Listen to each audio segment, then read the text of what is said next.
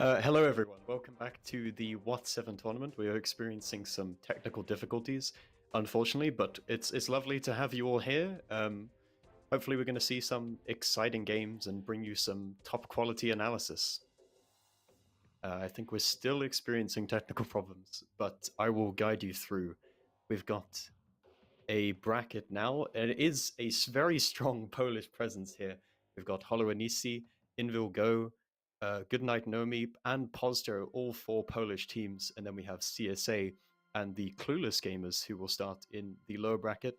It is a double elimination bracket, so the teams in the lower bracket, they qualified third in the group, so that's why they are there ready. Yeah, So the Muff, can you hear me now? First game of the day is going to be Holoanisi versus Invil Go, which is going to be a really interesting game. Can you hear me? Polish versus Polish. They play together in a 15v15 team. All right, I guess we can hear me finally, Muff. Thanks for catching up and helping me fix that. Yeah, really good cover, mates. And as you can see, we are on the drops. Pretty interesting drops, Muff, today. Yeah, we got some lovely premium consumables, which are always nice. And we have the Strength of Spirit 2D style. When I've had a look at it, it's actually quite nice. So I have the stream open in the background as well. There's also 1 day of premium, but you'll have to wait until tomorrow to be able to get that from the drops. Yeah, you need to make sure to refresh the stream because drops are only available to collect from now on, and you'll be able to collect them over the weekend. Verify that your WoT account is also linked to Twitch and that you actually claim them in the Twitch drops section when you earn them. That being said, Muff, we can take another quick look at the brackets. I assume we have, as you said, 4 Polish teams. They were already here the last tournament. They're here again. They're really strong. They were dominating the WoT7 scene. You can see that Pozdo is in the losers bracket. Not the greatest performance in the group stage, though. Yeah, they only came third in the group, so that is a surprise given that they were the previous winners of the tournament. But it was a narrow third place, right? They had some tiebreaker games, so expect them to potentially come through later on. And that first match, a huge clash between Holoanisi and Invil Go, those 2 Polish teams. That's going to be a very, very interesting match to see. And I guess we would like to hear what Kihan and Daki have to say about that match. Guys, take it away. Well, hello there, and welcome at the caster's desk, I guess. I'm being joined here once again by beautiful Daki. Nice shirt, man. I'm going for the full lumberjack look today, Kihan, actually. It's working out quite well. You're more like business, not really business casual, full business, but yeah, big match coming up. I mean, my pants are not being shown on stream, right? I mean, you can always stand up if you want to. Well, first of all, we're going to stand up both of those teams that we're going to see in this first match here. You can see Invil Go against Holoanisi, and as the analyst said already, it's going to be a cracker. I don't think any of the players there need introduction. What's your take on this, being based that the community predictions are basically 50-50? Yeah, I don't know. Holoanisi and Invil Go are usually 2 teams that should be quite evenly matched. However, Insane said it as well, Holoanisi usually have a very good read on Invil Go. Invil Go last time around not really performing as we expect them to, so maybe they took that to heart. They're going to be trying to prove to everybody today that they can be a force to be reckoned with and actually get back on the level that we expect them to perform at. Yep, and on the other side, Invil Go lineup here as well under their captain Ketsai. They also made it very, very far last tournament. So immediately we are going to have a cracker of a game in between both of those. I guess once we head over to the pick and bans, we can then deduct what we're actually going to see. And here they come. We can see Steps and Cliff being taken out respectively. Then we're going to have Ghost Town immediately, followed up by Himmelsdorf. And then, if we get to it, Prokhorovka and Mainz as a tiebreaker. Yeah, not a surprise that these teams like playing Ghost Town. A lot of these Polish teams, Pozdo, Holo, even Goodnight Nomi, and Invil Go liking Ghost Town as a map. So not really surprised that between these 2 we're going to be seeing that as well. It will again depend on who has the stronger start here, of course, reminding everybody that this is a best of 7, if I'm not incorrect. You are indeed correct. Yeah. I read the rules. I'm amazing. But anyways, Ghost Town coming up in this first one. The real question is how many S-Kongs do we see on defense and how many IS4s do we see on attack? Traditionally, these teams 11 Eskongs on defense and loving the IS4 on attack. And the predictions there, actually 3 out of the 4 going with Invil Go. Keyhand 4-2 for Invil Go. Moff 4-3 for Invil Go. Insane 4-3 for Holovanitsi, and me, myself, and I going for 4-2 for Game Over as well. I see you cheated on the homework department again, Kihan. What do you mean? It was me putting in the prediction before you. You have a proof of this? It should be somewhere in the log. Anyway, let's head over and analyze the lineups a little. Invil Go coming in with a 50B, an E100, double IS4, double SConk, and a CS63. Meanwhile, Holovanitsi coming in with one IS4, triple 277. That's an interesting choice. Double SConk and Monster in the batchat. Yeah, that 277, an interesting choice indeed, Kihan, because like we said, a lot of teams liking that IS4, liking that SConk because of those big health pools that they have available towards them in those tanks. Of course, you can see their Eskongs 2,790 HP, the IS4 2,960 HP, then the 103.2 basically. So very, very heavy lineup there from Invil Go, and you can see also the HP lead already, Kihan, as well, because of their setup being just a little bit more meaty, especially also that CS against Bat. There's 400 HP difference there. Monster not rocking the HP booster, not rocking the hardening that we see on a lot of times, but now you can see the 277s. Chucky already going over there with Lucky in support. We have to see how they are utilized, because the 277s do really need to get close up into the face of those Eskonks as well, because the gun, of course, it's not bad, but it's not a gun either that is just like going to be hitting everything. Yeah, I mean, especially since they are probably mounting turbos and hardenings, so no place here for a bird step. So that's going to make the gun that much more annoying to use. Nice backwards side scrape here coming in from Chucky, and I think Zuza, Tisek, and Piotr, they basically got sent to punish the 50B if that one had tried to cross over to the K line, but obviously that didn't happen. And now Sokar, together with his IS4 buddy, they're both trying to get a bit of info onto what Holovanitsi is actually doing on their attack, and so far, not really a lot, to be honest. They took some initial positions, they hoped for a cross by the 50B, that didn't happen, and now they are probably discussing as to what they need to do next, as time is limited. Look at the position of the 50B, though. This is kind of interesting. He's by himself there, really. Monster in his batchat does spot out the 50. Spot gets that, because the 50B is playing here by himself, which is very weird, because Monster is definitely going to give him 1, maybe 2 shots for free for this. There's the first one coming in, 429 to 277, might give him 1, 2 actually. Oh, big one, that's the 277, 549 coming out on towards that 50B. Monster missing the next one, but another shot coming out on Cat's side, down towards 1.1 now. Monster might get one more, doesn't seem like it, but that's a good punishment there. And that's an oversight in the Invil Go defense, really, allowing the Bat to sneak through the K-line, allowing the Bat to uncontested get some free shots in as well. And that's a 50B, the tank that you don't want to have on low HP in the beginning of the game, because he needs to be able to get that clip out. Being dropped to 1.1, and you can see the CS rotation now by Piotrix going back towards 1-2 line.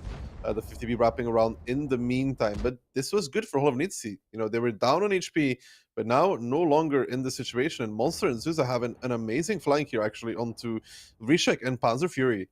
Yeah, and Piotrix is going to be in big trouble, because Monster by himself, he cannot really take out the CS63 as he lacks the clipping potential, but one shot from the 277 should be enough to even that out. Now, spots actually being exchanged, but no damage taken, as Zuza did miss his shot onto Piotrix. And now I think this should spark a reaction by Invil Go, right? Because if the 277 and the Batchat are allowed to freely just take more real estate on that 1-2 line, then Crossfire is going to start coming in onto the Eskongs, and they will not have any way to counter this. You can see as a reaction as well that the E100, which was playing on the position here on the corner to watch this street, has now been moved towards here, and then Never's pushing out on the outside balcony, supported by a 50B to try and get Crossfire. But you can see in return, Holovanitsi is also running across. Never here needs to be really careful, a little bit unaware even. Lucky missing the shot. Chucky does not, though, with 389. That's a very, very bad roll for him. And now Never in trouble here, mental speaking him as well in the IS4. And now Panzer Fury Recheck pushing forwards on towards Piotr. They're trying to make some plays here because they know that there's 2 tanks right now from Holovanitsi that are not in the fight. Piotr gets ammo-ragged, but Panzer Fury is not about to have a good time as Chucky, Lucky, and Piotr combine their fires on towards him. Lucky picking up the kill. Now Monsters, who's coming into the fight from behind, and you gotta say it, Invil Go looking in dire straits here now as Rishek is surrounded by 5 from the Holovenitsi tanks. And now the repush coming out again with Senti, Piotrek, Sokar. But Holovenitsi has Ghost Hunt currently under lockdown. Yes, indeed, and you can see that repush here far too late. Basically, the reaction with 3 tanks not being able to help the 2 that got focused out. Panzfury and Rizek just getting taken out of the game without anyone from the Indel Go lineup here able to help them. Now the E100 even burning to a crisp, and there is no doubt about who's going to be winning this round. Holovnitsi starting off very, very strong. That attack looked very deliberate, just well thought out, taking position after position, and then Indel Go just didn't have the answers. Massive oversights from Invilgo. I think the analysts will touch on it later. Allowing the Batra to cross the K-line for free together with a 277. You usually see a lot of teams that play with a tank around G1 in that area to... There was a very strange defense from Invilgo. Because usually you see teams playing around with a tank over there to spot the rotations, right? They play him here, he spots the rotations, you might get some shots, and then you play a heavy here, for example, to lock down the secondary base here. But instead, Invilgo had the CS here and had only a 50B here. And what Holovenitsi did is a fairly standard move, pushing down the K line and down the 1 line. And if they were to take, for example, F1, right? That's the reason why you saw Invilgo also make the moves. If they take F1, they completely shut down this area here, right? Because from here, once they take this, yeah, it's just 3 shots onto where the double S-Gong was.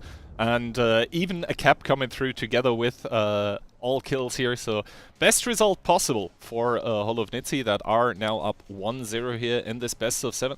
And I have to say, I just didn't like that Indel was so late with their reactions. Like, Holovnitsi was methodically advancing, but that normally, as the defender, it gives you time to reshuffle. It gives you time to move around and react to what's happening, but that was simply not being done. And then the reaction that happened with the double S-Kong pushing onto Piotr, it just didn't yield any results. Because you have to do something with those S-Kongs. The thing is, you have to do something with those S-Kongs.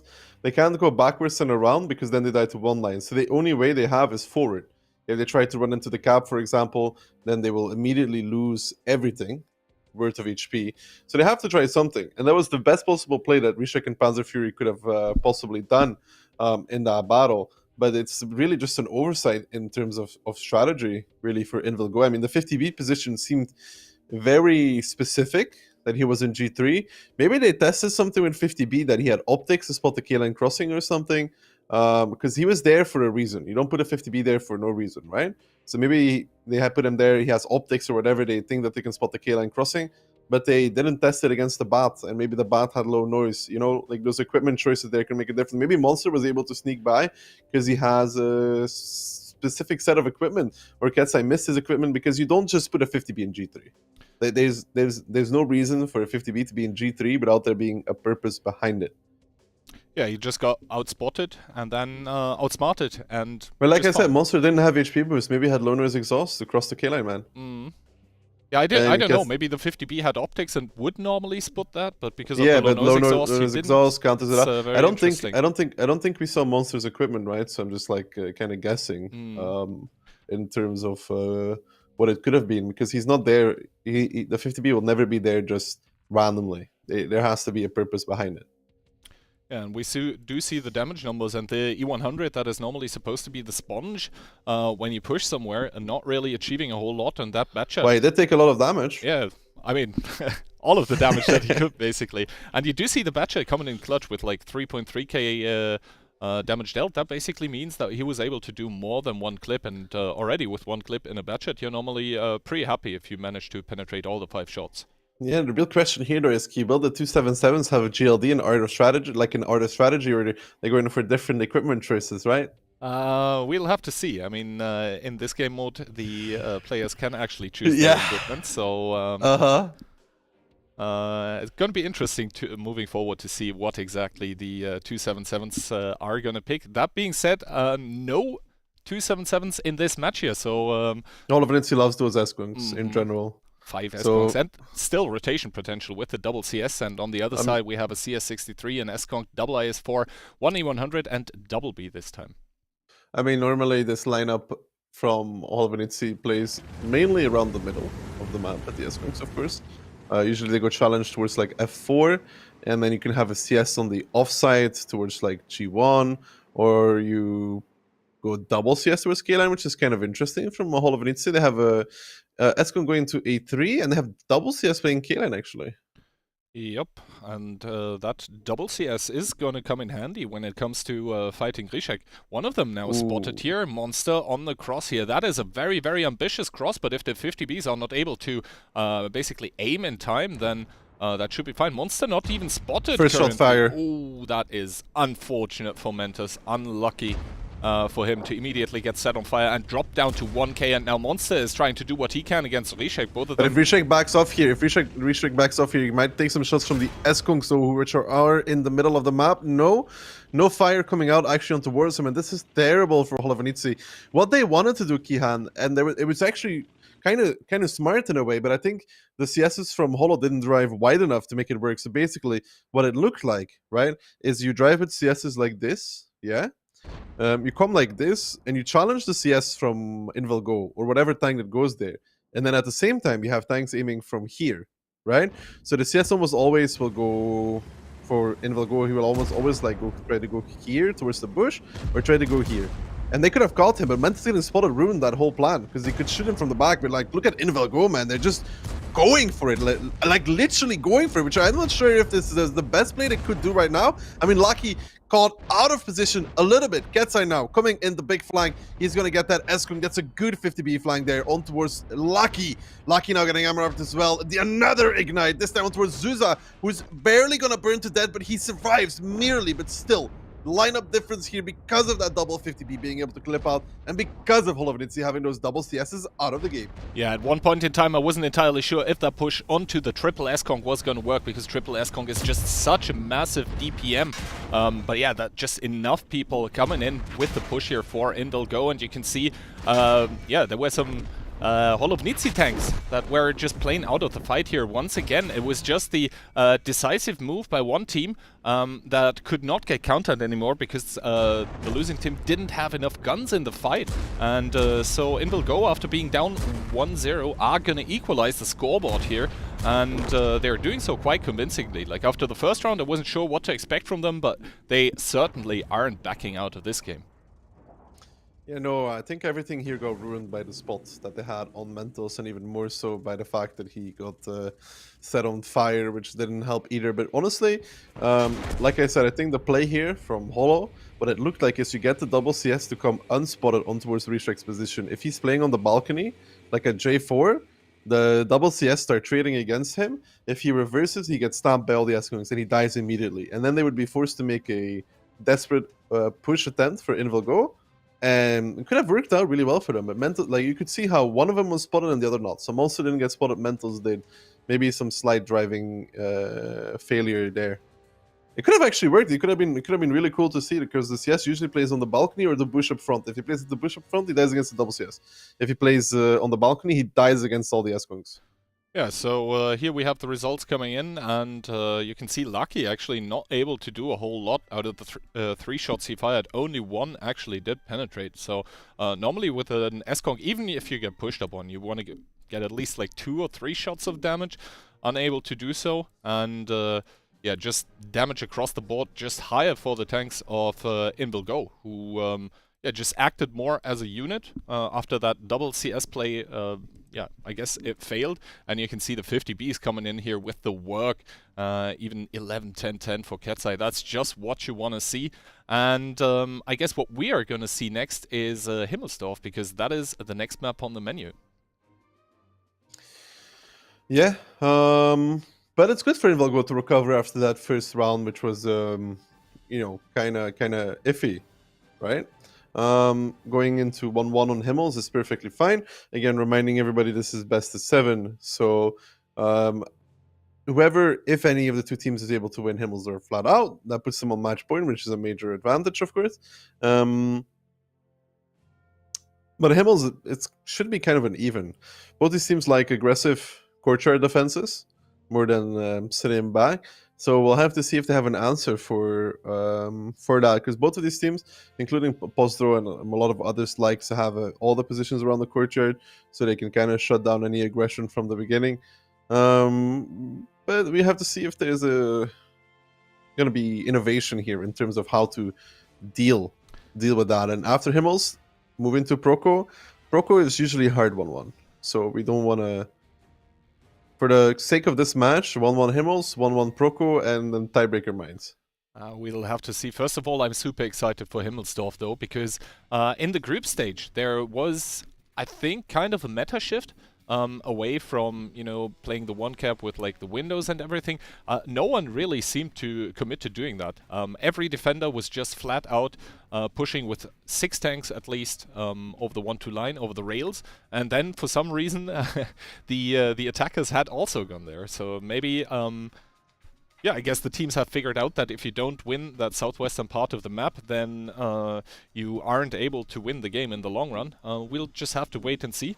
Personally, I would love for some 1-2 line shootout immediately to happen. I doubt it. We'll see. All right. Lineups here. We do have on one side 1 CS for InVilGo, then double IS4, double E100, 150B, and never in the 113. Let's hope he brought a config. And for Holovnitsi, triple 50B, triple S-Conk, and the CS. Triple 50B is... It's a lot of clip potential. It also limits you in other departments, though. Like, it's great to have all that of that boost, right? But rule number 1 is you need 2 clips to kill a tier 10 if you hit your shots, right? Well, 2 clips, you know, like 2 of them need to fully clip out.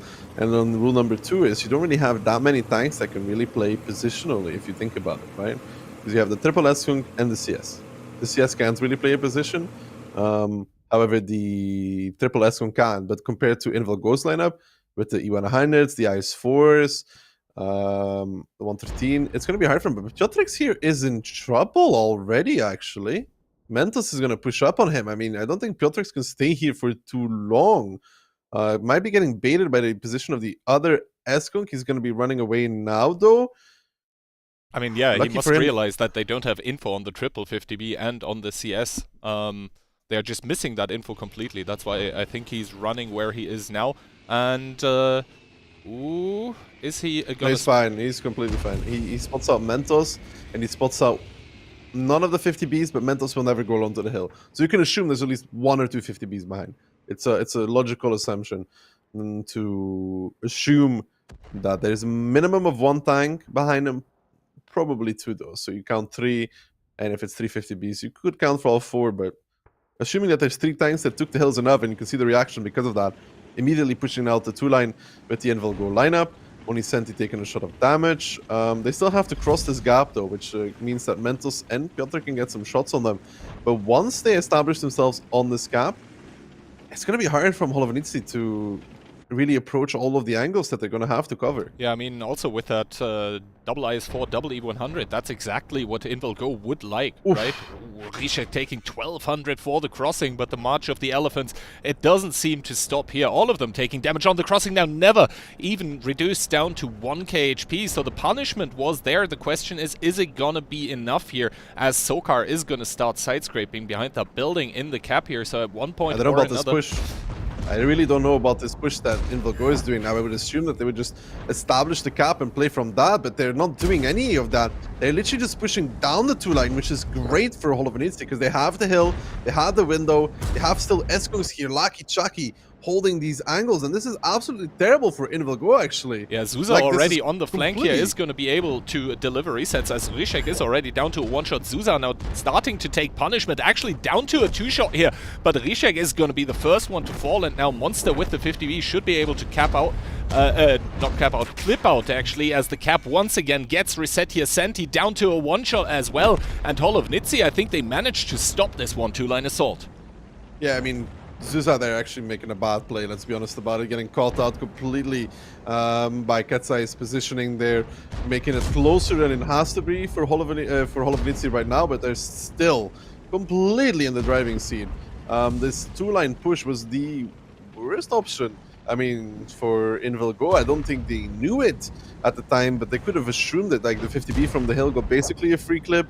This S-Kongs that were at A2, C3, really good positions for this, just side scraping, getting shot in, getting shot in, getting shot in. I would assume that InVilGo would just go for the cap, pressure Holovnitsi to rotate that way, and try and use their superior positioning to beat the tanks from Holo that they had to push back in, especially those 50Bs, but they actually made it very easy for Holo to defend this. And I think even from the hill, the 50B was able to get out a He full magazine because got the a cross 3 or was- 4. Yeah, The cross was bad. They were going one by one. Yep, they would just. But even then, it's kind of hard to sync that cross when you have tanks of different speed, though. You have IS-4, you have E100. They don't drive at the same speed, you know. And at the whole time, you're getting farmed by the S-Kongs. So Yeah, and then the 113 cross in the back by Never was also pretty late, so basically all of the tanks that were aiming for the 1-2 line cross did get just another free shot, basically, and at one time it was like 17,000 HP to 11k, and it's not really possible to really come back from HP disadvantages like this. I need to talk with Insane about it, but I also think that the CS on the hill normally, first step is supposed to spot 0 line, and then he is supposed to go farm the S-Kunk at D4, not vice versa. Yeah, I think Protex could have gotten slightly earlier info if he went straight and spotted the CS coming up already, because Mentals can't really peek him whatsoever in the CS. And he would have gotten this 10 to 15 seconds earlier. They would have maybe been pushed down 1-2 line already, because now there is a longer period of time in which Holovenitsi could really rotate. So, yeah, that 1-2 line push, I mean, a lot of teams, even from the defensive side, tended to go 1-2 line, but basically with the triple S-Konk and triple 50B setup, I don't think you can really fight straight on against the IS-4s and E100s, so... No, that's why I would assume that they would just start the cap, put an IS-4 in the cap, side scrape. I mean, yeah, you can get reset by HE, but at least they're able to cover the angles and play off of that, because this 2-line push wasn't really working out. The 50Bs from Holo all doing really fine, you know, 3k damage each of them, which is still more than Jakafa does in his average random with his DPG, so that's very solid. Indeed, fairly solid, especially considering this is 7v7 and not, you know... The only... Oh yeah, so you're talking bad about our boy Jakafa? No, I'm saying good stuff to here be honest, from T-Sec, Piotr, and Monster. I would never say something bad about different streamers, you know? He just asked about it. He just asked for it, Kian, because he said in Tran, I wonder if Daki's gonna roast me today even if I'm not playing. So it's like, I wasn't gonna do it, but then, you know, it's like really, Kian, don't you agree? It's kind of just like looking for it, no? I mean, with you at roasting, no one's safe, so... I wasn't going to do it until he said that. I feel like that was just a challenge, you know, like a provocation, as you may. Anyway, we are at 2-1 for Holovenitsi now. That is obviously just one round away from match point for them. And Inbuilt Go are the ones that are going to be defending now. I think so far... only defensive victories, right? No, actually the 2 Ghost Town rounds were attacking victories. So I guess Inbuilt Go currently with the faster attack, right? Yeah, only the attacking wins have come out so far on these games, and yeah, I don't know, Kihan. So far it seemed like every game has been a little interesting in a weird way, you know. Like if you think about it, there has been the game that we had on the first Ghost Town, which was kind of weird to look at, and then the second game was also kind of interesting because of the double CS, and then now this Himmels game at 350Bs pushing the hill with a CS. I wouldn't say this is like the very standard games that we have actually seen. Yeah, especially considering both of those teams are contenders, I would say definitely for tournament victory here. So I guess they're not really holding back strategies here, even though they are still in the upper bracket. So basically keep in mind, if you lose this match, then you drop down to the lower bracket. But the problems for you don't stop there, because in the lower bracket, the loser of either of those is going to face Postro, which are no slouch either. So yeah, let's see what will happen in game number 4 here. Inbuilt Go now. Kihan, yes, you might be heard on the stream, but I just want to let you know that I don't do really well with not hearing you at all. So just letting you know that. But yeah, lineups. Double 113, 50B, double IS-4, and S-Kunk a bat for the side of Inbuilt Go. Then triple 113, triple 113, double 50B, and double S-Kunk for the side of Holovenitsi.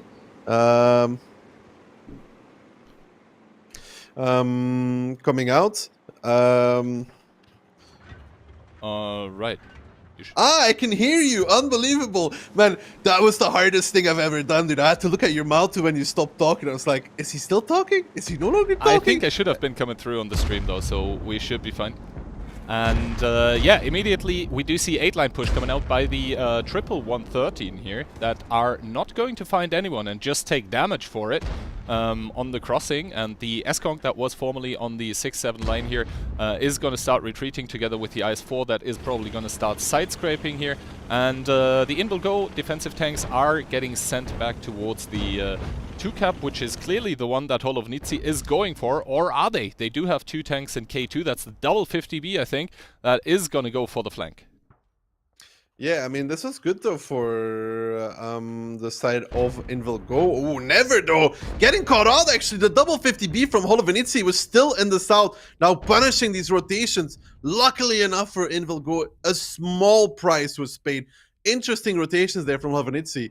We didn't really pay attention to it that much. They left the double 50B by themselves in the south because they couldn't get spotted on the crossing. And they tried to catch a rotation for the side of Invalgo. And one of the 113s there never paid a little bit, but not nearly as much or as bad as it could have been.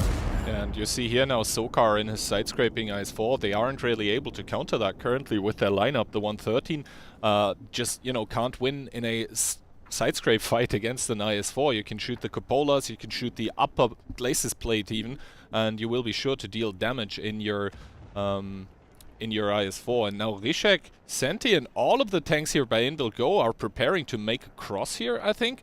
To cross. They're not going to catch anything. Over. They're not going to catch anything right now. I mean, they might catch Chucky, though, if they go for that, because now they're all crossing over. But look at that. Holovnitsi has left that area completely. They will have to push the guy that is at A0. I'm not sure which 113 that is right now. He will have to get pushed. He will have to die. But I don't even know if they are aware that Monster is currently at A0. And right here, right now, this was pretty good for Holo. I mean, Zuza even pulled back as well. So the Invalgo tanks crossing just paid some damage and didn't really get much back whatsoever. And Monster right now completely is Agent 007 if he was from Poland. Yeah, exactly. But they don't really know about him yet, and even if they find out about him, they would need to send, I guess, 2 tanks to dig him out of there.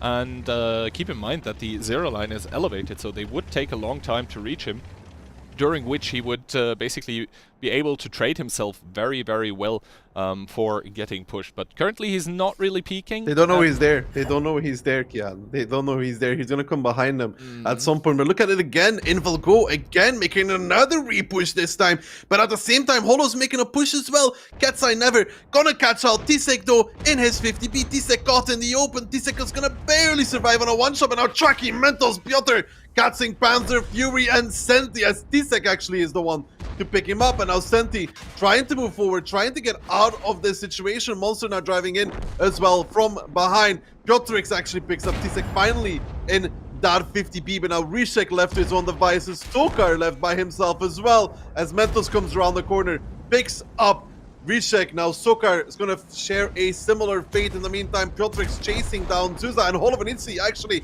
getting out ahead in this engagement. Piotrix does pick up Zuza, important, but now Never on the run, on the move, trying to get out of there, trying to not take any more damage. Clearly gets over the hold on, but now look at it. They're kind of surrounded here, Kian. Ketsai, Senti, where do they really go? Ooh, Monster though gets stabbed once, gets stabbed twice on the crossing. The 113 from Never actually getting safe as well, in a better position, and this opens up the game again for Piotrix, because Monster pushing down the 8 line allows Piotrix, who's coming off a reload in just about 7 seconds, to potentially pick up that 113 if he combines the effort with Ketsai and the 50B, who should also be repushing that line, and he is doing that. No, he was doing that. He's no longer doing that, though. Now he is actually moving forward. It's going to be the two-way attack there from Ketsai and Monster onto Ketsai and Piotrix on towards the position of Monster. Ketsai will peek out, will pick him up in that 113. He doesn't actually connect the shot because he's on the other side of the hold down. Piotrix not peeking out, picks it up though. Now Piotr and Lucky, the next one's in trouble, but repushes everywhere, Kihan. Yes, exactly, and Invalgo ahead for most of the fight regarding HP, were dropping down significantly at the end of that shootout, but now just making the right moves, getting their autoloaders reloaded, letting the single shooters take the damage as you should, and now the high HP 50B and the even higher HP Bat with the 1600 HP still to work with should be able to close it out once the Bat reloads. That is certainly game over here for the team of Holovnitsi. Chucky now down to a one-shot, is able to take out Never, but Piotrix finally reloaded, and he's on mop-up duty here, as he's just going to be able to single out Lucky probably next, and then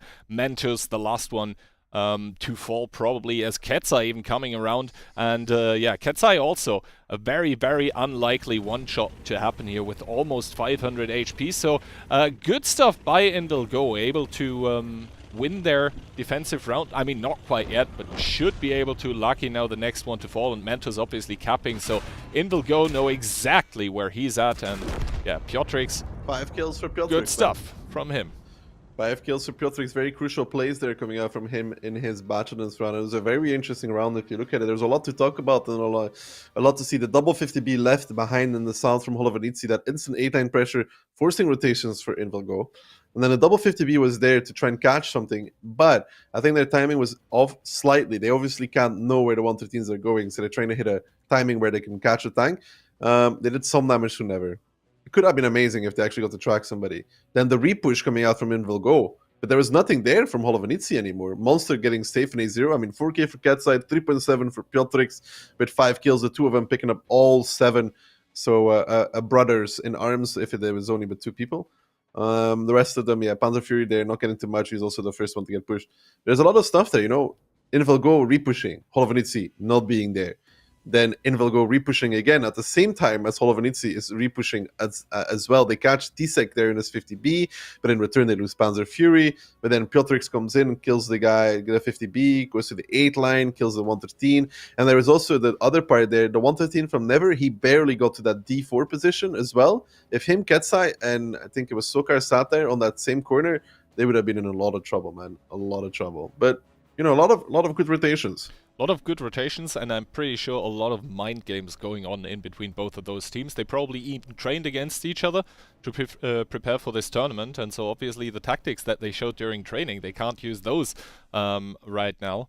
And I guess that's why we're seeing a lot of very, very unconventional stuff in between both of those teams. I wouldn't say any of the rounds we saw so far are like regular rounds. Yeah, all of them, like, both of the teams basically tried out some gimmicks, and this is why we are, except for the 4th round that we saw, it was a lot of very, very clean victories. Yeah, except the last one. We did see just straight up counters to other tactics, just one tactic clearly superior to the other in that case. Anyway, that is it for Ghost Town and Himmelsdorf, both of the maps being split 1-1. So this means now we're going over to Prokrovka, which you said was a fairly certain 1-1 split, which means we might be going to a tiebreaker? At least I think so. I feel like defending is extremely hard on Proko in general. Because split defense... Actually, which one is harder? Attack, defense... I would favor attack, but the teams may disagree and be like, yeah, defending is easier because of the time working for us. Maybe it's because I just played Joust, and I think defending is harder in Joust than it was in... We'll have to see. I think the game is almost underway, and as soon as we see the lineups, we should be able to deduct from this who's going to be in the advantage here.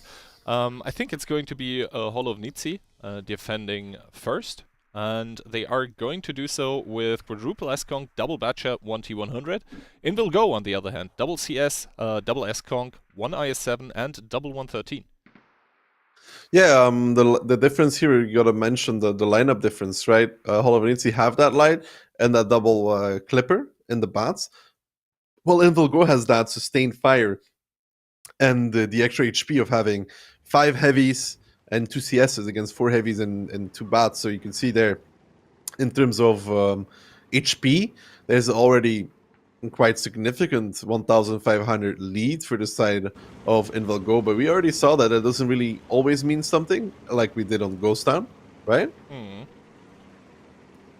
We'll have to see. The double bat is getting sent towards the 9-0 line for Holovnitsi, and basically everyone going to 9-0 for Invilgo. But since the T100 it was making a very aggressive spotting run, That means he immediately sees everyone here, and the jig is up for InVilGo. They need to do what their team name suggests and just immediately execute, otherwise Holovnici is just going to take the whole rest of the map. They probably noticed that, well, 1-2 line is probably open. Think about those bats. Think about those bats right now. Monster and Lucky. Lucky's not running. Monster isn't really either.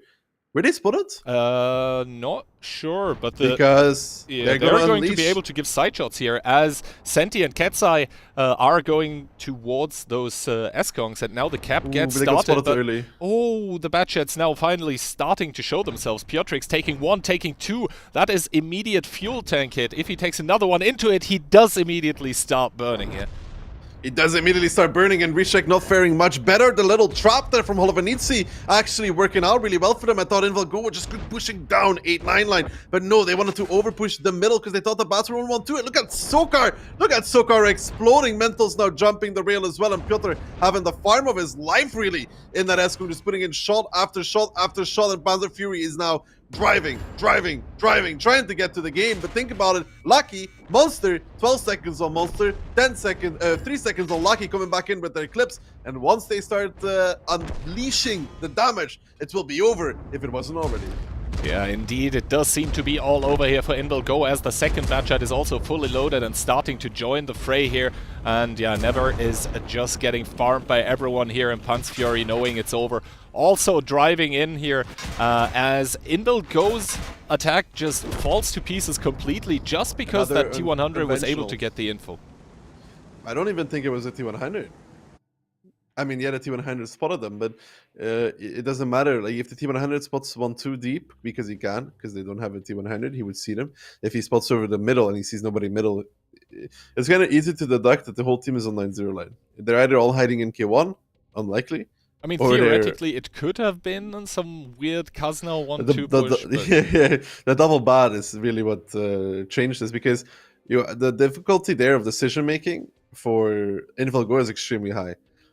So they have their plan was they wanted to overpush the middle with everybody. And kill those S-Kongs close to the rails, right? Because they thought the bats were maybe pushing down 1-2 with a T100. Because the bats were not spotted, yeah? So it's fairly common for the T100 to start clearing deep into 1-2 and have Batchat behind them. 1, maybe 2. So then you can take an overmatch, because T100 isn't there, Bat isn't there. It's literally 6 against 4. But now, the Bat got spotted, Lucky got spotted. And InVilGo has to immediately decide, do we stick to the plan to overpush middle, or do we now push down 8-9 line? Pushing down 8-9 line, the Bats would still be clipping the CSs, but they could probably go save. It would have realistically been the better option for them to keep pushing down, but it's literally like a split-second call. So you have to like immediately be like, okay, we push middle or we push down. In this scenario, we can say that pushing 8-9 line would have been better for them, because yeah, the Bats are going to get their clips off, right? And it's going to hurt. Then they are probably going to die to the CSs. The CSs are so fast that they can literally push into the Bats and make sure that they don't reload. The Bat can't run away from a CS, right? But that's like a split-second decision. Yeah, and if you don't know that the Bats are there, I think it is the more sensible call to try and overpush middle. But yeah, that completely fell to pieces, and then the Bats just able to get a whole clip off from that 8-9 line from complete safety, because as soon as every tank turns around from the attackers to drive over middle, then the Batchats cannot get pushed on anymore, and then they are able to do one clip, and this was terrible for InVilGo if you think about it, because they lose the CS, right? They lose the CS, but by the time they're pushing over middle, Monster and I think Lucky, right? They're already 10 seconds into reload. Yeah, exactly. As soon as they don't have shots anymore, press C and just come close. InVilGo doesn't have the burst. Like, that's the difference there, right? InVilGo doesn't have the burst to just kill a 3k HP S-Kong immediately. Even if they all hit the remaining tanks, they're going to need 2 salvos. And they weren't able to just immediately dump over with everyone, because they had been spotted, and their plan before that had been to take just the eastern part of the map. So they weren't able to have everyone at the same time push over the rail, which made things even more complicated for them. I mean, the Bats clipping in their side doesn't help either as well. But yeah, once again, just, one side with a clearly better tactic and the other one not having the answers. And this means that Holovnici are actually the first one here on tiebreaker as we head into their attack of Prokhorovka. And we are probably going to see the lineup soon to see what InVilGo will try to be using to basically stay alive in this match. And InVilGo is going to use a T100, an STRV, triple S-Conk, double 113. Meanwhile, for Holovnici, double IS-7, double S-Conk, double CS, and the T100 LT, the only tank with a friend. Yeah, the SRV kind of usually indicating that you're not going for that aggressive middle play, because, you know, SRV isn't really great at playing hold down, you know? I mean, it's actually okay against S-Kongs because yeah, they can't really pen they it. can't overmatch it, but like the IS-7... IS-7s, fuel tank on the first shot, fire on the second. Yeah, exactly. And now, once again, we do see a T100 aggressively spotting middle first. He does spot out Piotr, so InVilGo already know that this is not a complete 890 line commitment. And to be honest, with an STRV either, I don't really know where you would go with the STRV once you have this info. He does go to C1. Hopefully he does know how to fell the tree. And very, very aggressive push here from the defenders here, sending both of their 113s directly into the ditch. Yeah, and in the meantime, you can see that the T100 from InVilGo is getting some info on the 90 line as well. However, he has an issue. Ketsai, right now, does not see Tsek. And Tsek is moving through the bushes. If he doesn't outspot Tsek here in a second, it's going to be bad. Now he outspots Tsek. He's going to be running away straight with a T100. That nasty camo, making it so he can survive this probably. Now Tsek trying to get some shots. He might take one from the hill, being Ketsai from Monster. But does seem to be fine right now. Piotr overpeaking. Piotr overpeaking a lot and taking a tremendous amount of damage in that IS-7. Just dropping down to 1.5. Really taking so much there from the guns from InVilGo. Not sure what happened there exactly that he ended up in this scenario, but now we see Mentos trying to sneak up on 1-2 line. They know that the SRV is there, but for him to get to it, he cannot do it by himself, you know? Like a T100 can't kill an SRV. It's just not going to happen because he's just going to DPM him down. Yeah, that is, I think, why we are seeing Mentos just, you know, chilling there in G2, just trying to get info on the 113s for his tanks to actually start shooting them. We can look at the surround. Yep. There is a surround. Mentos might get spotted out here though in a second by Ketsai. They're literally 1 meter away from each other. He spots out Mentos. He gives him one as well. Mentos takes another one. Drops down towards 860 there. The T100 coming out clutch. But now Chucky over peeking into the STRV. Chucky, that is not the peak that you want to make. Ketsai is now actually just pushing up and over in his T100. That's brave. That's very brave. But enabled by Chucky. Really there. Making a play which is not common. Overpeaking, fully taking so much. Now Chucky picks up Ketsai, Senti and Sokar driving down into the dip to punish Mentos. Mentos is going to make it up and over, barely. But now the S-Kunk in H1 is spotted out, is in trouble, never trying to readjust, getting safe. Rishek is now a little bit in trouble as well in this S-Kunk because Monster is farming him from behind. Look at the damage that is taken on this S-Kunk. Was trying to help his guns in the middle, but was it worth it? I don't think so. Yeah, I mean, pushing first with a T100 and the 113s, just watching him die definitely was not the play here for InVilGo, that are now trailing 2000 HP. And that surround that you mentioned, it's coming in really nicely for Holovnici with that CS, with Monster just farming all the way from AB6 there. And Sokar and Senti just left alone now after pushing...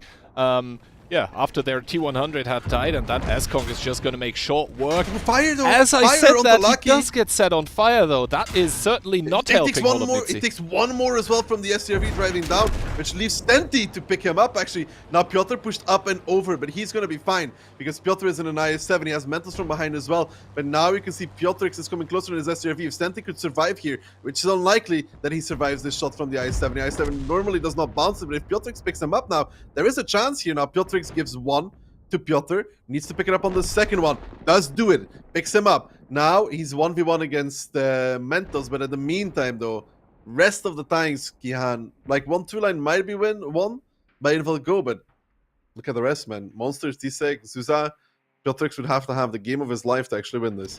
Yeah, and Mentos is also going to try to do his best to outspot the STRV. That is even acknowledging this. Yeah, you see, he does have vents and he does have rations to boost his view range, but that's basically it. So the T100 is going to outspot him every single time.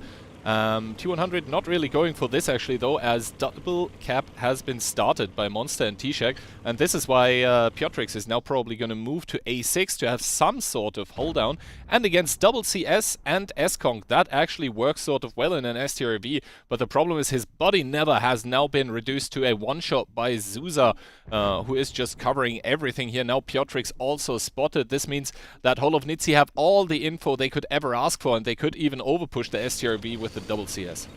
Yeah, we can see Mentals in his T100 is actually just gonna go and ooh, nice reset there from Piotrix, getting the blind on towards Monster actually in that CS. More shots coming out from the CS's Monster now readjusting, knows that he needs to be careful.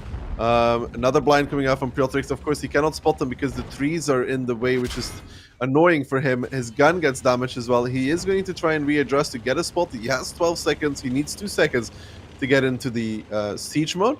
And now the S-Kunk is just pushing down though. That is Zusa just driving at him. And here we can see Piotrix trying to readjust, gets tracked, gets held, will get a reset. No, he actually misses, and it will be Holovnici on Prokhorovka to close it out against Invalgo in an unorthodox series of games. But ultimately, Holovnici coming out superior, and it was again a very interesting game in terms of what happened. Yeah, a lot of very, very weird stuff. Why did the T100 go first? I mean, they could do this overpush, which was fine. Like, first of all, I don't know, Chucky speak, let's just say it was optimistic, right? It was optimistic. But why doesn't Katsai just let one of his 113s go first? I'm not entirely sure, but yeah, very, very unconventional rounds here. I think we're going to take a look at the damage numbers first of all. And yeah, we can see Piotrix, he tried his best to make that STRV work, but his team just really leaving him alone here. Piotrix did all he could, man. Yep. I also don't know why Rishik drove back to the middle. That's a good question as well. Because like they backed down from the middle in the S-Kunks, but then he went back to the middle and he lost like 2k HP for that. Yeah, I don't really know, but I think our analysts should be able to dissect that after. It should be indeed key. It was just like, if you think about it, these 6 games, I don't think one of them was played out standard whatsoever. Not one of them was actually like a standard game whatsoever. All right, so I hear that our analysts are ready. Let's see what they have to say about this. Yeah, indeed. Thanks a lot, Kian and Daki, for that first match. Moth, Holovnici taking the win this time. Interesting game, that one, between Invalgo and Holovnici. I think I pronounced that right, but Holovnici coming out on top 4-2 in that one. I think that means Daki and Keyhand were correct in their predictions. I was wrong. I think it's same was wrong as well.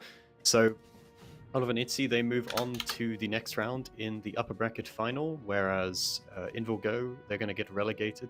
And I'm not sure who they play against. I think they play against the Pozdro. Yeah. Pozdro. They're going to be another Polish clash there, as we see the bracket now. So another Polish duel for the death, and that one's for survival in the tournament. So Invalgo, they get the second chance to stay in the fight, but Pozdro will not be any pushover that game there. Next game we're going to watch will be CSA against Goodnight Nomi, another Polish team. CSA, I went for the prediction to for CSA to actually win, not because I actually have faith in them, but because everyone always underestimates them and then they usually come out with a surprise victory in the tournament. So I've done the reverse card and gone for CSA in that one. But I mean, like you said, the third match is going to be very, very interesting. But before that, we have the second match of the winners bracket, CSA against Goodnight Nomi. Our next match coming up. The Czech team, we know them. They have the potential to actually beat anyone, and they have also the potential to just play pretty poorly. So we hope that's their day, because there is a pretty good Goodnight Nomi team against. They are tryharding a lot, preparing a lot. Ilian is ready for them, so I hope they're going to be a good shot from CSA. Yeah, that's true. They did pick up Ilian on their team, so that's a very good player for them. And they also won the groups, so Goodnight Nomi would be the favorites in that, even despite my superstitions about CSA. Yeah, talking about Holovnici against Invalgo, as you mentioned, that match was pretty interesting. I think that what we could see is that Olofnitse was just better tactics-wise. They had like good ideas, good ways to actually counter what Invilgo would do, and that actually paid for them. Yeah, Oliver Nitsi doing some interesting stuff, particularly in the first couple of games. It got kind of chaotic towards the end on Himmelsdorf and Prokhorovka, but hopefully we're going to see the replays at some point. Yeah, the replays are just getting ready. Talking about that match, you could see in general, I think the fact they know each other a lot. You have Piotr and Ketsai, the main leaders of each of those teams. And I think Piotr just has a better overview of what Ketsai would be capable of playing. But talking about that map, the first map was Ghost Town. Yes, so on Ghost Town, that Batchat from Monster managed to cross down the K-line, outspotting Ketsai in his 50B.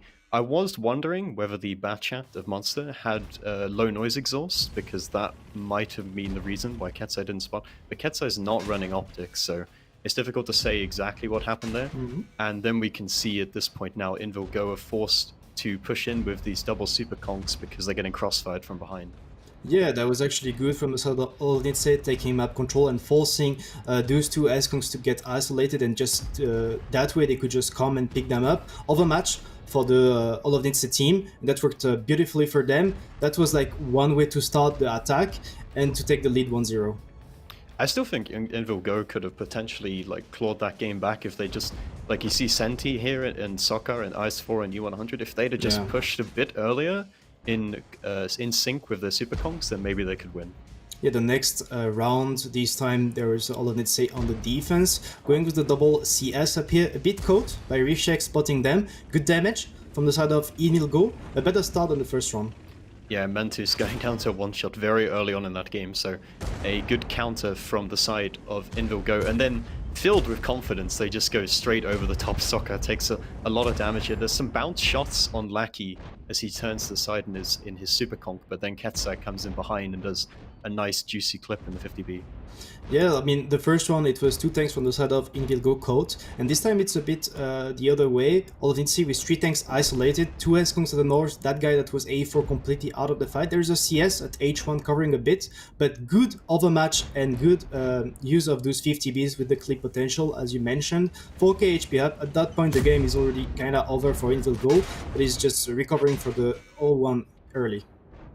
Yes, and then after it was 1-1 in the first round, then we go on to Himmelsdorf. Invilgo pushing down the 1-2 line, but you can see from the hill there's some shots coming in from the side of Olofnitse, and the Invilgo tanks are just taking so much damage early on. Yeah, I mean, good stuff from Olofnitse. That defense just going for the hill straight to the CS and the 50Bs, kind of countering Invilgo and forcing them to push into those 1-2-3 lines, but completely expecting it, and they were set up for it. They had great positions. Look at this, 6k HP up, 5-6k HP up. That was great. That cap, that was one of the only chance Invilgo had since they didn't have ill control anymore, but good setup and good reactions from Olofnitse. Yeah, Zuza kind of suicides here at the end. Ketsai doing another good clip in the 50B, but the HP difference is so much, it almost doesn't matter at this point. Well, Olofnitse, then they were taking the lead during that match on Himmelsdorf. I felt like they were pretty strong on that map, and they were also good on their read and on their rotations. So actually I think they deserve to take that victory. We're gonna have a look at their attack next up, but you could see Invilgo playing more standard and Olofnitse countering the standard. Yeah, the IS4 Soccer in the typical position to protect the cap, gets a nice shot onto towards Zuza. So it's quite standard positioning. Yeah, from the start of the game, but then the 50Bs from the side for Olofnitse. That's unusual. You can say so. Like, really good from Olofnitse to just have those 50Bs here to try to just shut down the rotation over the 2 line. And next up, trying to take that overmatch. Good stuff from Olofnitse again, trying to isolate tanks from Invilgo and then pushing them. They had the upper hand there, and then things happen, Moth. Yeah, it all got a bit out of hand because you see Piotrek comes in with the Batchat as well as the 50B, and then Olofnitse kind of get stuck in this sort of courtyard here. They do eventually pick up Soccer and Riziek. I don't think they were really stuck. Like right here, look, that's a huge mistake. Why is Monster crawling there with Piotr in the 50B? They lost so much HP and Monster is stuck. They could utilize all of those tanks, go for the base 2, up on HP, up on tanks. They could win that game, but that cross actually costed them. Yeah, they played into the hands of Ketsai. That was really the only thing he could do from that position in the 50B. Yeah. They could have just gone for the cap. Imagine if Monster had more HP and Piotr as well. This gave an opening for Invilgo to pull back into this one. Definitely, I think Olovnitsy could have the victory here if they actually kept all their things together. You can see the S-Kong from Olovnitsy with all the HP isolated. And next up, Prohorovka. This time, good counter tactic from the side of Olovnitsy, actually expecting that full 6, 7, 8 line play. Yeah, Mentos in the T100 gave them the early info to spot on middle, so they kind of had a rough idea as to where Invilgo were. For those bad shots. Yes, and then Piotrix getting taken down in his CS. Just a complete crossfire setup from Olovnitsy there. Yeah, they were forcing them to push into their S-Kongs. They had the double bats for the early damage. Good stuff. Mentos, as you said, as you mentioned, giving the early information. That was like a pretty interesting and funny round to see from Olovnitsy. Again, having a good read on what Invilgo could play. Yeah, Ketsai trying to push in and bait for his teammates, but again, the HP difference in the guns, it's already too late to recover this one. Yeah, good stuff from Olovnitsy. That's how they actually managed to get on a match point during that match with that defense on Prohorovka. That's a map that we tend to not see too much because it's pretty hard to play, but good stuff from them. Next up, they were on the attack, and this time, good map control from them. Yeah, Ketsai got spotted out by T-Sec here, but he didn't take any damage for it. The CS missed a shot from the hill. I think Zuza in the back in his super conk missed, and then he's panicking, trying to jump over the rails here. I think there was another bounce shot there. Yeah, talking about panic, I don't know what happened there in Ketsai's mind, but that's probably why they actually lost the round. They were actually okay-ish, and then Ketsai decided to go over and push on that Ison with his T-Honda. That was pretty weird from the Invilgo FC. He's actually gonna go down for that, and that's actually how Olovnitsy took the lead so easily.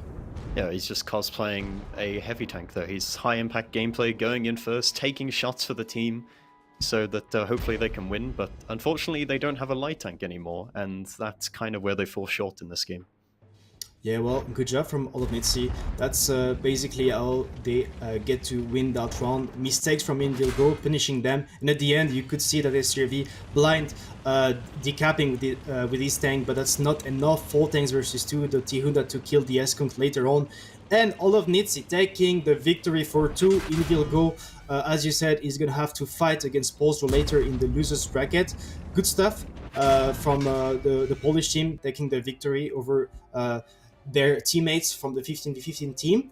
And next up, as we said, Moff, we have this time Goodnight Nomi against CSA, and I think it's the time to hear what Kian and Daki have to say about it. Guys, take it away. Alright, welcome back here, and indeed the next match on the table here for us to watch is CSA against Goodnight Nomi. So the first non-Polish team making the appearance here.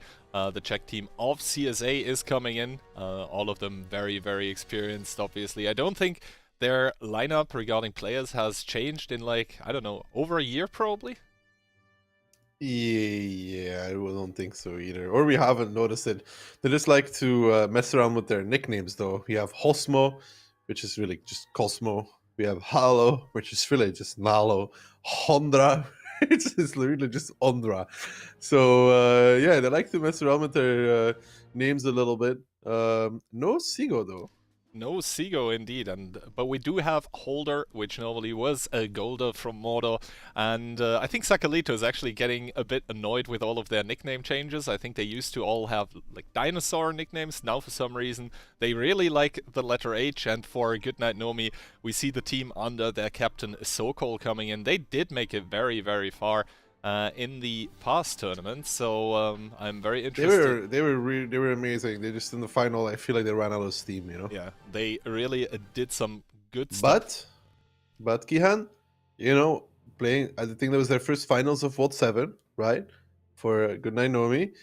When they're coming back into this one, if they make it to the finals again, they're probably going to be better at dealing with the nerves. You know, they've already been there. They've already done it. It's going to be easier for them this time around.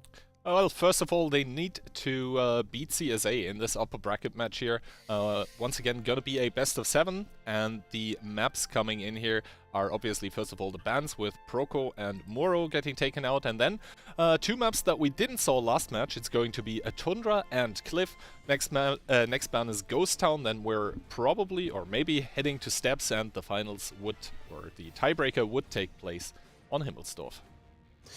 Yeah, again, interesting map pool. It's good for us and the viewers that we see maps that we didn't see in the previous one, though, with Tundra and Cliff coming in, and then Steps, tiebreaker, Himmels. I mean, we did see Himmels, but it's 3 brand new maps between these two, but we haven't seen yet. Tundra coming out as first one as well, an interesting map.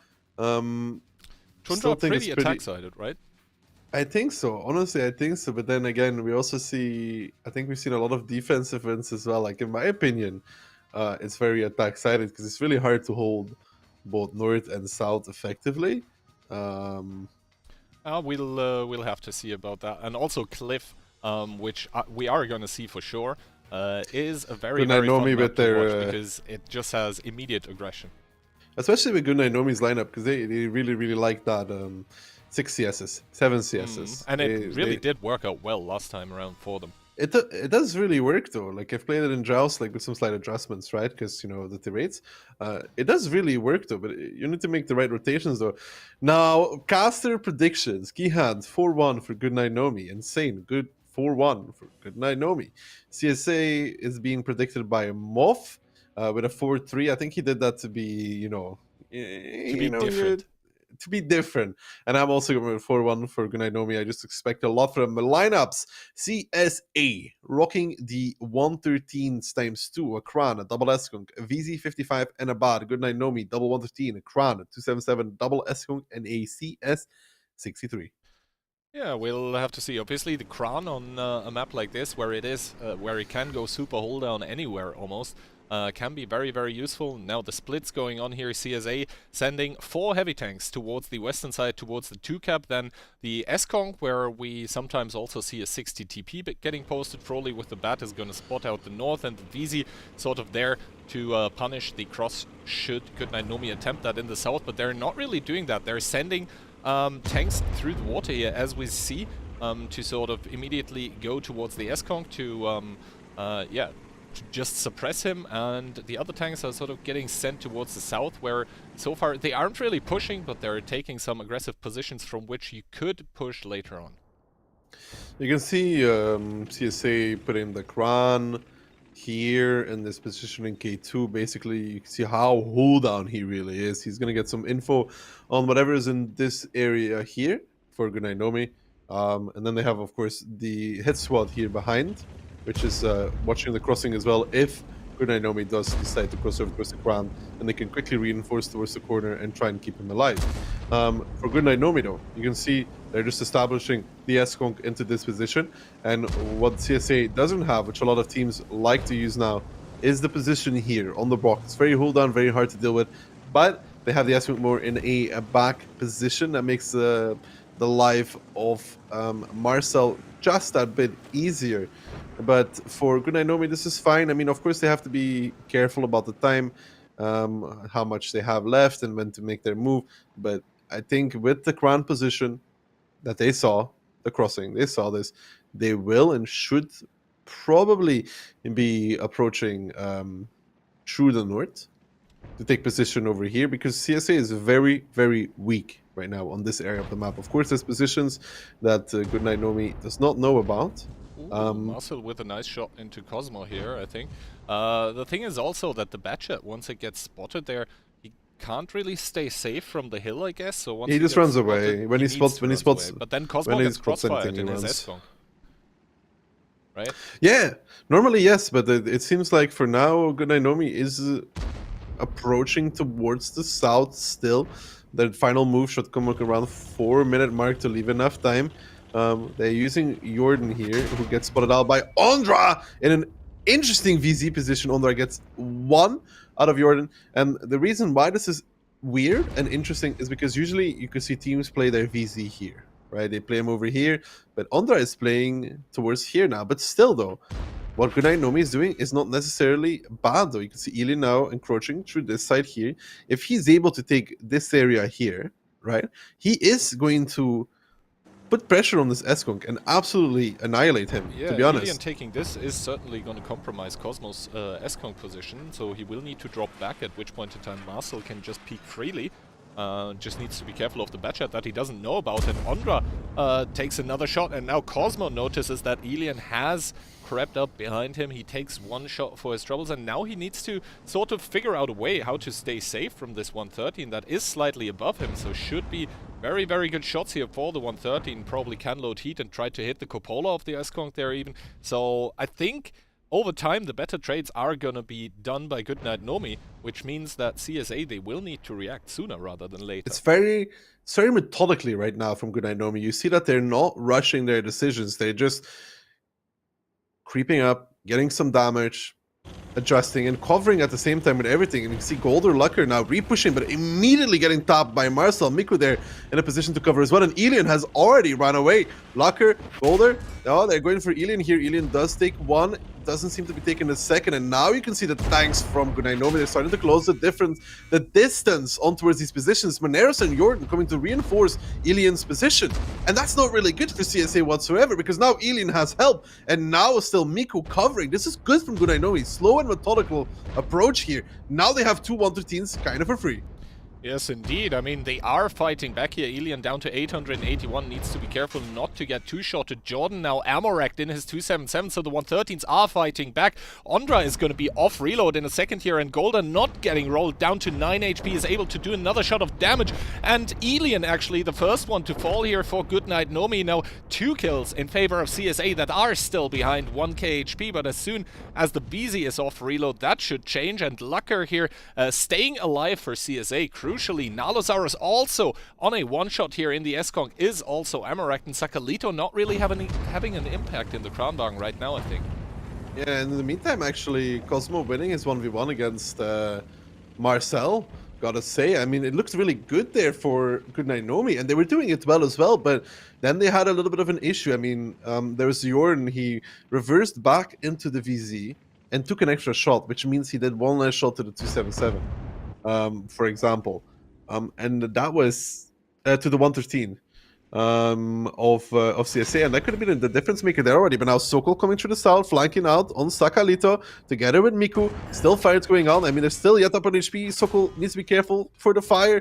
Sakalito now in trouble, clipping out, but in a crossfire. And Goodnight Nomi, even with those slight mistakes, are they recovering? They're trying to get the angles. They're making good plays here. They're really catching those CSA tanks off guard and out of position. And you can see now at the HP of CSA, I mean, all these one-shots. Moneros picks up Sakalito. Now Sokol tried to pick up Lucker. Didn't work out for him, though. And up to 1000 HP. Even with that slight misplace, they're still making this work.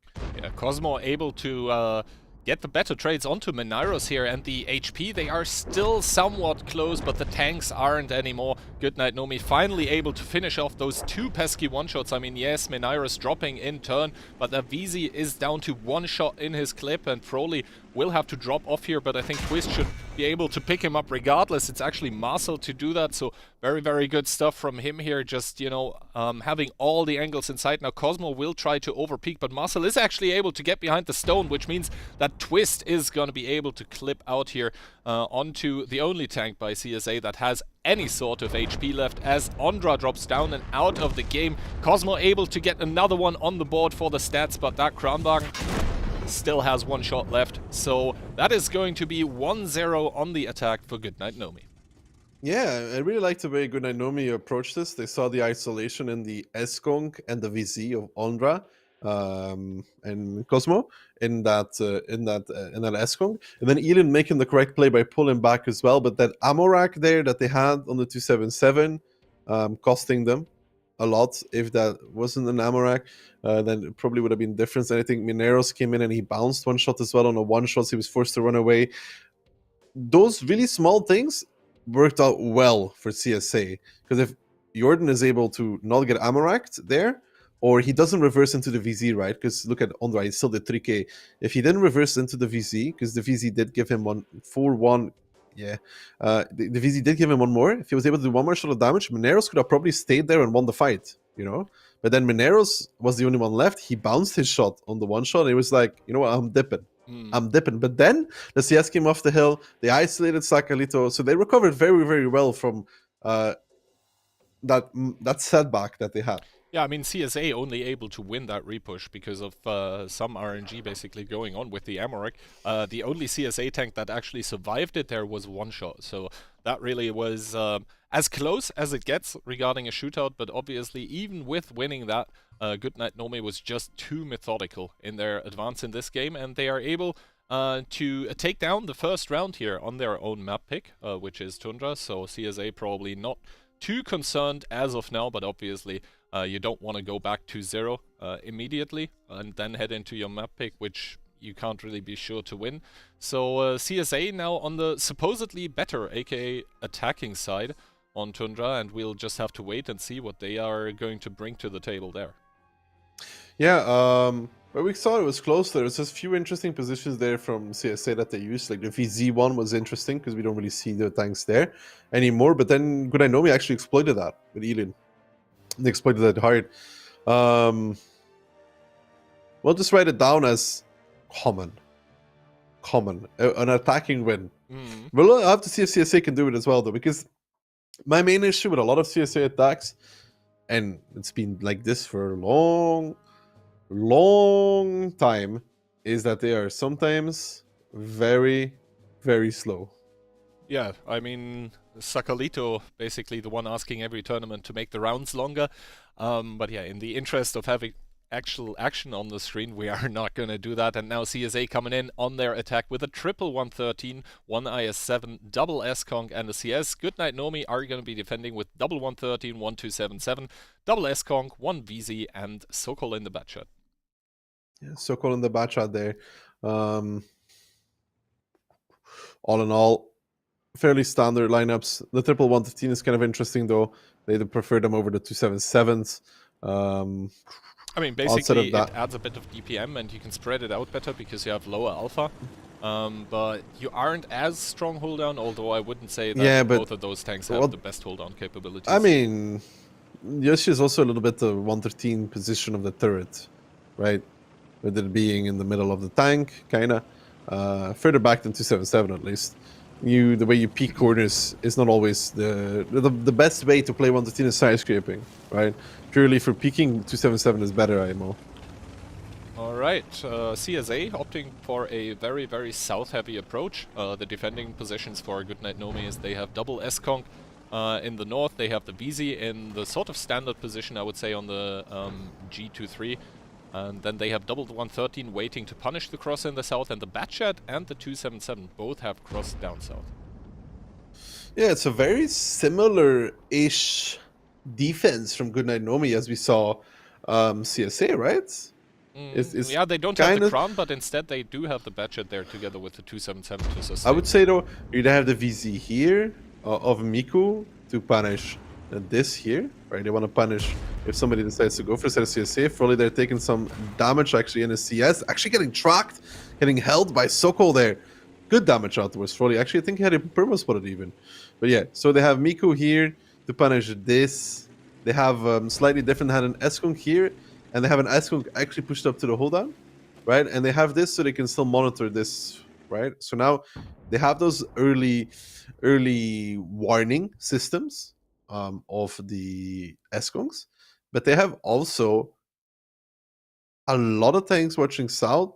I don't know if I like the bat leaving. Yeah, the bat is right now getting rotated because I think Goodnight Nomi, after dealing some damage to Froly, they're probably thinking that CSA is gonna commit north because they got a bloody nose here, but instead CSA seems to be doubling down on this southern part of the map, and indeed Sokol being rotated back here. I think he was just, you know... it's so weird to see a bat shot with 2030 HP, man. That purple hardening coming in clutch, I guess. Yeah. Yes, indeed. When do we get purple CVS, Dokihan? That's the real question here. I don't know. What tank do you want to mount it on? Maybe a Patton or a K91?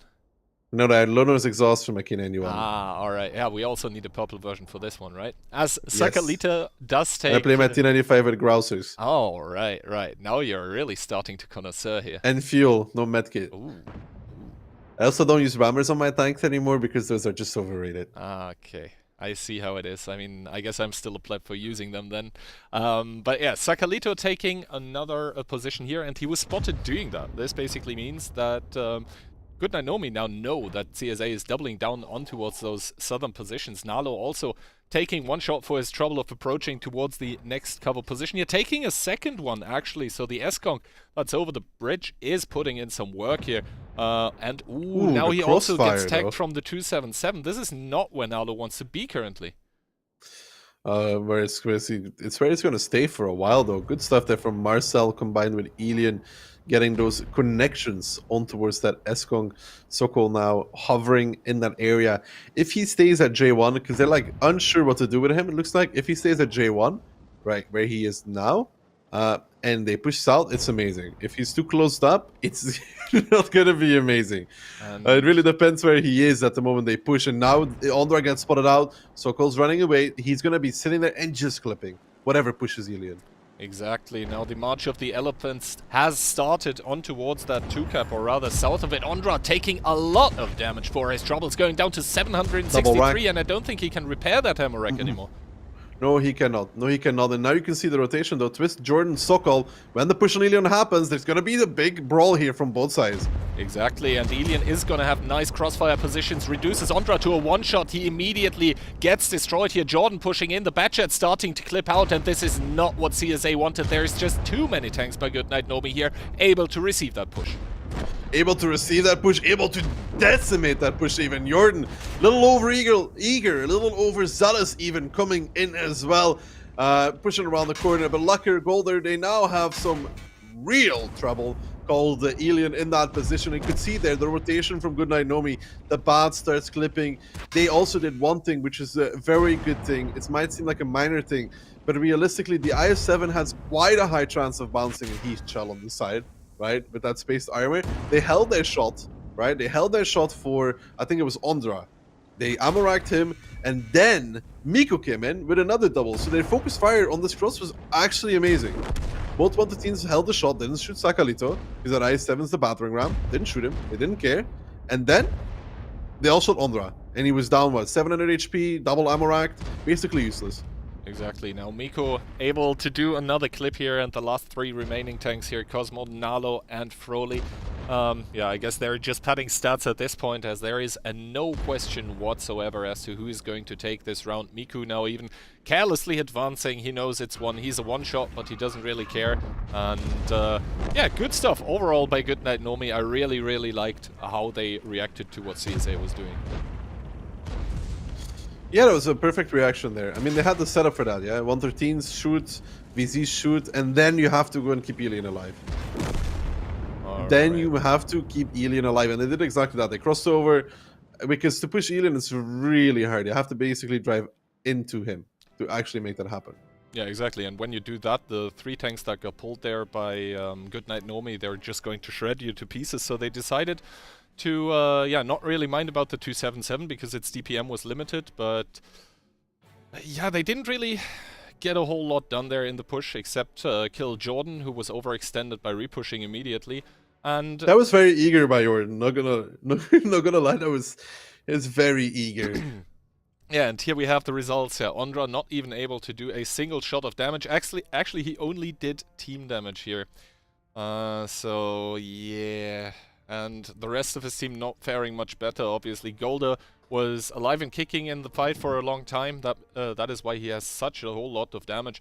But in the end, it was down to that push by CSA just immediately getting focused out, and as you said, the focus fire there was beautiful. And you can see Elian, a tank that normally doesn't really have the highest DPM, still able to do 3.5k and 3 kills. So probably if he hadn't taken the kill shots, he would have had even more damage. That was the easiest game that Elian's ever gonna play from that position. They all drove past him, they couldn't push him, and he's literally sitting there and like, do I go for the kill? Do I go for damage? I'll be a team player. Yeah, and this now means that CSA down 2-0 against Goodnight Nomi on Goodnight Nomi's map pick. And now we head over to Cliff, which is CSA's map pick, but I don't think Goodnight Nomi minds. We already highlighted from last tourney the basically 6 or even 7 CS strats on that map that really worked out beautifully. Yeah, I mean, it's just a question of how many they really decide to bring, how many CSs they go for the Goodnight Nomi team. I think it might be like 6 in a 277. I don't think they would switch too much because it's been working for them pretty well. Yeah, and I mean, the more you play something, the better you get at it, simply because you Really, have so Kihan? much Because- practice. Really, Kihan, because you've been playing World of Tanks for years, dude, and I haven't seen you go better. Okay, I knew as soon as you were starting to interrupt me there, I knew what was coming. Anyway, map video, a cliff, and we are... Wait, who defended first? It was CSA. So I guess CSA also defending first on cliff here. What do we expect from them, considering we are pretty sure what Goodnight Nomi is going to bring? CSA, 3 277s, maybe a Crown, rest CSs. Something like this is something I would see CSA play. I don't know why. It's just in my head. More standard, I guess, because I don't CSA know. for me is the standard team. Like, It's not very nice. I mean, if you play standard well, then it Oh, can they be good have- for you. Actually, it's CSA with the CSs. That's the funny part. Ooh. Double 277, 5 CSs for CSA, 150B, a 277, a BAL, and 4 CSs for Nomi. Okay, so slightly switching up their game here. Obviously, all of their tanks still very, very fast, which is what you need on Cliff. And now it is all about those splits. Basically, who is going to send which tanks where, and then it's going to be about the calls. Like, how do you react to the enemy split? And for Goodnight Nomi, that is a 7-0 Davai Pad Centros. Yeah, 7 tanks going to the middle in the WoT7. I don't know if you noticed, Kian, but my favorite number is 7. Jackpot. Hey, Okay, for congratulations, CSA, man. double CS towards 1-2 line, and the rest of the tanks also going middle, and it's all going to be about how Goodnight Nomi is going to be able to utilize their autoloaders to punish CSA, and immediately the Batchat and the CS, they are going to start hammering away at those CSs by CSA that got sent up, and Golder taking the brunt of the damage down to a 2-shot already. Jordan and Twist over, pushing Cosmo, getting set on fire. This is working out well for the Polish team. This is working out amazing for the Polish team, actually, because they are getting that isolation. That double 277 is just too late into the game here for the side of CSA, and also the split, man. 2 tanks in towards 1-2.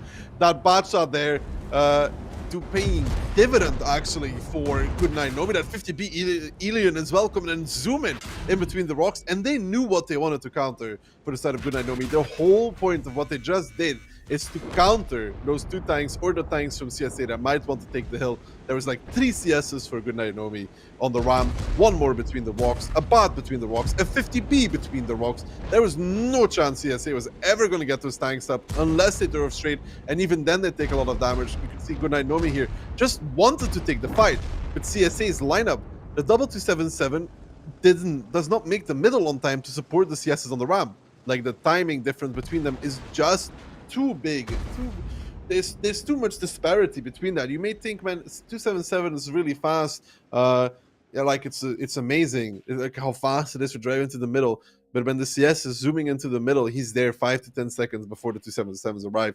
And the 50B from Elian wasn't 5 to 10 seconds late. They were engaged for a few seconds when he zoomed in between the rocks and started clipping them out on the top ramp as well. And unless CSA has amazing, I don't know, damage from the offside, which they're not going to get with double CS. I mean, they were always going to lose this in CSA's thing, because they lose those 2 tanks for free, then they lose the 277s, and then you have 2 tanks on 1-2. Even if those guys did a lot of damage from 1-2, what does it change? Because you can't really focus the guns from Goodnight Nomi, because as soon as somebody drops low, they just go behind a rock. Yeah, exactly. And the double CS, I mean, yeah, Laka and Ondra, they did get most of damage in their team, but they weren't really contributing HP to the fight or anything, and just that Goodnight Nomi had the autoloaders with Elian and Minairos. They're just immediately able to focus out the tanks on the top.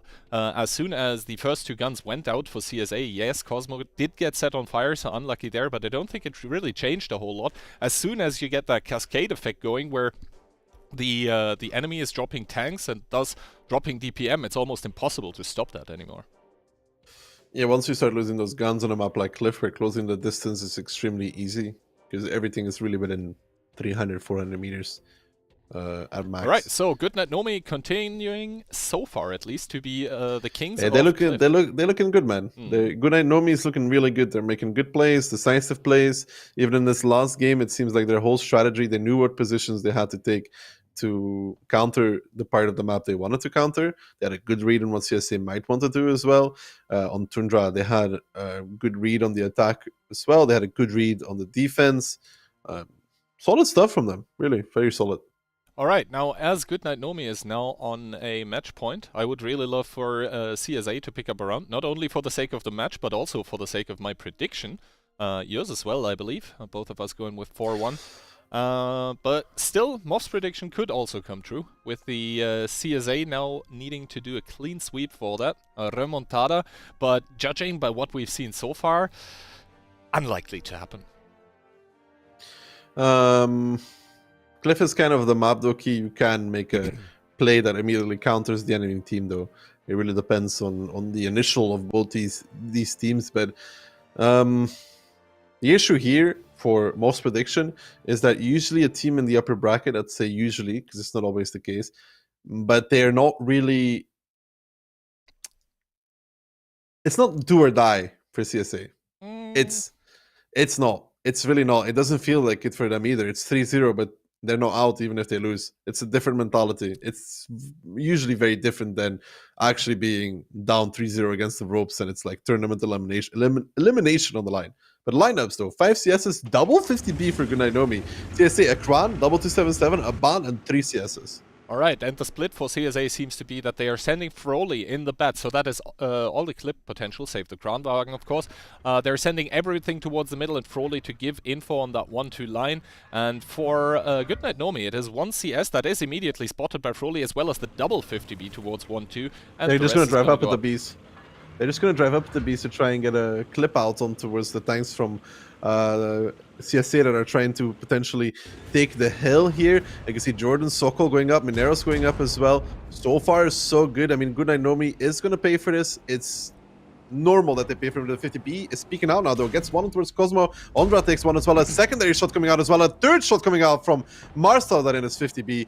And then you could say, yes, Goodnight Nomi took more, but it ain't much. They have the hill, but they have to break this defense. And what Goodnight Nomi does not have, they do not have a battering ram. They don't have a 277, a Kran, an Eskong, yeah, or they don't any really of those have tanks. anything with any meaningful kind of armor, and you can see the CS in A5. That is just gonna come in so Yeah, but the so Kran heavy. also crossed. The Kran was allowed to cross now. Stakalito found a moment of peace to cross over. Also, that Batchat A1, I think that's a big trap here, because people will be like, that's the 277 there in the base. We need to focus on that one, and then the Batchat can just come and flank. Now, Goodnight Nomi, they still have 6 minutes and 20 seconds to figure out how to basically break this. But as you said, there is just no meaningful armor on any of the tanks for Goodnight Nomi. So every peak they make to try to deal damage, they will take damage back. And CSA is already leading by like 2k HP. Just as I say that, Cosmo obviously taking a shot, Caster cursing him. Sorry about that. But he's just taking a better... He's not actually taking a better position. I'm not sure what Cosmo's doing. Normally, you would see people take this position here, slightly above where Cosmo is, to peek against those guys on the windmill. Windmill, lighthouse, because you are able to do that from there. CS turret, it is a little bouncy. We're not going to pet every the shot. gunmantlet is bouncy, everything else is paper. The outsides of the turret key. It's out of bounds then, but... Yeah, but that still counts, key hand. I am fairly confident that Man, I've seen you being unable to pen a T57 with Kran Heat, dude. Well, let's just say I am fairly confident all the players that are actually playing in this game right now should be well enough versed and have good enough aim to penetrate. It's actually, it's really annoying when the CS peeks their key. You don't know when he's exactly going to peek. He has a good shot on you. You don't have such a good shot on him. But the weakness here in CSA's strat, I mean, the one that Goodnight Nomi might not be 100% sure about or might not know by themselves, is that that was interesting from Twist to sit there. But this is the weakness, this area here. is the weakness. Then again, if you take that area, I guess the CS that is not close, Cosmo, he can freely decide to peek there. It doesn't matter, because you just peek from the hole. You just peek from the hole and you shoot this one. You shoot Ondra. There is one CS now getting rotated over. So maybe he will... I mean, Cosmo do is just that. watching this, so that's a good thing for CSA. Cosmo is watching it, so he'll give a lot of damage before that CS gets into position. And I think he's the one controlling the peaks, actually, so he can decide when and where to peak. So that is a gigantic advantage onto some tank that would maybe get sent around. Now, Twist seems to be fairly unsure where to go. I mean, that's the second CS now getting rotated out of the 1-2 line, out of the donut. So CSA actually leaving a bit of room here for Goodnight Nomi to maneuver around with. And as soon as there's two tanks that are basically aiming for Cosmo that would do the peaks, then it becomes a whole lot harder because, yeah, even when you control the peaks, it's very hard to make it work against two guns aiming at you. It depends on the way they drive. If they drive like this, for Goodnight Nomi, it's going to be bad. Because when they drive like this, Cosmo sees them run here. If they would drive like this, I mean, this is a hindsight 2020, right? Because we know everything. They would only be spotted when they cross here, so it's like one shot. Okay, because now they're going to get spotted out early. They did go into slow mode now, and they are not crossing entirely on the outside, so Cosmo is probably going to see them fairly late. He should be spotting them now. No, I think there might be the hill in the way rock right that's now. in the way here. So he's going to... That's perfect for... Oh, okay, now, finally. That's a nice shot there coming out from Miku on towards Cosmo. Actually, this is good for Goodnight Nomi if you think about it. Miku is actually going to be taking the forward position. He needs to go one more. I don't think he will make that, though. He actually stops altogether. The early spot is big issue here for our boy Miku. Cosmo picks him up. They are overpeaking the hill in the meantime, though. As a result of that, they do pick up Ondra. They want to get Cosmo as well. They don't really have anybody to do right now. Twist has a small timing here to go to the forward hold on. He's deciding against it, actually. And now Cosmo taking a lot of damage from the 50Ps, actually. That allows Sokol to actually do what we call the up and over. But in return, CSA coming back down 1-2 line, wanting to catch Alien, wanting to catch Marcel. And they are going to find out Marcel actually needs to drive forward off the bridge if he wants to survive here. Because... I mean, there's actually no surviving for him whatsoever. Don't know if Eden even has shots. I don't think so. Marcel's just driving forward now. He's going to get picked up by Froley in the bath here. And CSA do seem to be in a good position for the first time in this best of 7, though. Exactly. Marcel now taking the last shots by Froley from his clip, and Golda still very, very healthy. Full HP for that 277. And Laka and Nalo, they're also super healthy here. So yes, Goodnight Nomi, they might have eliminated more tanks as of now, but they do have 2 one-shots. Jordan barely hanging on with 10 HP Yeah, but Lucker's position. Yeah, he needs to drop Lucker's there. position. I don't think he can drop. He's going to die from the hill now. We waited a little bit too long. No, he does make it out, though, with 600 HP. It's not over, Key. There are 5 tanks for the side of Goodnight Nomi. They are able to put cap pressure if they want to. But one tank can't cap anymore. One tank can't cap anymore, and I think Froley, they don't know where he is. He could be rotating anywhere right now and just go to the middle to assassinate Marcel if he wanted. So yeah, there is one CS, one of the one-shots I believe now being rotated towards the north to try and get something done, but CSA, they're just happily sitting on double the HP that Goodnight Nomi still have available, and Marcel now trying the overpush onto the 277 is down to a 2-shot here. Sokol now also coming with the CS, but I think it's all gonna be for naught, as yes, they do manage to single out one tank. They're gonna get a lot of damage dealt, but CSA tank's just too healthy. CSA tank's too healthy. I mean, they have 46 seconds, Kian. If they were to triple cap, somehow, I don't think so though. Lucker picks up Twist with the help of Froley. If Nomi had like slightly more time there, they could have potentially played off the cap key. Sadly for them, time was the biggest factor there. I mean, it would be hard nonetheless, I will not deny that. But if with 5 against 4 key and the hill and a 50B, I mean, it could have gone differently. Yeah, but I mean, you have to imagine the guy from the cap can also shoot keys. So you have one guy capping, right? So you have the 2 guys on the hill farming, the 50B doing a clip. There is some potential. There was some potential, but CSA with a good 1-2 repush after though. Alright, Minairo's the last guy here on the hill trying to get a little bit more damage done, but Froley there with the bat chat takes aim, secures the victory. Battle is gonna time out as well, but CSA able to eliminate all enemy tanks. I think one of them jumped to his death, but in the end CSA also finally able to get their first W on the board here. Not I gonna think get letting the clean Crown sweep. cross. Letting the Crown cross was. They could have prevented the Crown from ever really crossing. Saka kind of crossed for free. They could have maybe brought somebody back to the middle or had somebody play on the corner, have the 50Bs be ready. And I don't think Saka should be allowed to cross for free. And he did cross for free. I mean, in the end, Also, he got killed by the double B there. Marcel's play in the beginning of the round was better than Elian's because he wide peaked the North Donut, right? And what that allows you to do is actually shoot the CSs. Now, if Elian had done this as well, they might have been able, because Hondra had damaged fuel tanks. And you know how CS engines are, they burn every time the fuel tanks are hit. Yeah, every time. Not only the CS engines, but also the CSA tanks in general do tend to, you know, have a hot time in WoT7 tournaments. So if Elian played with Marcel, they might have been able to kill one of the CSs going up, or make him really low enough HP that he would be fully hiding. But now they had Cosmo spotting it early, though, the CS coming around the hill, and he did spot it still on time because it gave time to the Crown to turn his turret. When the Crown turns his turret, it gives 3 shots. I think it was Miko. He would need to be in speedy mode and just zoom for it. But that's ultra risky. He would have to be in speedy mode, zoom to the hold down, and then play from there. All right, that is the first 2 maps, namely Tundra and Cliff, done with. This means we are heading to the next map, which is, I believe, Steps. That CSA also picked, right? Yeah, there we go. So basically CSA is saying we want Steps first and then Himmelsdorf as tiebreaker, obviously. Steps, though, quite a hard map to not do a 1-1 split on, which is bad for CSA currently. Yeah, Steps is a hard map in general, I think, for a lot of the teams, especially because you would have to beat a Rails defense, which is not really that easy either. Capping base 2 is usually kind of hard because you're playing against like S-Kongs with like I7s and 113s. We'll have to see, though, what Goodnight Nomi decides to do and what CSA decides to do in return.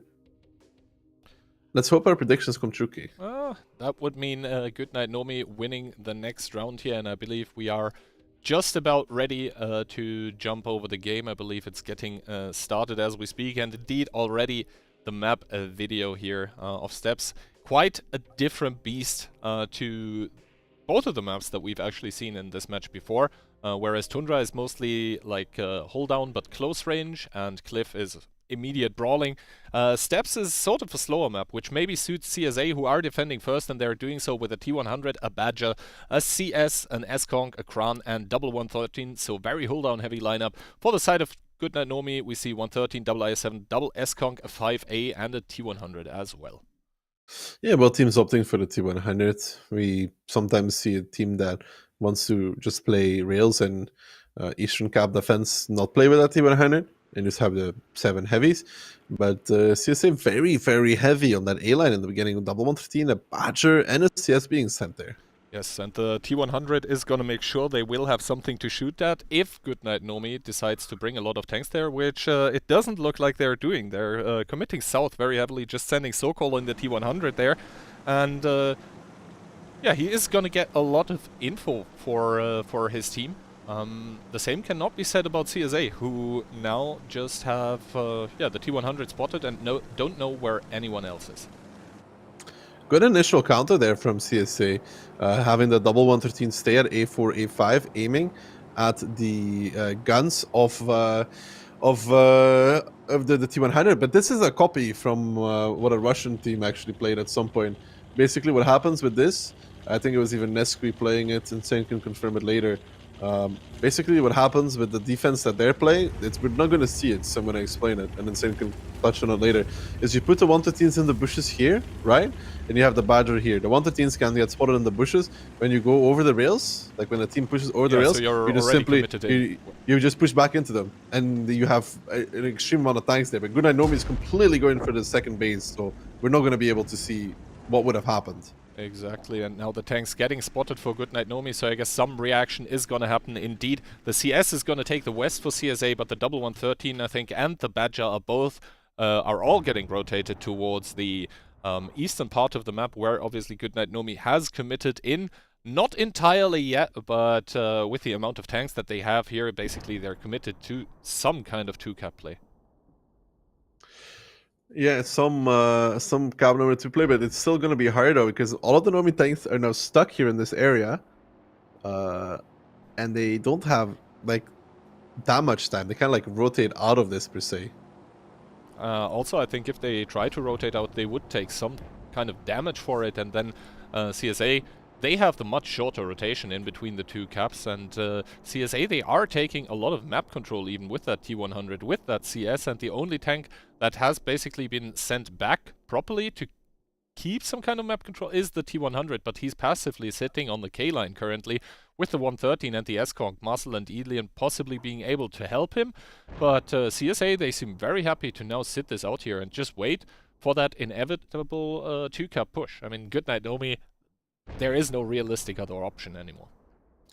No, not really, but they would need to get those double IS-7s to actually get onto the cap somehow, and right now they are in a position they're going to take a lot of damage. Elian seems to be taking speed. Maybe he wants to do it in his 113.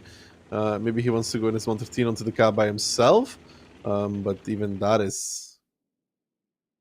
Finally, the trigger gets pulled here, and the Kranwagen obviously going to spot all of this. He's going to start clipping, then fall back, and he'll have the second clip ready in no time for when Goodnight Nomi will want to overpush, and they're not even committing towards the cap. They're just sending the IS-7s up. They took some damage, and now Laka, he will definitely have enough time to reload, and he even has Nalo, Sakalito, and Golda there to just help him out. And cover his reload. Now Andra taking one shot by Marcel in the background here, so that CS not really getting a lot done against the T100 currently, but CSA will probably be happy to wait in that western part of the map, and now Goodnight Nomi, they have pulled the 5A and the 113 closer, and in comes the push. In comes the push, in comes the damage. Jordan in the IS-7 used as the battering ram for this one. Elian now going up and over in towards the Kranwagen. They want to pick him up before he gets another reload off. He rams him, he shoots him. Twist actually is the one to pick it up. But now comes the Badger, Big Daddy Froley, gonna whip out that massive gun from the Badger. Elian now is stuck in no man's land, crossing even further these positions from CSA. There's a tank left, right, and anywhere, and Elian getting set on fire, getting picked up as well, and Froley's just having a good day, having a good time. Marcel is not even there yet, Mineros is not even there yet as well. That is not good for Goodnight Nomi. This is not looking like a win, because they still have to take out Sakalito, and then they'd have to take out the Badger. Exactly, and the Badger, he can just go and play hold down, and Marcel, he would have to peek on him, but Sakalito can cover this actually. The Badger getting another shot into Miku, who is down to one shot. Sakalito not opting for the one shot here, and Marcel now coming from the upper side. Ooh, does not get the ram kill onto Golda, so he will have to use another shot of his to finish off that one shot here, as he does. Minaros now down to a one shot, and Froley still happily farming away in that Badger, as Ondra with the CS also coming close, and ooh, slight reverse ram kill onto the T100. Not that it matters anymore. Goodnight Nomi, they look very, very beaten after that first round. This was, I'm gonna say it, when you played this, and Insane can correct me later if he wants to, because it's his favorite thing to do in the whole wide world, but when you play an assault like this on towards the Eastern Cap, and when you assume the enemy team doesn't have that many tanks there, when you assault the East, you have to pressure the cap. If you don't pressure the cap, you don't gain anything. You just get stuck in 9-0 line positions where you cannot do anything with them. You're forced to make this play on towards the cap with one, maybe more tanks. Well, for example, having the 5A play the corner, right, the little hole down there at the ridge, and having, for example, Elian behind the rock in the 113, so you can shoot the Kran if he tries to peek the reset, for example. So you have crossfire on that. But when you do it like this, you just get stuck behind the corner and you don't really achieve anything, and the Kran gets the first clip when you're pushing forward. Lucker, even pen ratio wise, should be better than this, because you really just have to do your clip on the Kran when they're pushing, right? So you do first clip in around the corner, second clip when they're pushing, so you kind of expect him to hit like 5 out of 6 or even 6 out of 6. But you have to pressure the cap. If you don't and you push 9-0 line, you end up pushing like they did. So you push into an S-Conk and a Kran. Great. By the time you're done killing that, your entire team is basically dead, because there's a 113 behind the rock who's just farming. There's a Badger who's coming in who's just farming. And they could have even had somebody on the A6 on top of the hill there, just farming. This push cannot work unless you have superior numbers, and they even didn't have Mineros and Marcel. So for this to work for Good Nomi, they have to pressure the cap. They have to establish positions. For example, G0 behind the hill, the walk on the lower side, the T100 spotting 1-2 and middle, what's coming. So you can punish the guy that's speaking on top to reset. You can punish the Quan that's speaking to reset, but you cannot just get stuck in positions in 9-0 line like this and then decide to do a desperate push down 0 line. Right, so this now means that the Czech team here, after being down 3-0, able to stay alive in this match here, 3-2 now. Only one more round for them to take to actually make it to tiebreaker here, which would be Himmelsdorf. But first of all, they will need to convert the steps attack that is upcoming. And yeah, they did pick the map, so I guess good for them. Well, now we get to see what Gunai can do in their defense. It is indeed not completely out of the ordinary that CSA would win the defense on Cliff and would win the defense on Steps. Those are two favored sides, per se. So, you know, if Tundra Attack is favored, Cliff Def is favored, and Steps Def is favored, they won 2 out of those 3 key hand. So now they'll have to win on an attack. Exactly, and they are going to be attacking with Cosmo in the T100, then double CS, 158, double S-Conk, and an IS-7. For Goodnight Nomi, they're also whipping out the big gun of the Badger, a CS, triple S-Conk, and double IS-7. So lineup-wise, that triple S-Conk though, double IS-7, CS, no lights, right? No lights. So in terms of HP, they're going to be so much up from the beginning. It's like it's not even going to be close. Yeah. 1.3 extra. That is quite something. But then again, CSA is trading the spotting advantage. Goodnight Nomi don't have a light tank, so at least they're going to be in front. They're immediately sending the T100 to find out what's happening up north, where he does see the double IS-7. He didn't see the CS, but obviously he probably suspects him there. And CSA also going for some kind of southeastern commitment, leaving only one IS-7 to cover in H4. We'll see if they run into similar problems that we saw Goodnight Nomi run into. Because Goodnight Nomi had 2 options in this last game, right? They can either just plow down 0 line, and then 0 line, which should be hard either way. The second option is one maybe that CSA would go more with Badger going here. He has a first. camo net. That is a first, man. I mean, the position is crazy, and the camo net is too. Yeah, but he's spotted. Yeah, I don't know. As soon as he gets on... Let's see what happens once he's stationary, because then the camo net activates. Now he's wiggling. Yeah, currently. but it doesn't matter, Kihan. It doesn't matter, because they can't pet him anyways. I think the camo net was just supposed to be so he can sit there unspotted, right? And now he's already spotted, so what does it change? Yep, and now he seems to have reached his final position. The thing is, he's angling down currently, so theoretically, the heat that doesn't auto-bounce from, for example, Nalo's 5A could maybe pen the Badger upper plate or the roof. I don't know. You know what? Next time we should take Rousers, yeah, fuel, and Lono's exhaustment, and then you get there. Okay, dude. Wait, can TDs mount CVS? I think so, right? No, CVS is limited to lights and medium tanks. Oh, that's unfortunate. Tier, Why is it tier limited, 8 Key? SMH. Very sad. That makes me... but still, CC is still... Pushing A-line is going to be hard for them also, because IS-7, CS, IS-7, they do have the S-Conk in the middle, and what basically happens when CSA does decide to push the north is something like this. So the S-Conk goes humpity-dumpity-doo, and then he shoots this guy when he gets spotted, like Ilian, because you can sit safe from both angles. But then they have to push up and over, kill this one, move towards here straight to eliminate the fire coming out from here. But look at what Goodnight Nomi just did. Yeah, they sent one S-Conk there.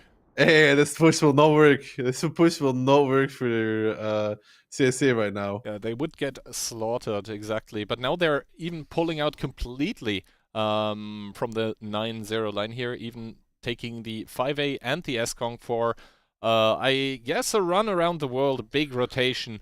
And I think CSA, they are aiming to overpush this northwestern part of the map. I think they are just respecting that Badger being there. Or maybe over overly respecting it. I don't know. I've never seen that position being played by a Badger, so I don't know how safe he is there, actually.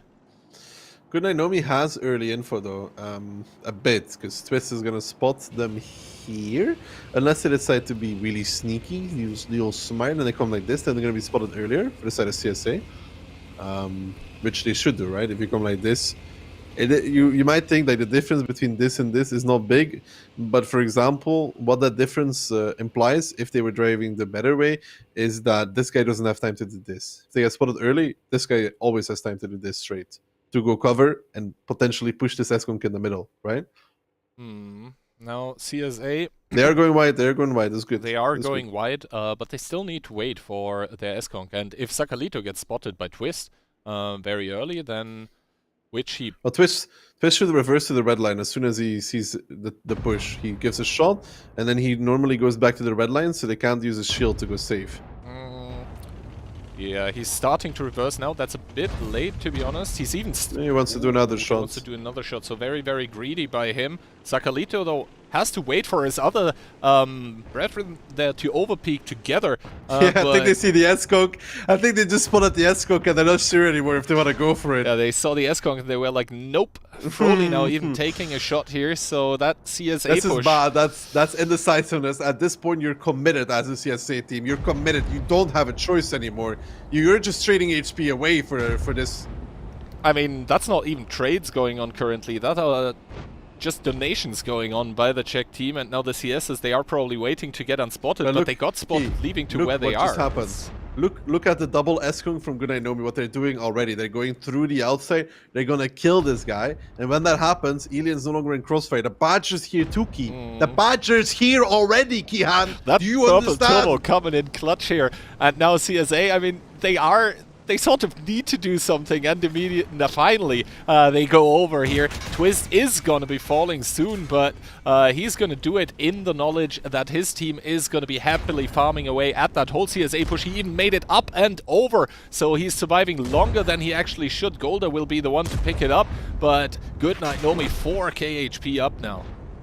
Yeah, but CSA's indecisiveness here is costing them. It's costing them by a lot. They allow the Good Night Nomi. Yes, I understand spotting an S-Conk is scary, but they don't have a choice, Kihan. Look at it.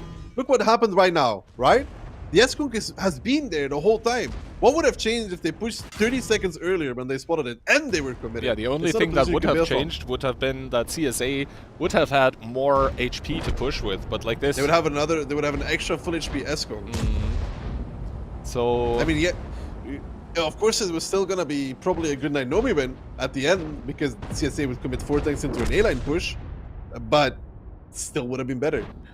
I mean, yeah, CSA, they looked good the last 2 rounds, but completely falling apart here in this steps attack, and very, very interesting Badger starting position. I am intrigued if we are going to see it again. It's, I guess, sort of a gimmick, because you can counter it, I guess, by going there with a lot of tanks, because it's still, even with Purple Turbo, it is pretty sluggish, and then you could probably kill it on the cross, but yeah, Good Night Nomi able to finish off CSA 4-2, 1 round more than most of us expected, but still, I would say, apart from the 2 rounds which they lost, and to be honest, one of them was steps attack, they looked pretty darn solid. Yeah, Good Night Nomi, solid overall. There's a few things they need to work on, but all in all, losing those 2 games that they did, it's not the end of the world. It can happen for them, that they run into a little bit of a wall on cliff attack, a little bit of a wall on steps attack. It's not beyond acceptable. In this game, you gotta compliment them on their clutch rotation, right? They realized CSA is not pressuring the east, and won't pressure the east anymore, and they put another S-Conk at A4, and that really wrestled CSA's jimmies, to be honest. Yeah, exactly. And then CSA not, like, after committing to the push, but not really committing, but hesitating instead, that didn't help Nothing either. changed from waiting for the S-Conk, by the way. Nothing changed. The only thing that changed is that they were down 4k HP and they went over the rails because they already lost their S-Conk in the middle. He's just sitting there waiting for the guy at A3 to be spotted, dude. never happened. By the time he actually got to do something, he got to completely he probably right-clicked his teammates and report inaction bot. Unsportsmanlike conduct, blacklisted Sakalito, left the TeamSpeak. Left TeamSpeak, left Discord, all of those funny stuff. Anyway, Ducky, I think that was quite enough from us for the time being, so let's see what Insane and Moth have to say about this. Yeah, thanks a lot, guys, for that match. That Polish team, Moth, Goodnight Nomi, taking the victory. We expected that. They're going to be moving into the winners bracket finals against Olofnici, that I'm sure wants to take their revenge from the last WoT7 tournament. Yeah, it's going to be another battle of the poles in the next game.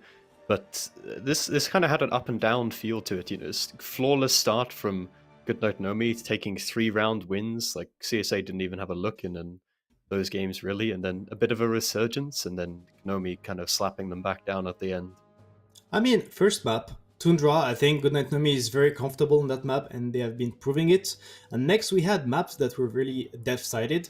We could see that Goodnight Nomi was bringing something very aggressive, very brawly setup against them, and CSA with the very passive defense. So CSA taking their rounds on their defense. That's why the final score is 4-2. But in general, I think Goodnight Nomi just better today, so deserving the win. Yeah, CSA, those defensive rounds, I mean, you still have to give them credit because they set up correctly and were able to counter anything that Nomi wanted to do. But yeah, in the end, Nomi looked like the better team. All right, let's take a look with the replays from that match. Moth, we were starting, as we said, with Tundra, and Goodnight Nomi was on the attack. Yeah, Goodnight Nomi. You can see Elian here at the start. He sneaks through this position here, and he's not spotted at this point because Andre had to back off after shooting Jordan early on. And then once Elian's in here, he can start shooting Cosmo, and Andres gets crossfired, and the positions from CSA are really not looking good at this point. Yeah, that was a great play from the side of Nomi to see that weakness, but they also had a pretty good reaction, even though they were in a pretty bad position. That 3-push with Zoot roll on trees was probably one of the only plays they had to actually counter it. Yeah, we can say that CSA, even if they were in a tight spot, they made the correct play. Ultimately, it didn't work out for them, but it wasn't a terrible first round for them. Like, they were still in this fight. Yeah, well, you can see that from the side of Goodnight Nomi, Jordan and Mineros are joining Elian to actually win that fight up here, and they had all of those things controlling in the background, so good stuff from the Polish team to start with a good, convincing attack on that map. Yeah, solid round, that one. And then CSA with the complete opposite, just a delayed push down the K-line. There wasn't really anything special planned for this one. Andre takes a lot of damage crossing, gets Amaraked, and yeah, you can see Nomi is just set up, and Elian's just like, hey guys, come on, it's a free fall. I think Daki mentioned it, that was good from the side of Goodnight Nomi to wait for the 1-1-3 side and ignore Sakalito, because he has more DPM, he's easier to pen, so good stuff from the Goodnight Nomi team. Also CSA, a bit clueless on their attack, not really knowing where to go, and actually going for that push, like with about 4 minutes left. That was probably one of the maps they were not really prepared for. Yeah, if they'd have delayed it by like 1 minute from the start and then pushed, then maybe they would have had better luck. But because they waited so long, and then there's heavies were spotted in the south already, like one of the super conks was spotted. Yeah. Nomi knew that it couldn't be a north play, because why would the heavy tank be in the south if that were the case? Yeah, so Sokol would here with his bat to get the clip done. Good job from Nomi taking the 2-0 lead, and then that was Cliff defense, and actually a huge brawl in the middle. Yeah, simple and sweet from Nomi, going full middle with 7 tanks. CS is going up as well, and the 50B Elian peeks between the rocks at the start, and he gets a nice clip on towards the CSs as they go up towards the middle here. It looks fairly even, and the CSs look like they're going to have crossfire for the side of CSA, but there's just so many guns here from Nomi, just immediately shooting them. Yeah, I mean, you could see that Goodnight Nomi has 7 tanks on the middle, and that 50B to clip and get that huge amount of damage straight. From the side of CSA, you have 2 tanks out of the fight around the donut area. They get some shots, they get some crossfire, but they don't involve their HP into the fight, and that's how Goodnight Nomi is taking such a huge lead. 4k HP up, and the round was already over. Yeah, and the next game, Nomi, they tried to go with the aggression again, take a little bit of damage with the CSs going up the hill, whereas CSA didn't really take much because the 50Bs weren't in the right position to punish Cosmo and Andre going up the hill. So they do take a couple shots from Marcel and Miku, but not enough to win the game.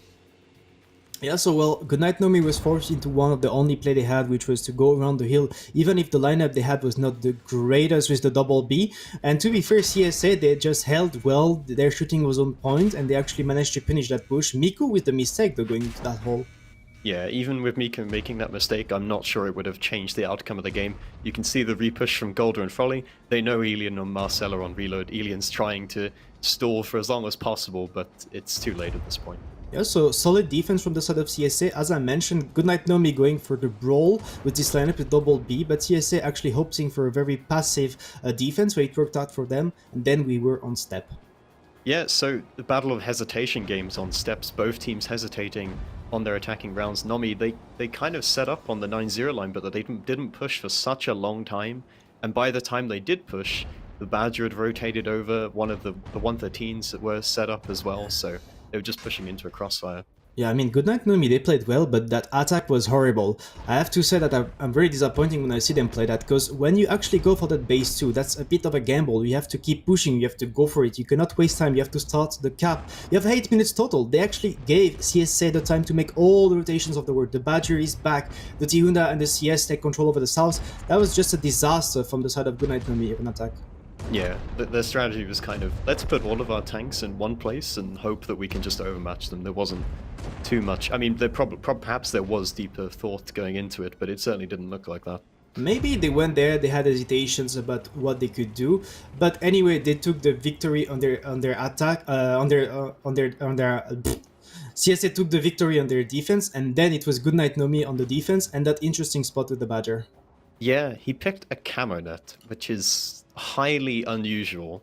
You know, normally the meta these days, if you want to go for camo, you take low noise exhaust, but camo net, highly unusual pick there. Then the CSA decide to push over the rails because they know that the Badger and the Super Kongs are out of the fight, but once they get here, they all start baiting each other like it's a ranked battle. They're just going up and down, backwards, forwards on the ridge line, and then they don't push until Nomi rotates. Yeah, I mean, CSA, they had 4 minutes left when they actually reached the rails around C1, and Goodnight Nomi, perfect setup to actually counter that push. Good defense, good stuff. That Badger, that probably scared them off a lot, and they had a total of like 4 tanks around the rails area, so total control from the side of Goodnight Nomi, convincing defense. And as we mentioned, this map is anyway dev-sided, so good stuff from the Polish team, taking the victory over the Czech team. Yeah, we may never have known what could have happened in this game if CSA had just pushed earlier. Maybe they would have had a chance or a look in to win that one, but as it is Goodnight Nomi that go through 4-2. Yeah, so Goodnight Nomi, if you want to see more of them, they're going to be playing All of Nitsi tomorrow in the Winners Bracket Finals. But now, Moth, it's time for the Losers Bracket, and Invilgo is ready to play against Postdro. It's time to see what Kian and Daki have to say. Let's jump to the caster's desk. Well, hello there, and welcome back with the both of us. Indeed, as Insane said, we're going to watch Invilgo against Postdro now. Another Polish derby, but this time I guess the gloves get taken off, as the loser of this one is going to drop out of the tournament immediately. And Invilgo, I don't think they want to lose 2 matches in a row. Postdro, I don't think they want 0% win rate in the matches in this tournament as well. And you can see the lineups here. Obviously, we saw Invilgo playing already. Postdro, a mere 24% community predictions, but to be honest, I expect them to put up a harder fight than that. Yeah, Postdro, I don't know why they're getting so little votes, Gihan. Maybe because they only made it to the lower bracket, not the upper bracket, because they didn't really play that well in group stage. They actually barely managed to go through. Yeah, but still, Gihan. I mean, that's the only way that I can explain it. I think we had over 2,000 votes in the community predictions, so it's not like low sample size or anything. It's just weird to me. I think they deserve more than that. But yeah, we saw Invilgo try their best against Holovanitsi, but Holovanitsi just that bit better, having just the superior strats, really catching them off guard in a few rounds. And let's see if they're able to mentally reset, get back into this one. Postdro's just been chilling, waiting, getting ready for the team that they were going to play against first, and then they realized it was Invilgo, so they probably did some preparation for them specifically, and are now looking to bring the heat here. All right, this means we probably are all but ready to hop into the pick and bans, which I am actually very curious about. And we do see some weird stuff going on. I guess we are gonna fix that pretty soon. I think it is. Is it best of 5 or best of 7? I need to actually check that really quick. But yeah, if it is a best of 5, I guess Live Oaks first, then Himmels. Into Himmels? No, that doesn't seem right. We're gonna have to wait and see. I can actually take a look into my little cheat sheet here. And yeah, it's gonna be Tundra... no, sorry, Mines first, into Ghost Town, into Tundra, and possible tiebreaker would be Muro. So best of 7 it is. Gihan cheating, as per usual. Just hitting that red button, you know. Anyway, so Mine's the first map, one that we haven't seen so far in the tournament, but it's nice to see already on day 1 to see a lot of different maps being picked by the teams. Just means a lot of diversity for us to spectate. And Mine's first also means probably a 1-1 split, as the defender is favored, I would say. Favored, yeah, the defender is definitely favored on Mines. It really depends also on the way the defender decides to play, right? And Infinite Go has been a good team at breaking defenses. I think a game comes to mind against Holovenitsi. So it's not impossible, however, it is hard. But then again, it depends on how the team decides to defend. Do they decide to play a hill defense, which is possible, but exposes 1-2 line? Or do they decide to do the... We sit back, we wait, and then we'll see what you decide to bring against us, and we'll react accordingly. All right, here we do see the correct asset now. So Mines into Ghost Town, into Tundra. And yeah, Mines, it is mostly about how the defender plays it. Obviously, the attacker will want to be very aggressive from the start to take some positions, to do some damage. And we do see the predictions. I am the only one holding it up with the bananas here. All of you other guys going with Invil Go. And now we're going to see, first of all, how this is going to be played. Already a very unusual tank pick coming in. An Udes, played by Not Kubash. really unusual for Mines. Not really unusual for Mines, okay. The reason why people pick the Udes is because Udes 1516 has incredible camo, actually. It's insane how much camo it has. And the reason why, you may wonder, is this important? Well, because a lot of teams like to put, for example, a CS or even a light into F1, F2 area to spot the crossing. However, you cannot punish the Udes crossing. Most I of the think time. the Object 430 also has insane camo, so you could also pick that one. Sometimes they pick that one as well. All right, the defenders, the attackers, sorry, not really punishing that 1-2 line cross, though instead going towards the hill, and already Pan's Fury taking a heap of damage in that STV. To be honest, I never really grew to like that tank after the changes, although a lot of people hate me for it, saying it's the best tank ever to happen to World of Tanks, but STV, just not a fan. The armor just doesn't Me neither, hold up. man. Me neither, dude. Everybody's always like, STB is so amazing. I'm like, Not sure about that one, coach. I mean, I played it recently. I don't really like it that much either. It's personal taste at the end of the day. I think I like the Udes more than I like the STB because its turret does hold up more, even though it was a very pesky fuel tanks, right? Yeah, basically every second shot to the front sets you on fire. Anyway, that IS-4 position by Timfat, also a pretty standard one, although it has to be said, it's also a very potent one, because you're basically playing hull down there, you spot the whole 7, 8, 9 line approach very early, you can farm that, and then you can drop down after. I mean, yes, you have to be careful with the hill, but as long as you have tanks behind you, aiming for that, that shouldn't be too much of an issue. That being said, Pan's Fury able to put in a nice shot, but obviously the low alpha of the STB not really a big threat currently to Timfat. Yeah, and he also can't really consecutively make these peaks because he is exposing himself to it. They have the IS-4 in D0, who is usually pushing up to the buildings at F8 to put cap pressure. The thing is, can you stay safe there completely with an IS-4, even from HE? I don't think so, no? No. Usually Fed goes under the hill then and starts crossfiring. So currently in Go, I guess they got what they wanted from the opening of the game. Now they're starting to advance here with that IS-4 getting sent there, but I mean, as soon as Timfat gets sent down below the hill, he can just do AG resets or even heat resets into the tracks. Yeah, one reset every minute is enough. Exactly. As Timfed takes another shot by the STB though, and his driver is out because of that. Panzer Fury takes one, Reshek takes one as well. Ooh. We'll just have to see how Pozdro is going to decide to counter. Oh, Timfed apparently even has an angle from there. Senti not really staying still here, is perma-spotted currently. And there comes the HE reset from Conrad, who takes a lot of damage to do this. But reset is a reset, Gant. Reset is indeed a reset, and Senti just went out of the cap here trying to reposition even, so time is ticking, and it's ticking for Pozdro here. Ticking in their favor indeed. Now Senti readjusts, tries to get a shot on Yosi. And there's a CS coming off the hill though, it looks like. But without cap pressure, Pozdro is chilling though. They don't really have to do anything right now. Yeah, it's they're just waiting to see what Go is going to try to do. That is all they're doing. And to be honest, it's all that they need to do, really. If the damage done by Pozdro just keeps going, Timfed would even be alive till the end of the round.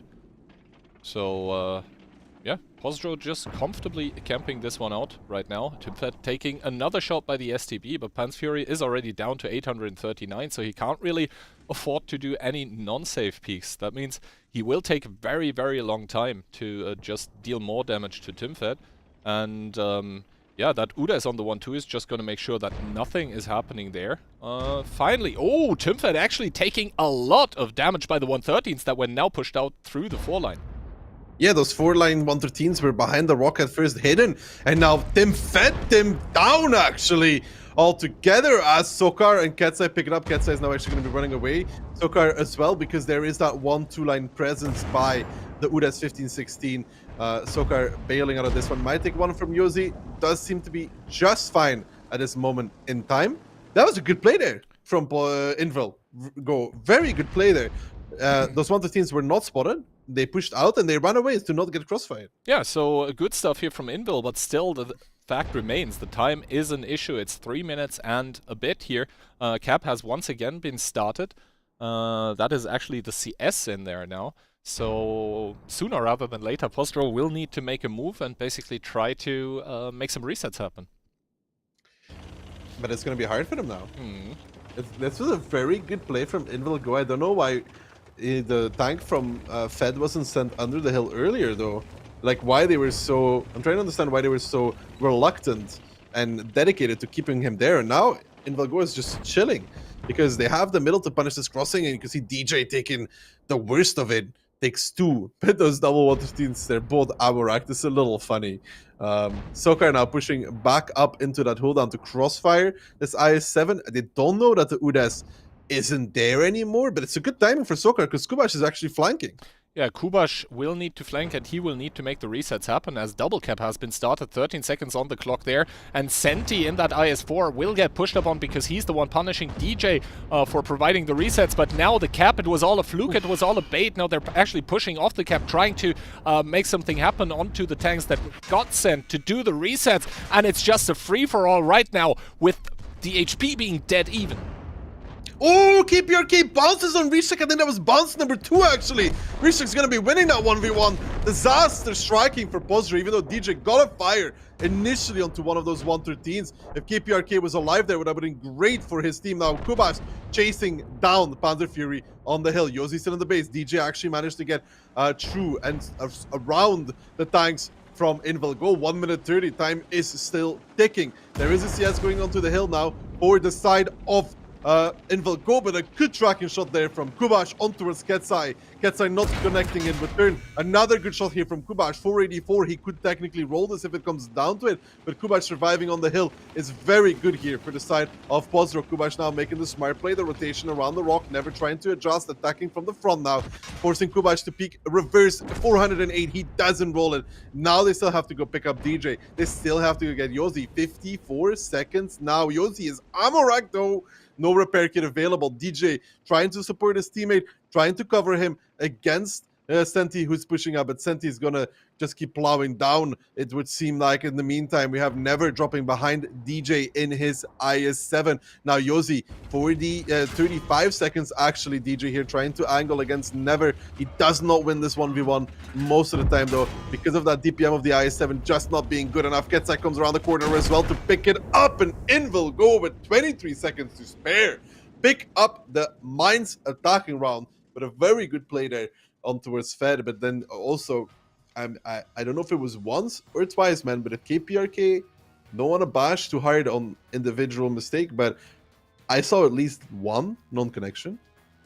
I mean, if it was one, it happens. If it was two, however, that's the reason Reshek survived longer. If KPRK is alive there, he's behind the building, they have the Skunk in the base, DJ driving through, they can hold that, because on the meantime, Panzer Fury was having to fight Kubash on the hill. So let's take a look at the pen rates here, namely from the CSs. So basically 16-6-3 for Kuperk.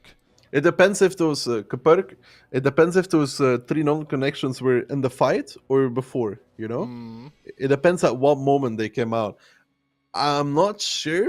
I think it was 2, and if he didn't bounce there, he's behind the building. They have to go and repush him. Nobody's there to shoot him from the hill. There's the Skunk in the base. He would be a major nuisance, because if it was 2 Kihan, then Risha gave him 2 shells, so he would be an extra 800 HP. To be like roughly 800 to 1,000 HP. And we saw how close it was in the end. Yeah. 23 seconds, I think that might actually make the difference. So, yeah. Maybe we'll see it in the replays later. Sweaty hands maybe making him slip on that mouse there a bit. But yeah, I mean, it was a good game. Like, it went very, very long, and it was very, very close, so you love to see it. Anyway, sides are going to be switched now, and this means that Invil Go is going to be comfortably up 1-0 on Cliff, and they are going to be defending. Did I say Cliff? I meant Mines, obviously. You know, Kian, sometimes when you make a mistake, you just have to go with it. Okay. And then you have it. Then it's, for me, it's a 50-50. So if you say like Cliff, for me it's a 50-50, right? I could call you out on it and make you like unaware, troll despair, or I could just be like moving on with it. In this case, I would have went with it. You know, you gotta act with confidence if you say something bad. The thing is, while you say it is a 50-50, I do not believe those numbers would actually hold up if we would check them. So I rather correct myself, and then I can be like, yeah, I made an oopsie, but you know, Kian, I noticed it, and I would never throw you under a bus, brother. No. I would show you under a whole mountain instead, to be honest. Exactly. Like, bus would probably not be big enough. Anyway, 1-0 now down here for Pozdro, and they are, well, basically they started in the lower bracket, so for them there are no safety nets. Invil Go obviously using that already, but being down on Cliff defense, that sucks, man. Yeah, that's... Did you say Cliff again? Just replay. See? It's not a 50-50, dude. Yeah, man, this is the second. One ski hand, you know, it's a mistake. 2 times, that's ignorance. I just don't know. Anyway, Postro now going to be attacking on Mines. And they are doing so with 11113, 2277, 1 CS and 1 STV. For Invil Go, as the defenders, we have an IS-4, 2277, 1 S-Conk, 1 E5, 1 CS, and 1 T100 LT. Yeah, and then for Postro, 11113, 2277, a CS, and an STB. And you can see here that Invil Go is deciding to opt for a standard-ish defense, while Postdro is going towards the lower side immediately. Yeah, they're only sending the STB of all tanks towards the middle. He is going to be actually DPMing probably quite well, but Kupruk is already spotted in his 113, but he does continue with the cross and is going to take tremendous damage. He's gonna die. He's gonna die on this crossing. Kupruk needs to stop here behind the rock even to make this. Takes another one on the crossing. Now some fire being exchanged. Oh, gets a track hit there. Non-Ben, he actually makes it across barely by the skin of his teeth, but that is expensive for the side of Postro. And here comes Invil Go with the repush on towards Fed, on towards Conrad immediately, because they're so pushed up. They're so out of position. And this is not working out for Postro, as now Conrad reversing, but he's going to reverse all the way back into the garage, as Rishek in the meantime is coming to pick up Kapr as well. I love his new nickname. In the meantime, Kupash, Purufuz, and Yozi on 1-2, but Invil Go having none of this. Exactly, the STB on the hill probably farming his heart out at the moment, but it's going to be to little, it's going to be to no avail, as the 277 and the IS-4, they can just start playing hold down here against this 1-2 line presence that Postro has. Actually Senti overpeaking here, taking 1200 and not able to repair his ammo rack, but still the crossfire that Invil Go has should be sufficient to bring it home for them. Even being up like 4k HP, they shouldn't have any trouble. No, there really shouldn't be any issues here for the side of Invil Go. I mean, the Postro tanks are literally stuck behind the Rocky Hand. They can't go anywhere, they can't do anything, and they even have Ketsai in his little T100 that's about to flank all of them from behind and make it so some of the turrets have to turn. In the meantime, Panzer Fury is pushing DJ on the hill, and STB, great DPM, however, it's not going to be enough to really win against him. Eskunk with that tremendous amount of HP, as Senti picks up Kubash, Piotrix, deletes Yozi, and now Profuse and DJ, the last two standing here for the side of Postro, who tried an initial aggressive play, but man, KPRK could have even died on this crossing. Yeah, also literally. That repush by Invil Go in like the G4 area, it got punished, yes, but not really. It's an easy decision though. It's a very well, how hard their decisions were in the last match they played against Holovenitsi. Oh, that's a big fire. For how hard their decision was, like take Proko as an example, right? The decision there was really hard because it had to be a split-second decision, right? But on this, 3 tanks on 1-2, 1 cross to H1. I think they knew the STB was on the hill as well, and 2 tanks in the front, and there's like 4 of you sitting there. Right. That's an easy push. All right, Ketsai able to pick up the last kill of the game, and actually 7-0 in this.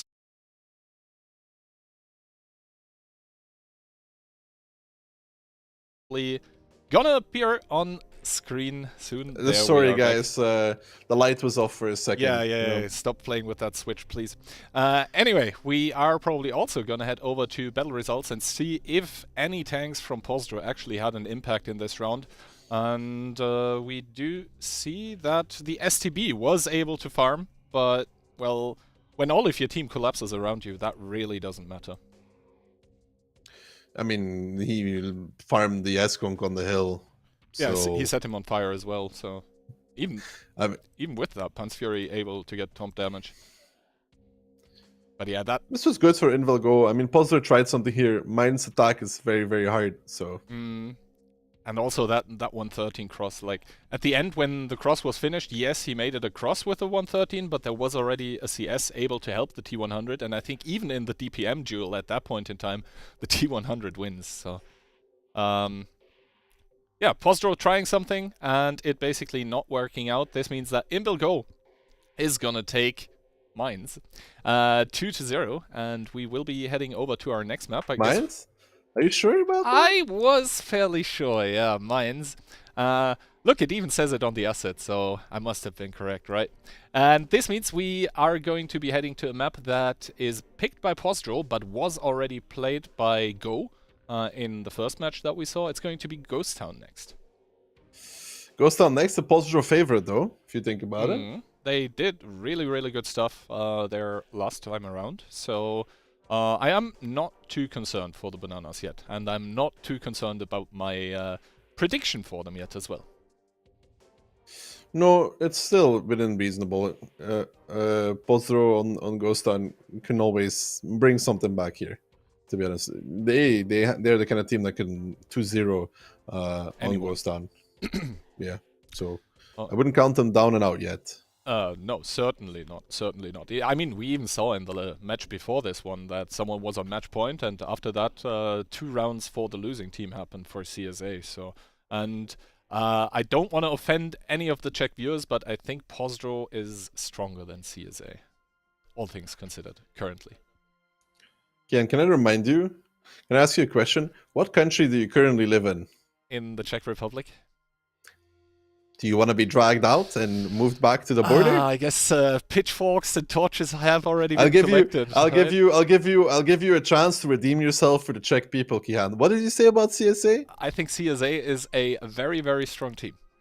It's so easy to bully people into saying different things, man. You see, Kihan has no integrity, dude. He doesn't want to stand by his word at all. I didn't. You mentioned one thing about being dragged to the border and Czech people, and he's like, turning his whole card around. No, going the other the direction. thing is, I didn't even contradict myself. I said I think both of those teams are very, very good. I just think that Postro is the better one currently. Now he's playing on details. Currently. He's like, what I said is not really what I said, but what I meant was this instead. Okay, you're just trying to, turn the words around in my mouth at this point. Like, yeah, the only thing that's going to be turned around is you all the way back to Germany in a second if you keep okay. talking bad about CSA, bro. Saying that from the safety of his home. I guess we need to start flying the casters back into the office, man. I've never said anything bad about CSA in my life. Apart from the time where you were in the clan and probably playing advances with them. Exactly. At least I was part of them, Kihan. I was loyal for a while. You moved to their country and you're still not loyal. Okay, dude. I'm just loyal to the clan I'm in. Anyway, Postro coming in with a Batchat, an S-Conk, an IS-7, triple IS-4, and a B. Invill Go coming in with double CS, double S-Conk, an IS-4, an E100, and a B as well.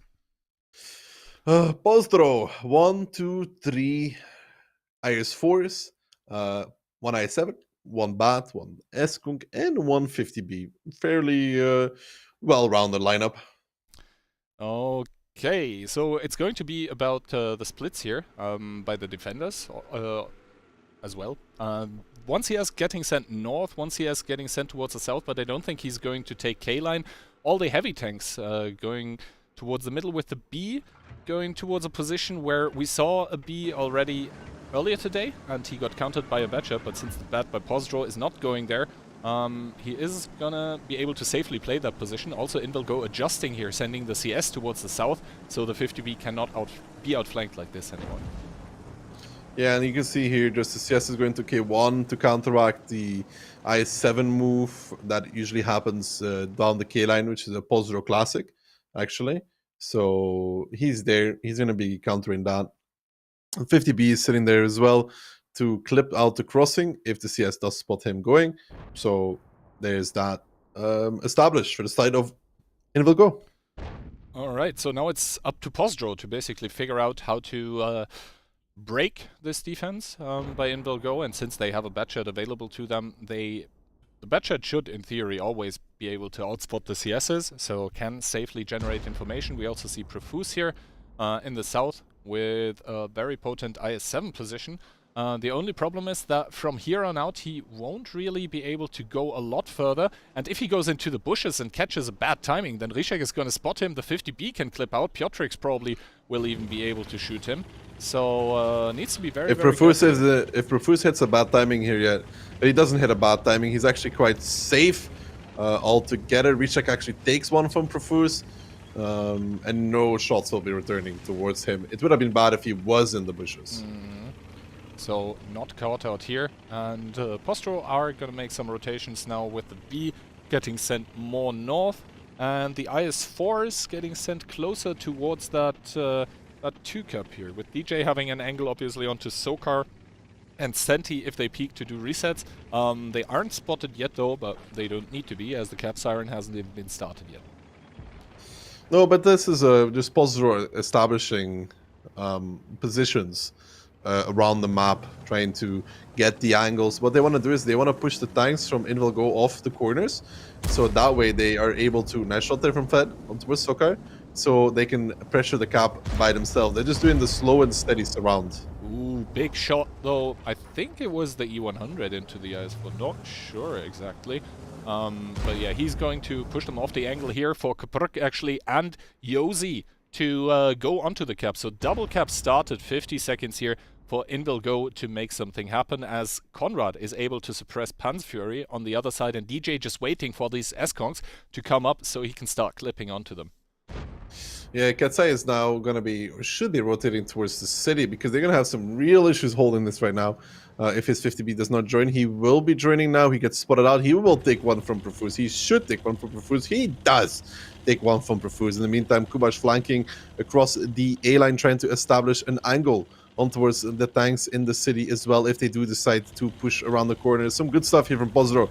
Really liking the angles that they're currently establishing and creating for themselves. An overpeak from Sokar coming out to buy some time to get these resets. But I don't know what Invalgor is waiting for right now. 26 seconds remain from separate them from a defeat. They were like waiting for Rishek to set Profuse on fire. Apparently, no, Rishek actually set Conrad on fire from that position there. He completely countered the S-Kong. He was completely unaware of that, actually. That's what they were waiting for. Rishek there with the play on towards the ass of that S-Kong. Coming out strong, and now comes the push back in from Invalgo, KPRK, and Yozi actually trying to make it around the corner. Kubash came in with his bat as well to clip. Sokar is going to be the focus here, but DJ is getting pushed on by Panzer Fury, and I think DJ is on reload, and now Katsai clipping out on towards Fed in the meantime as well, and this is actually turning out to be quite good here for Invalgo. That play from Rishik, that CS positioning, that's what they were waiting for. That was the trigger, and it's working out for them right now. There's 6 guns available though for the side of Pozdro. A blow up, but he was a one-shot anyways. It doesn't really change anything as Josie goes down. Piotrix to the grave, never picks up Kubash. Katsai should be coming off reload in a very, very near future though, but Profuse very far out of the game right now. Senti here loses his loader though. Keep your key, does not connect that one. Never now coming in, gets countered though by DJ. Katsai picks up Fed. Invalgo skirmishes left, right, and everywhere, and Senti there in that E100 is in trouble because he is not able to really get good shots on towards that IS-4, but doesn't matter. I don't think it's going to end up mattering, as 3.3k HP against 1500 for Pozdro, never dropping down to a one-shot, and Katsai taking another one, but Pan's Fury still healthy, still on 1500, and the thing is, Invalgo is defending, so if things really start to turn south here for Invalgo, they can just stop with the aggression. Now, Kapurkia spotted out in the open. I don't think he can even make the cross towards north to maybe try to finish off Never without taking one by Pan's Fury. And his fuel tank is damaged, so if Pan's Fury aims for that one, he might even get a fire here. And yeah, Profuse, the other tank available still for Pozdro, is on a one-shot for everyone here on the field, so needs to be extra careful as well. And Katsai is not a one-shot. This means he can basically peek with the IS-4, hope for some good timings and clip someone out. And I think that's what we're going for, as Pan's Fury somewhere else is able to pick off Profuse. And yeah, Katsai now finds Kapurk, and he's going to start clipping soon. He takes one shot for his troubles, but now it is an auto loader. He's not going to be an auto loser, actually, as he penetrates every single shot, and Invalgo are able to put themselves on match point. Yeah, this is great for Invalgo there. I was wondering what they're like we said, we were wondering what they're waiting for to go and reset, but I completely didn't notice Rishek dominating Conrad and even setting him on fire. That's what the CS there was for. Good stuff for Invalgo. I think that's the first time we actually see that position really come into effect for something useful there. And it worked out beautifully for them. And then they were able to push back onto the cap, and then the tanks from Pozdro were forced to push forward. Good stuff. Yeah, exactly. And the thing is, which tanks did they push forward up onto? It was an E100 and an IS-4. Not really the tanks you want to single out first. The E100 simply because it has that gigantic HP pool of 3.2k, and the IS-4 because it's not the easiest one to pen. Simple as that. The armor is just incredible on that tank. And here we do see the damage numbers coming in fairly even, actually, over both teams. As in the end, I think like 2000 HP was separating both of them. But overall, just the fact that Invalgo was able to secure those outside positions better simply because they had 2 mediums compared to the one that Pozdro had, that made the game for them. And obviously the fire is lucky, but I think they can still push, kill him on the move, and force. They need to make Conrad. They need to make Conrad low enough HP that they can kill him. You know, that's what Rishek did. He made him low enough HP that he was gonna die anyways when they pushed around the corner. Somebody was gonna go kill him. Yep. You know, as long as he's low enough. But Pozdro did really well establishing positions across the map. Right, like Pozdro's initial positioning was really good. They took all the angles, There was just this one thing that they weren't prepared for, and that was the CS of Rishek. It was really that. If, for example, if this ever happens again, I'm almost certain that Profuse would just push into Rishek. If he ever sees that, he would just push into him and make it so he can't shoot Conrad, and then they're chilling in the city because too much HP, too many crossfires. Yeah, maybe a slight communication issue, because normally the IS-7 Profuse is there to just counter this position, but he didn't. Like, the CS was able to get shots into the back of the S-Conk, and this is what enabled that push onto the cap. So I guess lessons learned for next time for both teams, and certainly a bitter lesson to swallow here for the side of Pozdro, as they are now with their backs against the wall. They need to win 4 in a row to stay in this tournament. And I guess Indulgo looking better than ever. Yeah, I mean, coming back from their loss against Holovenitsi and doing this right now, it's impressive, right? But maybe it also comes to show that Pozdro maybe didn't put in the time, the effort compared to before, because they had a rough group stage where they were very lucky to beat Holovenitsi, Gihant. That was an interesting match, if you remember that one. But maybe that rough group stage is translating here into a rough playoff stage as well. Exactly. Now, Pozdro, with their backs against the wall, as I said, are bringing 5 S-Kongs, so crazy DPM now.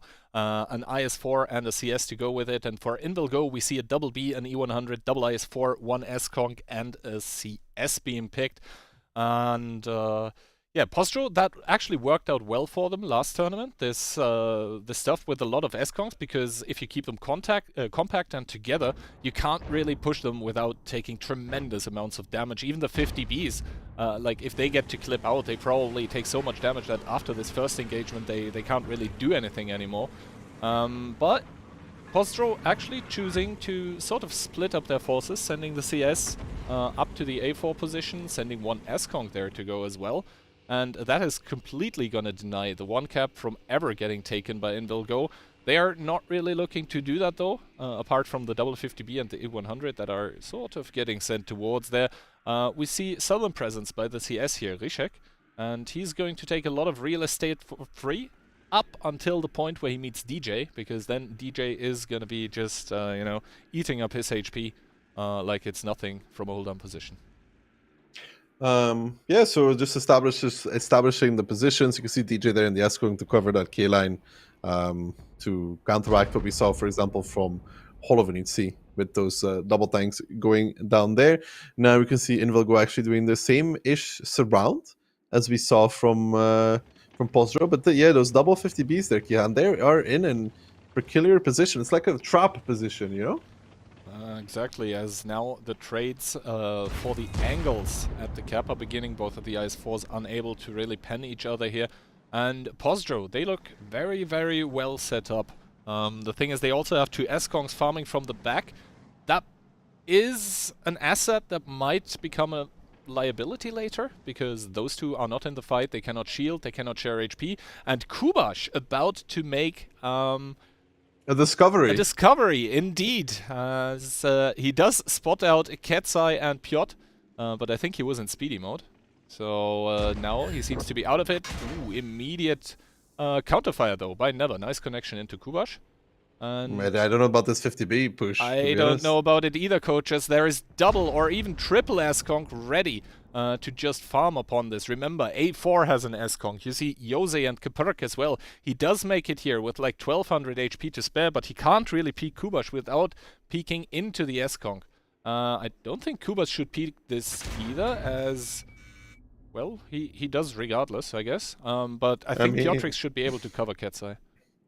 He will technically kill him in 3 shots. Yeah. I don't know about this Kubash play. I really don't know. I don't know, Kubash. That wasn't it. Kihan was right. Kubash down and out. That was something. That was a special play.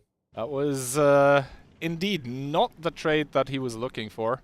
And this means that Pozdro now down a tank as well. And you can see one of the CS that was before in K4, he got spotted there, has been rotated up now. But to be honest, the A4 S-Konk position, I don't think they can really contest it regardless. But this is, I mean, Kubash there, I think he just thought that he could just trade with Ketsai, you know? Give him a shot, go back, take one. Give him a shot, go back, take one, and kill him safely that way. But like you said, Piotrik's there covering him. And maybe he was actually, you know what, Kihan? Maybe Kubash's play was actually not that bad if you think about it. Because he was always going to get flying by the CS from Yeah, A0. but I think the way he should have played it is he crosses over directly. He crosses over and then Piotrix doesn't have an angle anymore. Yeah, but he takes possibly 2 from Ketsai crossing now. Yeah, but Ketsai didn't have enough in his clip to kill him, I think. Oh, I didn't pay attention to that. But Yeah, yeah, he the was CS at would always go. 1800. The CS would always go to A0 though, and put him in, you know, crossfire, and he would die either way. It would take way longer though, still. But the cap has started now with Sokka and Rishak. Ketsai getting spotted out, goes down towards the one shot, but he is alive, and that's important.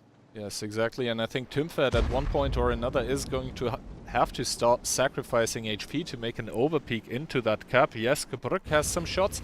Conrad now making a play here onto the 50B. He doesn't have any info about the CS currently, so we'll have to see. He does pick up Ketsai, so that is one tank gone, but the more important stuff is what's actually going on in the cap. Yes, Sokar finally getting HE reset, but Propus now down in the open and getting clipped.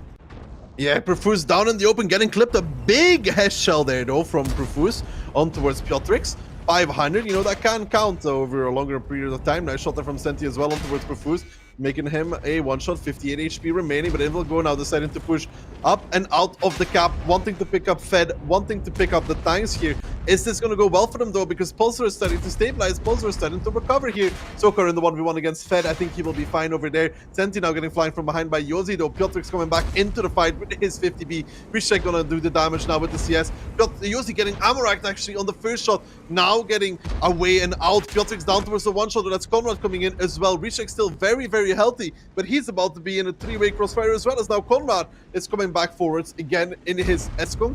And now Invalgo, same amount of times as Pozdro, but those Eskongs, that sustained DPM is going to hurt him over longer periods of time. Now Rishek is forced to push back in together with Never does not connect his shell, and you can just see those Eskongs laying down the law. Shot after shot coming out. Now Yozi is going to be picking up Rishek. Piotrix coming from behind, though, puts the clip in towards Conrad as Never holds him to the front. He should give him one more. Conrad should go down in this one. DJ picks up Sokar in the meantime from the far back, and I think Pozdro has done it, has stabilized, and is coming back with at least one round in this. Exactly, and while Never is trying to get a pickup onto the one-shot, Eskong doesn't manage to do it. Kapurk is actually coming from the back lines. Low rolls, actually min-roll there onto Pan's Fury, 300 damage only, but Conrad in his Eskong actually able to survive here, and the 50B from behind him needs 2 shots because the first one lands in a wreck, and now it is only Piotrix and Pan's Fury left in this game here. But DJ, the guy that was sat in the back farming the whole time, kills Pan's Fury, and now should be able to bring it home, as it is Kapurk with a nice snapshot, still with the damaged gun, able to take out the 50B and make the scoreline 3-1 for Invalgo.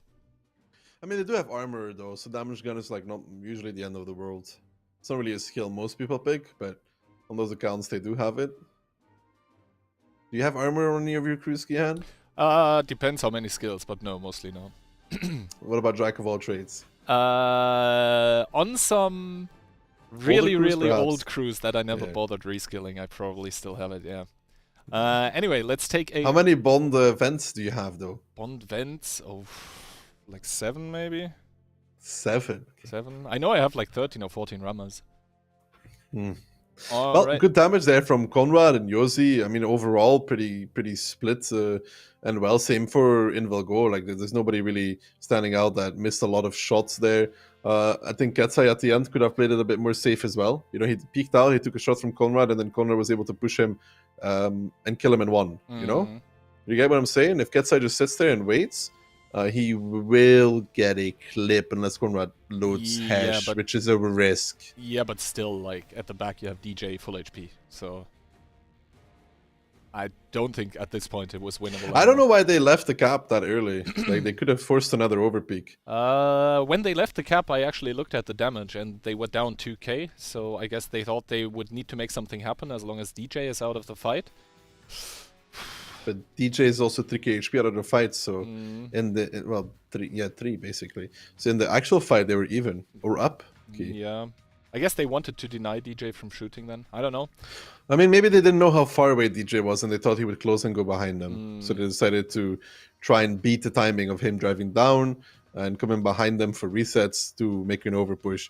I mean, Profus was out in the open, but he survived quite long though. Still, Yeah, I guess he had some slight hull down, I guess. So no, 100% of the shots that were flying on towards him were penetrating, or he was just not getting focused out. But yeah, you just saw the last battle, this continuous DPM that's coming out from the S-Kongs. Once you really get their guns to shoot, it's just so hard to stand against. Like, IS-4s and everything are nice DPM-wise, and when they can control the engagement by side scraping and going hull down and everything. But once it is actually face-to-face combat, then the S-Kong is just your tank of choice, because the gun is just so reliable, even if you don't pick, like, a bird step because you're going for turbo. It's crazy what that tank can do. Anyway, 3-1 the scoreline now, so that still means that as soon as Pozdro loses a round, they are out of the tournament. And for Indilgo, I guess, we'll have to see if this is the drive to victory or the drive to the garage for them here on Tundra, as, yeah, we are going to see that map again. oh, Thunder coming in. Who's defending Frisky? That is a good question, actually. Thank you. I'll have to take another look at the sheet where it says Indilgo defending first, apparently. And we'll go defend. That's good for Pozdro, right? Because we do favor the attack. Yes. So, I mean, making a 3-2 would be ideal here. All right, lineups. Pozdro, CS, double S-Kong, 1277, one IS-7, and double 113. For Indilgo, we have triple IS-7, double S-Kong, a VZ, and a Batchat. Lineups very IS-7 heavy for Indilgo. Wonder what they're going to try and pull out with this. That is a lot of HP. We'll have to see. Yeah, the IS-7, 2,840 HP. Double IS-7 getting sent towards the south together with Piotrix in the Batchat. I guess that is going to spot from that the only bush that basically is there, if he even decides to go into it. So it wouldn't be completely out of reason to see him getting blind fired there as soon as the tanks by Pozdro getting spotted. Pozdro, on the other hand, one CS south together with one IS-7, one S-Kong sniping from the hill that is spotted already. And that is actually very, very aggressive stuff that Never is doing there right now. Well, Never takes one though from the hill. That's Yosi. And that's his gunner dead. Let me. I can actually try and see. Yeah, that's his ammo rack. Never's hitting the RNG roulette. Gunner into ammo rack. Good shooting there from Yosi though, coming out. Oh, Panzfury taking one by one of the IS-7s. And Rishek as well here, as Pozdro has pushed the 113 and the 277 pretty far in the north. Obviously, they could still go one quadrant further to like A4, and we see the Batchat setting up in A1 to possibly give a clip in the side if Profus and Conrad decide to push up further, which right now I don't think they're looking to do that. No, but they might be trying to look to repush north. They're baiting here hardcore. They know that what Pozdro does not have right now is spots on the rotations, right? They don't spot this 1-2 line rotation, so they are able to take all of their tanks there, come and spot it. But Pozdro is very set up for this in general, like very set up for this. I mean, they have double tank to snipe from the hill plus the 113 in the back in like A8, 9. So I'm not entirely sure if this push by Indilgo is going to be met with success, and I don't think they're sure themselves if they should actually do it. Like, they seem sort of hesitant right now. They could have maybe waited and stayed despotted, but now they're, you know, since they're spotted, they're kind of giving away the game here, right? DJ is going to be closing up now as well. The good thing for them is that right now, all of the Pozdro tanks are basically here as well. You have Conrad up front, Profus behind in a hold down, Fed behind in a hold down, DJ behind as well, and then two tanks on the hill with one at A9. So they don't have to be afraid right now of getting pushed in the south. But Ketsai joining here as well. I think they're gonna try it, man. I think they're gonna go for it. Yup, indeed, they're gonna go for it, and Senti taking the brunt of the damage here. Not that much so far, but as soon as that S-Kong and the CS from the hill are going to start firing, that's gonna turn around soon. Finally, a team not sending in the batch at first. I like seeing that one, and Conrad is gonna be taken out. Same for Profuse and that push, even though there's a lot of Pozdro guns trained that it might actually work. I don't know. I wouldn't go that far, Kihan, just yet, as Profuse will go down, but the damage taken is also very significant. Nice shot there from Sukar under the rails, picking up Conrad. Yeah, I mean, I will say though, what the good thing is here for Invalco, they didn't lose anybody for this push. Like, Yep. they're all alive somehow, and they're now 7 against 5. They're down 2k though, but way better than I expected. Not gonna lie. Exactly. And yeah, not sending the bot first is a great thing to see. The bot waiting for long enough that everybody's on reload so you can go and clip. Yeah, I like it. And it was also very important that they did both things at the same time. Pushing Profuse, pushing Conrad. And I guess Senti is not in any immediate danger of dying here either, and Pozdro, they need to make something work, you know, but the amount of tanks that they are left with is limited. Rishek taking another shot, unnecessarily, I would say, in his S-Conk. But yeah, DJ now getting sent up here, the CS also rotating through the south, but you mentioned it, Pozdro have no way of actually spotting that 1-2 line rotation. At least DJ wasn't here up until now, so he probably couldn't have seen the IS-7 that's going south now and is probably gonna flank. I mean, Rishek is the better tank in the hold-on positions here, but... If Rishek can't push up on DJ, that's the issue. Yeah, because there's a CS in the start. If he could push like slightly forward, he would just destroy this IS-7. Yep, but he can't currently, and the thing is, in Go, they have taken so much map control in the south again that... I mean... But this is good rotations from Invalgo though. You gotta give it to them. They're not just sitting in the north. They put in the they're leaving the one shot IS-7 Senti there on A7.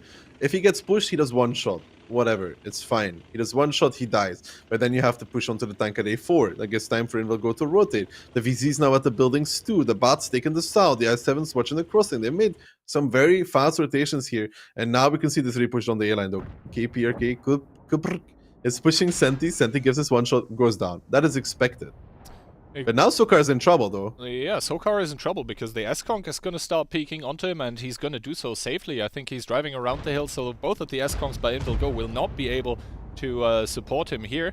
As Kapurk tried to put a shot into him, but he should be hold down against the IS-7 now. And there we go. The farm fiesta begins as Timfed and Kapurk both will be able to trade out that IS-7 here. And yeah, 2 minutes 30 though. Indeed, the one to pick him up. 2 minutes 30, yes, but Tundra is not the largest of map.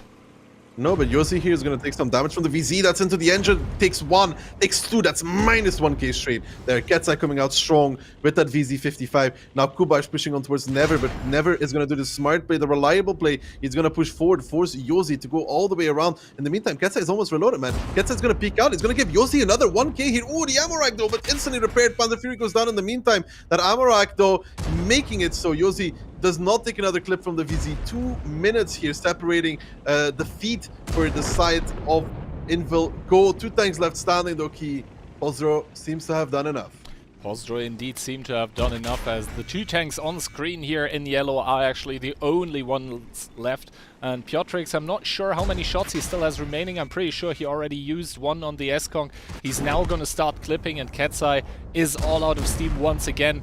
Halfway through reload, but the thing is, Pozdro here capping the north while all of this is happening, so shouldn't be an issue for them to pick this up. 46 seconds, and the S-Kong is gonna join the cap as well, and I don't think the Batchat will be able to do any kinds of resets here.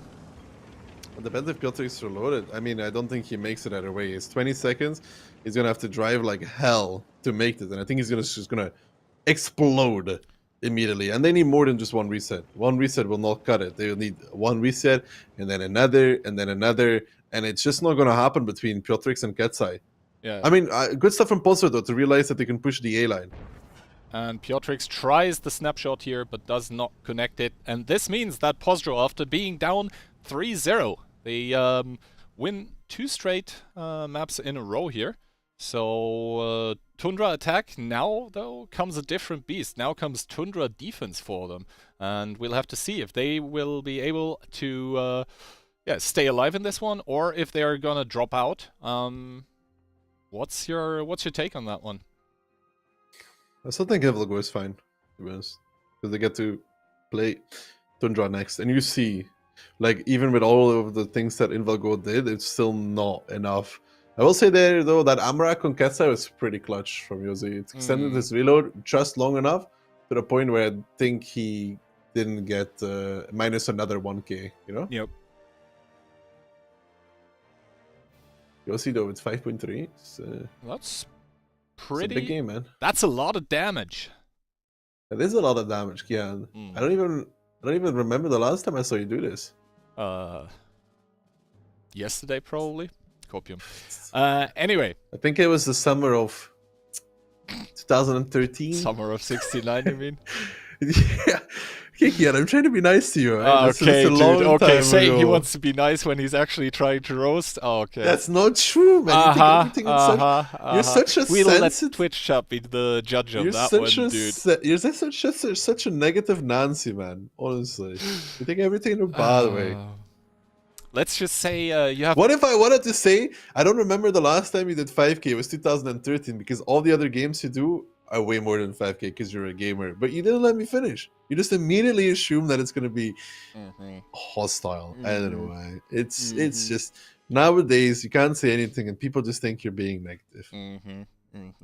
I mean, there never in the past was a Ducky that was ever critical of anything, right? I'm trying to recall in my mind. I mean, there might have been instances where basically you asked someone how to play the game, like how to control bottom side. I don't really know. That's a very legit question, though. What if I don't know what control bottom side is? I think when you asked that question, it was more of a rhetorical thing more than anything else. Kian, I didn't know that you graduated as a psychologist. How can you know what meaning I had behind the question? You know, I'm assuming, but... You're assuming, and that is a bad thing. Assuming intention is never okay, Kian. The thing is, though, my assumptions most likely are correct in that case, because I did actually graduate from the extraordinary school of tankers, you know, Tomosa's school of trades. That's more assumptions, Kian. That's assuming that you're right. Which was an assumption to begin with. I'm pretty sure I was correct on that one. You see, that's another assumption, Key. Another correct one. Objection, Your Honor, hearsay. You asked the question, hearsay. Yeah, so? I can object my own questions. That's what I learned recently. All right, anyway, what might be the last round of this match is coming up. It's going to be Pozdro fighting against Tournament Elimination and Invilgo fighting to advance to the next match. Pozdro bringing double IS7, 1277, double SConk, double VZ. And for Invilgo, we have triple 113, 1277, 1 SConk, 1 VZ, and the Batchat. And my god, both of those lineups, but the Invil one especially looks very aggressive with that triple 113. Like, that looks very in your face. Yeah, very fast lineup. They can go across the map very efficiently and swift. And as you look at their lineup, what they're doing there, it's 1 tank hill and 6 south key. Actually, slight delay on the minimap as it was out of render. But yeah, actually every there's single actually 7 tank tanks south by Invilgo booking it down south, and all of them operating there's gonna be some IS7s there for the side of Postro, man. But double VZ, big scary. Very big scary. That is minus 2k if both of them manage to connect every single shot. Piotrik's already spotted out. DJ, same thing for him. And the question is now, how does Invilgo react to this immediate Pozdro presence down here in the south? I think they are calling... No, they didn't call off the push. They're gonna just push them. They're just gonna push them, and they're gonna go up and over. Senti leading the charge. VZ's now coming out, starting to try and make their clips already. Big damage on Senti, big damage on Rexar. Senti down towards 735 here, driving through the guns, down towards a one-shot. He needs a friend, he needs a shield. They're gonna try and keep him alive. I think they've just about done enough to actually do that. DJ is trying to keep Kubash alive in the meantime. As he goes down, Kubash is gonna be left to fend by his own device. In the meantime, Fed is having a rather unfortunate circumstance here where he is surrounded by 3 guns from the side of Invilgo. HP even. Now Kubash is getting flanked by Panzer Fury.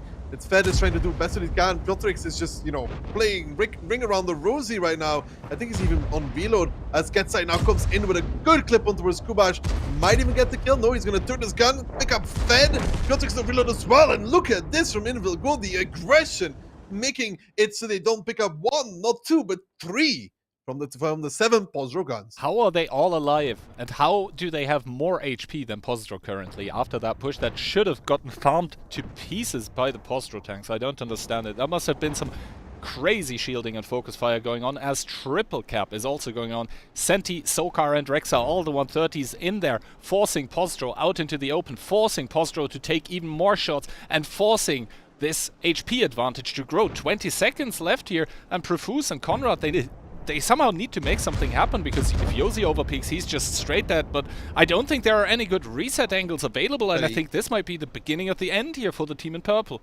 I mean, he got 1 reset there, being Profuse. He gets another one on towards Sokar now, but now you can see the guns adjusting, moving more towards the lower side. I thought they might actually push out, but no, 10 seconds left here. Back to 20. Senti does get 1 reset on the third. With HE, he's going to be driving across now as well to safety, as Never is trying to hold off the guns from Pozdro. Panzer Fury here, just trying to hold it off, trying to stop the tanks from Pozdro to come back in and get the reset. Yosi now with a desperate last effort attempt coming in with a reset. Can he get it? Yosi in the VZ. Reloads, he gets 1 more, but now KPRK is forced in to come in as well. He picks up Senti, but at what cost, as there is just 3 tanks left standing from Pozdro. Sokar goes low though now. It's not over just yet. Ketsai picks up Conrad, but now Never getting crossfired, getting blown up even, but they lose Profuse and KPRK, the last one standing at the beginning. At the end, you said, Kian, it was correct, as Pozdro's tournament ends here, and Invil Go will continue on.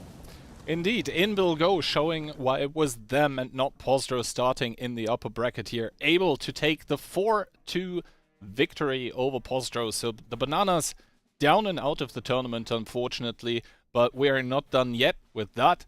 There is going to be another team going to get knocked out later in between CSA and Clueless, but I think first of all, let's take a look at the post-battle stats and see who was actually able to farm the most here. And it was the S-Conk, it was Panzfury with another 5k plus round, and the rest of his team, not as much damage, but it's funny to see that the tanks with the least damage were all able to stay alive. Meanwhile, for Pozdro, things looking not so good here. Yes, the VZs were able to do some damage, but to be honest, I think the fighting distance, it was at the start just that little bit too large. The VZ gun not really being the most reliable ever. I don't think it was the VZs, you know, really that costed the Pozdro lineup here. So they had that 1277 in the style, the double VZ, which I think I did at least 1 out of 2 each on their clip.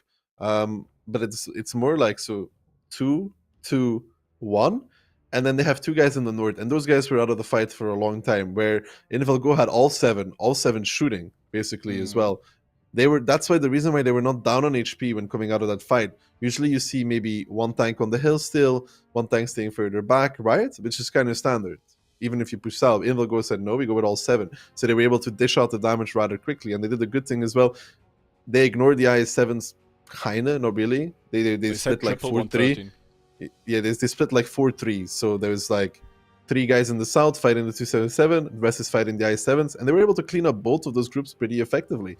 And keep the guns alive, because Senti was a 1-shot after the first salvo, and he didn't die until the very end of the game. Yep, that was crazy to see how well Invil Go was actually able to keep every single gun in the game and shooting as long as it mattered.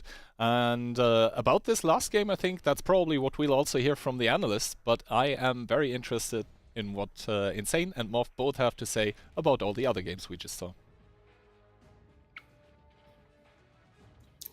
Yeah, thanks a lot, guys, for that third match of the day. That was the first match of the losers bracket, Moth.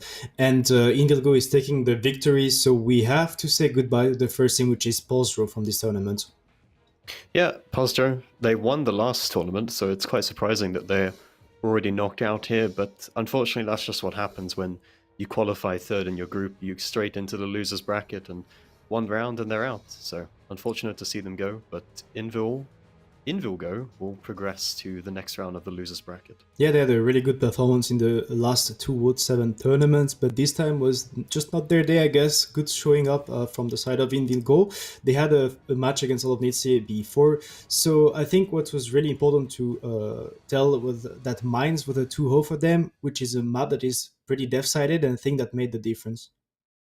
Yeah, Mines is usually 1-1, so the fact that Invilgo were able to get out ahead and take an early lead in the 2-0 there was quite important to this one. They did pull it back, you know, they won a round. They traded 1-for-1 on Ghost Town and Tundra, but yeah, just not enough to win the game. Yeah, they will need to take the victory 2 on Ghost on their map pick, but we can anyway take a look about the replays now, Morph, because they are ready. The first map was Mines, as we mentioned, and that ice for to pick up from the side of Invilgo. That was the game decider there. Yeah, Invilgo made a really good play at the start here. They figured out the position of Timfed, and they realized that no one was actually spotting the 4 line, so they could just creep up with these 113s and basically just farm him for free. Timfed goes down there, and then that causes the repush. Yeah, well, this repush happened with those CSs with the help of the i7 DJ, but the HP and the positioning was too good from the side of Invilgo. They forced them out of their position with that cap pressure, and then it was just a brawl everywhere on the map. Yeah, we should mention that Piotrix got set on fire, so that was a bit unfortunate. But yeah, Invilgo then repushing the hill. Ketsai in the 1v1 needed a little bit of help from the CS, who appears in shot right about now. There is Never to help him out in the 1v2 to clean up the game. Yeah, there is not much time left, but just enough for Invilgo to actually get the kills on all of those things of Polsdro. So deciding attack, and then very surprising one from the side of Polsdro though. Yeah, this was, you don't want to be harsh, but it was kind of a brainless push from the side of Polsdro, just completely reckless 1-2 line aggression. KPRK getting absolutely farmed on the crossing, and Invilgo, their strategy is, you know, they pre-aim for the 1-2. They're expecting this early 1-2 aggression. And then if there isn't 1-2 aggression, or if they shoot the 1-2 crossing, and then they re-push on towards the hill. But KPRK taking so much damage, then Comrade and Timfed just immediately getting re-pushed on. Just, I mean, it wasn't even close. They didn't even need to repush the hill because they had 2 tanks to pick up at the corner around the G4. So that was pretty easy from the side of Invilgo. Just take your positions with your opening, shoot, repush 2 tanks, and GG. So good stuff from Invilgo. Very standard way to defend with only S-Conk at a J7 for crossfire the pulse later. And Polsdro, very risky attack, but after all it was a Mines attack. Yeah, so Polsdro 2-0 down. They really needed to try and come back in this. Apparently they do quite like Ghost Town double IS4 pushing into the cap.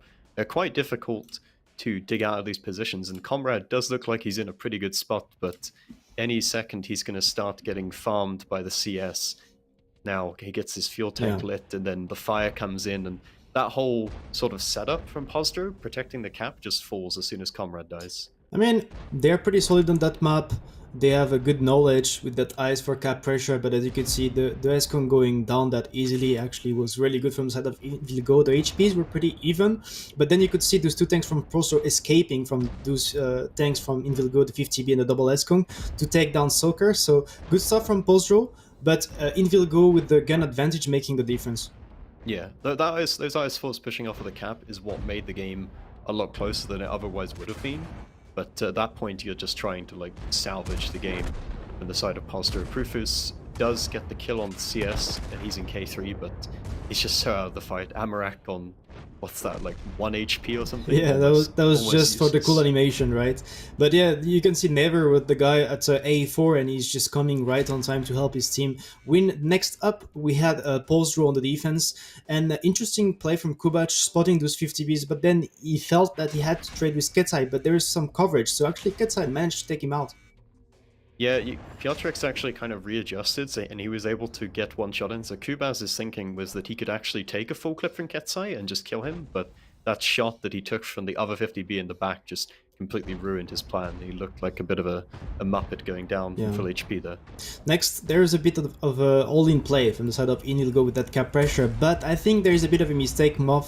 They're going for that all-in play, they're down on HP, the Ihunda and the 50Bs are going to go down. Instead of actually trying to cap and force Pozro to come, they went out and they pushed past, and that actually allowed Pozro to use all of those S-Kongs with their HPs, with their DPM, to actually work them down one by one. And Pozro with the HP lead, even if they were down tank, worked. Yeah, the Super Conks, they had DJ who was like out of the fight and they just went for the brawl when they could have just baited off the cap. Next game on Tundra, huge push coming in the A line at the start here. And it looks pretty good for the side of Invil. They can pick up Conrad, they can pick up Rafus as well. Piotrik's not going in early, doesn't take early damage in the Batchat. Yeah, well, that was pretty good from the side of Invil. You go to actually pick up those two tanks, but HP-wise, they were bleeding a lot for that. Good sniping positions from Pozro, and that actually allowed later on for Pozro to repush and win the north.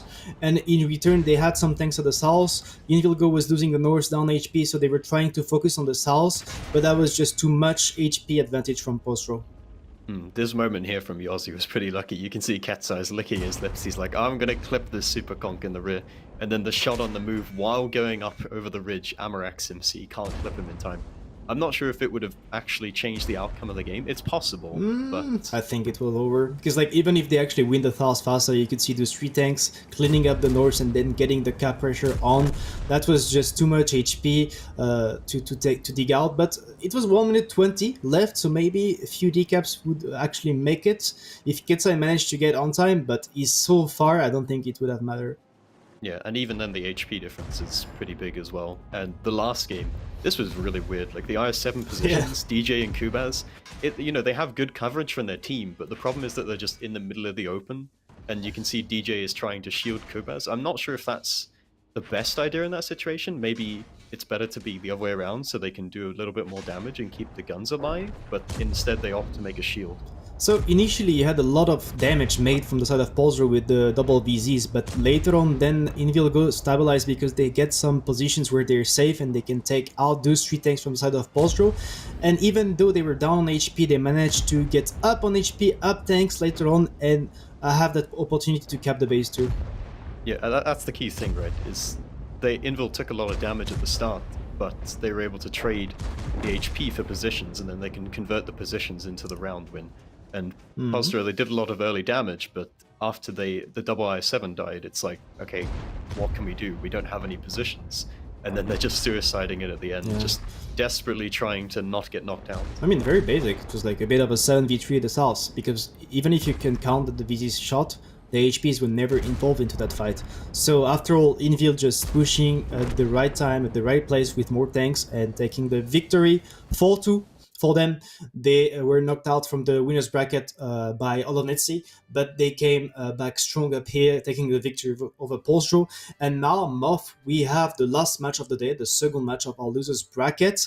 It's going to be CSA against Clueless. Clueless, as you mentioned earlier, the underdogs. But are they capable of doing something against CSA? That's what we are going to see shortly. But before that, we have to see what Kian and Daki have to say about that match. Guys, take it away. Thanks for that awesome analysis and also setup for the last match which we are going to see today. It is going to be a team that we already saw, CSA. They didn't really do that well in their first game, dropping down to the lower bracket, and a new kid on the block, so to speak. It is going to be Team Clueless, and I don't see Jackify in there though.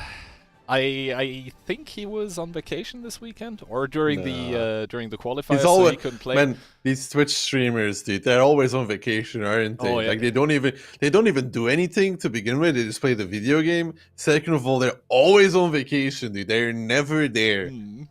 I mean, with all the Twitch millions, you got to spend them sometime, right? Twitch millions, indeed. But anyways, Clueless there with some well-known names in the community, though. I mean, you got your baby. Of course, I know him. Many people, I guess, will know him. I mean, too. Kabax, Patroclus, like Zavistar. Some of those names are pretty well known. I think Zavistar used to play on CSA, no? I think so. Could be correct, yeah, could be correct. But yeah, Katali, Sir Jacob, previously in the Storm team, so definitely a new team, but they do have some experience to back that stuff up, otherwise they wouldn't even be here. There's no question about their player skill, right? It is just There's about the TikToks. Yeah, the tactics and also the cohesion of the team, because like when you're a new team, you don't really know exactly what some of your players, how they will react to stuff, and it's just the question if they were able to get that cohesion going. Now for CSA, that certainly is not an issue. We said it already. Basically, most of those players have been playing together for what feels like years, and the names we see, yes, they do have H's now at the start of their names, but the players themselves didn't change, so I guess now it's time to take a look at the map pick and bans, and we see Steps being banned out by Clueless, followed by a Proco ban from CSA. Ghost Town, the first map to be picked by Clueless, then comes the Mines pick from CSA. Cliff, in turn, getting banned out. I guess Clueless saw what CSA did on Cliff, and they didn't want to encounter such a camp again. Himmelsdorf, and Tundra, the possible tiebreaker then. Yeah, Tundra as tiebreaker is always not something you really want to go to unless you're certain that you're going to have the faster attack, right? Although, if you come to Tundra Key, right, let's say you're a team captain somehow, and you somehow make it to this point as well. I know this is very hypothetical, right? But really, deep in it, what would you do if the tiebreaker was Tundra and you were the team captain and you got to decide? I guess that would depend on for which side I would have the tactic that I would believe would be stronger. Okay, Key, that's not the answer to my question, Kihan. It's not such a hard question.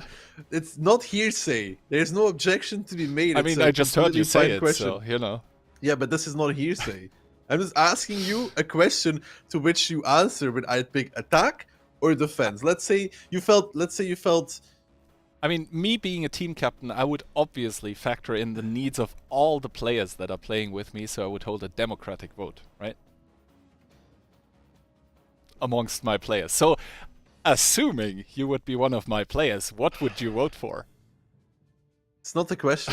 Your Honor, we're really going off topic here. I would like the defendant to please answer the question in that we asked 30 seconds ago, whether he would pick Tundra, Assault, or Defense. He has not given us a clear answer. I would probably base it on the...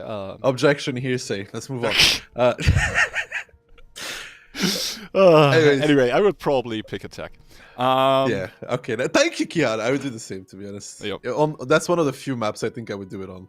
I mean, it's still kind of like, time is always like, against you. But on that map, yeah. I mean, if it's considered to be basically an attack-sided map, why would you put yourself at a disadvantage? I'm thinking about the map, but I'm not sure which one I would pick attack on outside of that. I wouldn't do it on Himmels. I wouldn't. You said Proco was pretty difficult to defend. Yeah, it is kind of difficult to defend. So maybe but it's also not that easy to attack though. So you would still pick defense for the time being in your favor. I think this is the only one where you would really be like attack.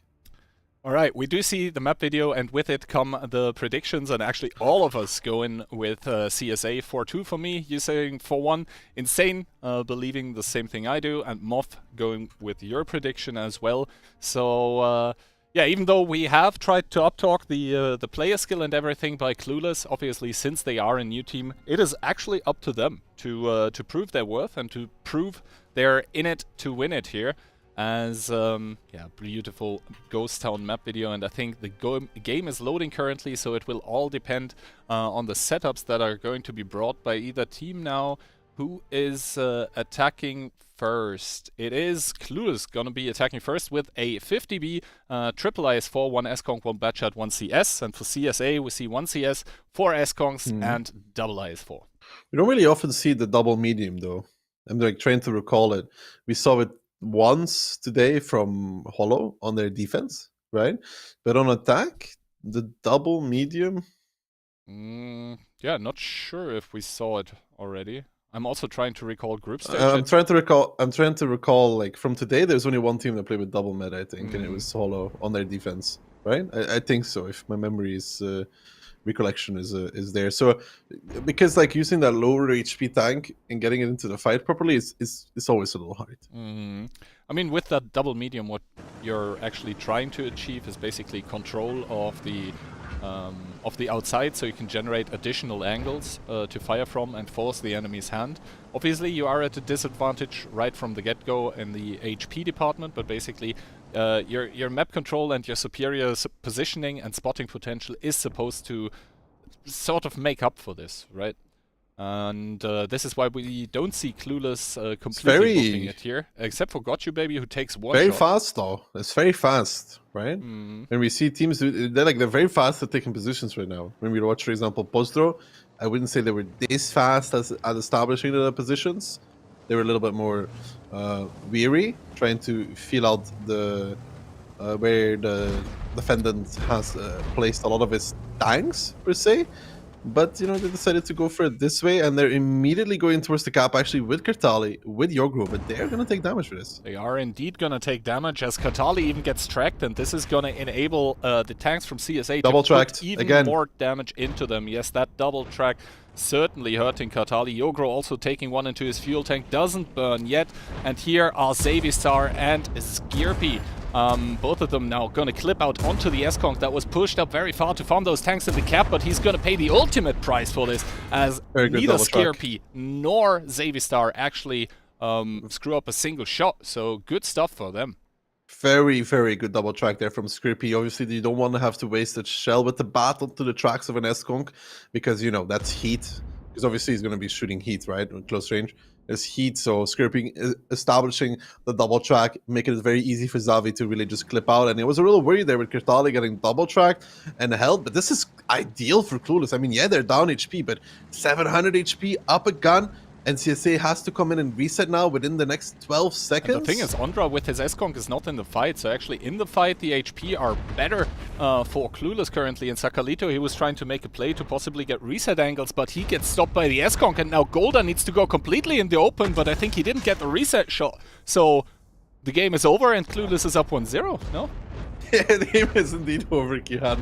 That's correct. I know you were a little not 100% sure the game is indeed over. Of course, the game gets extended for every kill. I think it's like, 3 or 5 seconds, but in an attack defense, it's 5. In an attack defense mode, this is not relevant. This only matters in encounter battles. We're not a 2-cap. You know what I mean? Like standard battles. Yes. I know. Trying to make sure you understand. There actually was a Clan Wars years ago where we extended the time by killing, and we won our defense because the enemy had capped the base, but we managed to cap as well in that time. I will one-up you. There was a finals in NA long time ago where a team had capped out, and I think it was match point. I'm not sure. I think it was my match point, right? Or tiebreaker, one of the two. And the team had capped out with like 5 tanks alive, but the enemy team actually killed all 5 of them and won. I think that rule was changed. That doesn't work. Right? That doesn't work anymore, though. Yeah. That doesn't work anymore because now cap goes overkill. So even if the enemy team captures your base and you kill all of them, you still lose. Yeah, exactly. But back then it was actually possible to kill them after cap and win regardless. But yeah, that was the first round, and the supposed underdog coming out on top here with a, I would say, very good attack. Do you think the S-Conk was a little bit over eager there? Going forward a little bit too much, maybe? I mean, they really wanted to kill Kartali, though. If they got another track on him there, he would have died for it. The thing is, that is not the first time today that we see an S-Conk getting caught out there, so the but even if it's when we saw Profuse, to be that far forward. Yeah, probably. Profuse managed to survive that, but like Skirpy did really good. Like, good double track, solid stuff. Yes. Yeah. I mean, hey, both the good 50B and the man. matchup were top of the board regarding damage for their team, so just good stuff enabling your autoloaders to clip freely without taking a lot of damage. That's exactly what you want from the autoloaders. Good stuff from them. Good stuff. A little bit of a surprise, even. But yeah, we said from the start, we weren't doubting their player skill, just how well they were able to work together. And I think what they did, sort of the playstyle also, is not really what CSA likes to play against, right? CSA likes their super slow games, and they just immediately didn't execute, basically. like even compared to Pulsar, this was really fast because even Pulsar was a little bit slower on establishing the positions. We take this, we take that, we take a little bit of everything, and then we go for the cab. But like this, like God should be able to just drove straight to the position, which is always a bit risky. In case there are many Eskongs in front of you, because sometimes we see a team play with a lot of tanks there on that corner. They could just peek and kill him, but hey, risk and getting in position fast, putting CSA under pressure, it's kind of the way to go against a team like CSA that doesn't handle it in the most efficient way. Mm. So now sides are going to be switched, and CSA is probably going to be able to control the pace of the game now as they're attacking with double IS4, 1277, double S-Kong, one Batchat and a CS. So once again for the attacking side, double medium, and for the defending side as well, Clueless, double CS, triple S-Kong, two IS4s. Again though, actually double medium for both these teams now. So the question is exactly how do they catch each other with the timings? If the Batchat is able to freely clip out and not get wrecked for it in return, that is very, very good for CSA, but that is super, super hard to pull off. And you see, all of the CSs actually have hardenings. That's why they are at 2250 HP. So the Batchat, if it doesn't get a lucky burn, it won't be able for sure to kill the CSs. So and see what they decide to do with it though. One north, one going south. Most of the tanks centered around the middle, with Gotcha Baby on the far back sniping position. I'd say this is a fairly standard defense for the side of Clueless. I mean, one S-Kong at the back to snipe, yeah. Two IS4s in the city. And the Batchat in the north, he cannot really push the CS because he can't clip him out. The thing is, CSA is unaware. One might say they are clueless that Xavistar is in K1 here. So that might come as a nasty surprise if this CS gets pushed forward, although I think he just spotted the S-Kong. That is a lot of tanks committed by Clueless to the southwest, I would say. That is like two tanks out of the fight there. And the S-Kong didn't even go to the city, like on the 3 and 4 line, that S-Kong there, it also hasn't committed in, so... But they might be going for something Involgo-esque, if you think about it. You know? If the S-Kong tries to cross to G5, they push up the CS on K4 to crossfire him from behind, and they have an S-Kong covering him at the same time. We'll have to see. Currently, that Bat in the north just driving in circles, finally Froley getting sent towards the south again. Or is he? Nope. Making another turn here. And, Ondra and Golda both getting sent towards the cap, taking some damage, not really a crazy amount though, and they do make it across with Golda full HP and Ondra at 2k, so that is 4.6k HP still on the cap. That is an ample amount, I would say, and this is going to force Clueless's hand to make something happen now, and so Jacob in the air is 4. Starting to get pushed up. On the other side of the cap, we do see double S-Kong also. The S-Kong from the 1 line is getting called, and Floki playing a bit carelessly here, getting spotted out, taking 2 shots by the heavy tanks. That's not really ideal. That's not really what you like to see. And you could also see that CSA made adjustments, knowing that the CS could push up to K3 to crossfire the S-Kong. They are not pressuring up their S-Kong at all towards there. They're leaving him behind the corner on G5. In that position there, which is still able to crossfire the cap though. Now Yokro, Kirtali, they're making the play together with these IS4s, but Froley's already clipping out from the side as well. Big damage being taken here by Clueless in a very short amount of time. Now Froley is going to be clipping out in that Batcha. The cap has gotten reset. You can see now CSA is making a rotation, making a reaction actually, as they're pushing out of the cap. Now Clueless down about 2k HP, and this was okay for CSA. Nice pickup there from Scrippy though, but the damage taken is significant. Now him and Jacob are very low. Sakalito does not miss Scrippy from 50 meters. Golder peeking out, trying to get this shot. Will he connect? No, he actually bounces. Takes a lot for that in return though. Now Sakalito pushing forward in his IS4. Also not connecting. Another bounce on Sir Jacob. This has cost him about 2000 HP at this moment in time to actually try and pick up that one-shot IS4, and now they have Floki getting flying by Froley though. Froley is not gonna have to struggle with it, but he also misses one of his shots. He misses the second one, gets the double track, though misses the third. Froley, this cannot be happening. CSA here, absolutely, I don't know what's happening to them whatsoever. Now Froley's forced to run because he can no longer kill the bad shot, and that is gonna be great for Clueless altogether. CSA here, missing too many shots. Froley goes down.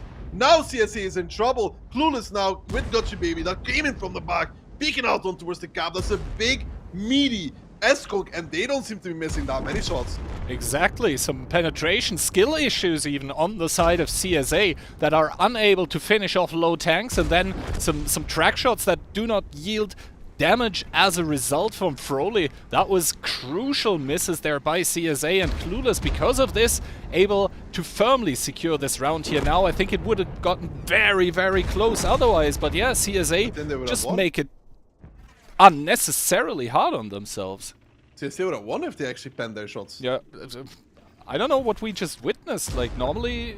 That's not 1 or 2 misses, by the way, Kihan. That's like a miss each from Saka and from... to be honest, it is hard to pen the IS-4 at that angle, but like, inexcusable shots by Froley. They could both white peak, you know? Yeah, if they really want to kill that IS-4, I think it was white Scrippy. peak, but... Yeah, but even wider to get a flat angle on the frontal plate key. Yeah. They had enough HP to do it, right? Yes, and if they could, they don't need to push out there at that moment in time, but if they do, they actually need to pen their shots. Yeah, of course. I mean, when you commit to this peak, then you have to make it work, right? If they do it together and they really wide peak, then they should always pen Golder. I mean, like, I know IS-4 is annoying to pen Kihan, and we shouldn't be too harsh, but it's not like he was in a full side scrape, right? It's not like it was the world's most difficult shot to actually connect. And then Froley, I don't know, RNG misses. I mean, even with the 3 shells, he wouldn't have killed he shouldn't have killed the CS because he already missed. Yeah, but he greedily goes for that track damage shot again. And I think he just aimed maybe a little bit too far right. I don't know, but like, he should be hitting the first and the second shot already. Yep. I mean, you just have to guarantee, even if the CS runs away, he's a non-factor, you know? Exactly, and as long as if the he still has the shots, the CS can't engage.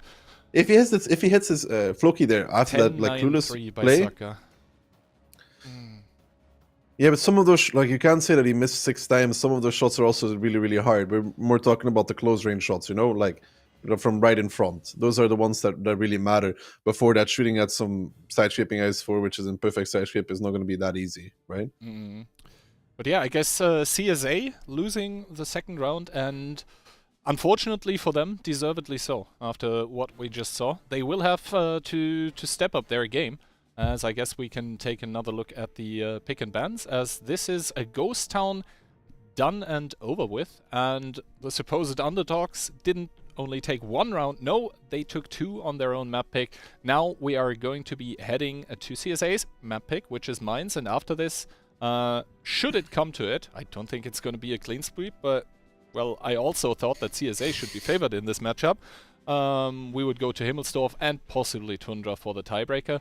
So Mainz coming up now, we saw that map getting played twice today already in between 2 Polish teams. And yeah, defense-sided, not really holding up there, as the team winning once, just won twice on that map. So I'm still confused about what happened in the last game. Like, I think we are doing the best for CSA if we just, you know, stop talking about the second ghost town. Like, sure, the first one you can say is... Compared to what Insane's gonna say about that game, I feel like I'm being very nice. Yeah. Insane probably knife between his teeth right now, watching this. Hey, it's shaking while drinking his cafe. Oh, not an espresso? I don't know. Je ne sais pas. Alright, mine's coming up with the video, and it's going to be Clueless defending first. As we've said time and time again. That's good for them. That's really good for them. Because if they are actually managed to bring home their defense-sided victory, they will be on match point for the rest of the match. And now CSA on their attack coming in with double 113, 1 IS-4, 1277, double CS and an STB. Oh, why do they always bring the STB? This is not a sit-in defense from Clueless. Nope. With the triple CS and E5 and triple 113. This does expose your 1-2 line, though. They have to be real. We've seen it before where teams that fight the middle on defense, they get owned because their cap gets pressured straight. But CSA is not doing this whatsoever. and they're going to have an issue on the hill, though. There's one CS on 1-2 line, so Clueless is trying to prevent this, what do you call it? This potential 1-2 play by going themselves with the... Yeah, but the thing is, it's just going to be 7 against 6 tanks here in the middle, and CSA is going to have 7 here. They even have the high DPM with the STB. They got it on the hill because Cosmo was boosting him, and now it's just about if Clueless can actually converge onto those heavy tanks and take them out of the game before the mediums are there. That is exactly what they need to do now. Kolder immediately down to 44 HP, and they're not looking to stop here. They're now collapsing onto Sakalito and Ondra.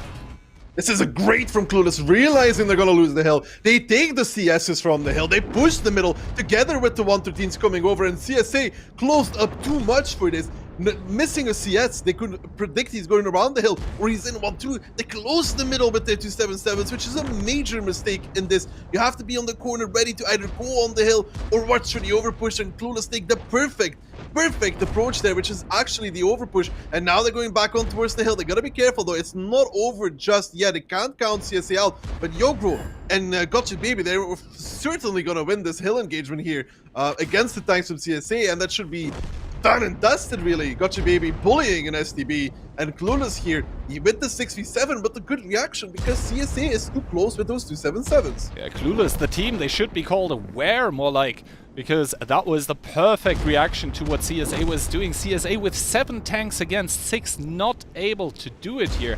And Ducky, I was worried before for the Czech team. I am even more worried now, because if you can't win a 7v6 because your calls are the wrong ones in the middle, basically, if the enemy has less tanks in the middle, and they should know that as soon as the engagement happens, because, well, if you send tanks middle, they will get spotted, then you need to stay together and just focus out the enemy tanks, not send them around the hill where they can't be used. The winning the hill part is important, of course, for CSA, but they don't need all 3 to go around the hill to actually win this, because they have an STB to begin with, an STB DPM, so they just need to go in first with the CS and have the DPM from the STB. And even then, if you do go around the hill with all 3, okay, they go around the hill with all 3 to secure the win there. Great, fine. There's no reason why the 277s are supposed to be in the hold down by themselves, because what Clueless just did is a thing that happens a lot, or should happen a lot, and should be realized. When these 277s are this closed up, normally you play them further back at the corner because you know you're going to win the hill. There is no way that Clueless wins the hill unless they push back on the hill. But if they push back on the hill, you just absolutely dominate the first one driving up and then repush it yourself because you're within 10 seconds from it. But now, look, Golder was the first way. This one shot of damage and dies. Yep. I mean, that 10-second reload on the 277, very, very nasty. That's why you don't want to be up there. Floki, even with a shot of Deem damage here. But in the end, like, I'm super worried for CSA now, because normally they're not a team to make such grave and, I would say, obvious mistakes. Like, they should know that they can't split off the mediums. This is kind of the same in 15v15 as well, though. Like, yes, exactly. If the enemy team doesn't play the hill and they have this lineup, you also don't just sit there on the rock to get overpushed. I mean, at least you back off with most. In 15v15, you have extra tanks, so you can leave some on the rock and back off with the other ones, right, to get ready for the overpush. But in this, you just move back immediately when you realize you're winning the hill. And if Clueless drives on the hill, well, by the time they do, you've already killed the 3 tanks that are on the hill. You've done a lot of damage on them driving up with the rest, and you just push behind them and kill them. Yeah, exactly, and just what you said, because this is so similar to what sometimes happens in 15v15. The CSA players should know this. Like, if you call this, you should be like, it is resembling the 15v15. So the calls you should make are already there for you. Like, you've probably done them even in the past in 15v15. Like, that was such a weird round. This is too weird round for CSA, by the way. Like, okay, like in the last one we had some pen issues, and this one we have a call issue. Maybe not necessarily a call issue. Or a positioning issue? Positioning issue. I mean, the players should know, but whoever's leading needs to tell them again. Right? That's the thing, right? All right. CSA now fighting against tournament elimination here. Coming in on their defense with the 430U probably to cross over to 1-2 line. CS, Superconk, IS-7, 50B, and double 113 to complete their lineup. Meanwhile, for Clueless, an STB, a CS, a Batchat, an S-Conk, and triple 113. Good stuff here for lineup-wise. CSA is parking the bus with this lineup. I think we could already say that from the beginning. And the 4-2 that you talked about before, Kihan, he is showing up in this game here. Exactly. Like, personally, I would also prefer to play the 430U over the UDES 1516. Why? Because I really don't like the siege mode. Like, that's part of why I dislike the STP as well. But if you're just sitting in a position, it doesn't really matter. But look at the speed that Clueless is playing with, by the way. Yeah, they They're saw the really middle not- is not getting they're- contested. They are getting the hill for basically free. They even did a shot of Sakalito, who normally is the one supposed to do a shot onto the hill cross. And now this is very, very fast here. The STB already taking a shot at the top here because he got proxied. And Cosmo, that is, or rather was playing at the IS-4 position that we saw Lucan's not before. spotting. Lucan's not peeking wide enough. Lucan's not peeking wide enough. He's not peeking wide Finally, enough. He he only just sees it. spots it. Nasty It's a little surprise. late though. It's a little late though that he does get the spot out. The tanks from Clueless, they might just drive through actually. Or they should stop and kill the 113s, man. They have Cosmo completely for free here under the hill. He doesn't even make it. Is he going to be able to shield Saka? I'm not sure if he's actually able to do that. It does look like Saka is in an okay position right now in his IS-7 against Amorak. Has a repair kit available though. Xavi trying to clip out Saka, getting absolutely owned by these guns. Xavi with a good kill towards Golder. He does go down for that. But now Kurtali should be able to pick up Sakalito, possibly if he connects that shot. He does, and now Yogro, Floki, Skirpy, they're all moving towards the tanks from Lukin, and the spot was so late. The spot indeed was too late here for CSA to still make it. Yes, the 50B is still in the back there trying to cover Lukin, but Lukin, he can't really reverse much further because from the hill there is the STB, there is the S-Conk, and both of them have their guns trained. So the 50B is on lockdown, and Lukin probably also is going to fall here as he's on a one-shot. 50B probably out of steam, reloading currently as the 113s are now going to make a run over the open ground here to close the distance on towards Laka and on towards Ondra. The 430U completely out of the game, but I don't think he can run away as there's still 5 minutes and 45 seconds to go there, and Clueless, the supposed underdog, is gonna come out with a clean 4-0 sweep over the Czech team that is CSA. They look battered, they look bruised, and indeed they are beaten here, not with a good showing in the playoff stage of this tournament. The speed there from Clueless was really good. How fast they were. Like, they didn't delay. They just drove the STB on the hill, they just drove the S-Conk on the hill, and they immediately pushed the 7 line. And the thing is, from Lucan's position, when you're playing J7, I think he was watching towards 1-2 first, but once you arrive to position, when you know there's not an initial 1-2 push, you have to immediately peek wide, because then you spot them come around the corner of E7, and you give your team actually some time to adjust, and they was just not there, because they were spotted basically already in the faces of the 113s. Yeah, and the thing is, even though the Batchat here was in the mix for them, and he was the first one to fall for the push, crucially, I think he connected at least 4 or 5 shots that he fired, and basically that clip potential enabled the tanks from Clueless just to start snowballing with the DPM, because remember the 430U, and I think also one more tank by CSA, where in the 1-2 line they couldn't really help. The 50B was not able to punish on that cross because they got spotted too late. So complete disaster, just because Lucan wasn't peeking. But I think even if he was peeking, I'm not sure how well this round would have gone for CSA. No, man, honestly, it's a whole different world. It's a whole different world if it's spotted early. Because now you had a 113 that just died. He had no time to adjust. I think it was Cosmo. He had no time to go anywhere, because they were already in front of him. If he was able to, if the 113s were able to play together, or he was able to run under the hill, or they were able to get him safe with the other 113, it could have been a whole different game key. There's so much that could have changed from having the early spot. Could have gone to a safer position than just dying, right? He just died. He didn't even get to give Saka a good shield. Yeah, the tanks from Clueless were sort of above Saka, so they could just heat pen his. I think if turret he's top, further, I think if he's further back, he can probably shield him pretty well. I'm not sure, but like the speed there, I mean, Lucan not peeking deep enough. He was on time actually. He just didn't peek. Yep. So yeah, I guess for CSA, unfortunately for them, we have to say goodbye to them. But honestly, deservedly so. Like, Clueless just looked better in every single round, and CSA, with some previously unknown pen issues, positioning issues, normally not something you see coming out of those players, but yeah, yeah, I guess back to the drawing board and better luck next time. As that was the last match of today, though, I guess it's time for both of us to say goodbye.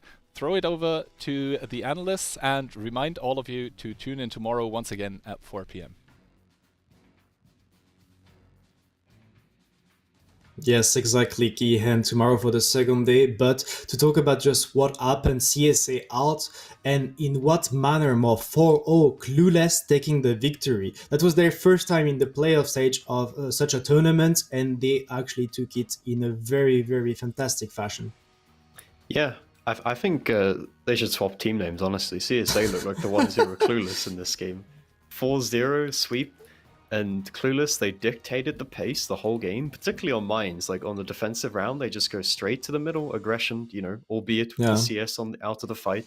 But even then, and then the next game on mines, they just dictate the pace again. They don't wait for anything. What's to wait for? Just push, just go, Devi, win the game. I mean, I have to be objective, and I have to say that it was more likely CSA playing very poorly than Clueless making anything special, but still, it's not that easy to take a 4-0 victory over them. They played solid, they did what they had prepared, and that worked out beautifully for them. So they're going to be moving into the losers bracket match tomorrow, our second match of the day against Invil Go, and tomorrow we are starting with the winners bracket match, Olonitsi against Goodnight Nomi. Yes, so 3 out of the 4 Polish teams progress through to the next round. I think that always had to be the outcome, right? It always had to be the outcome. 3 out of 4 Polish teams. You can't have an all Polish day 2 of the tournament.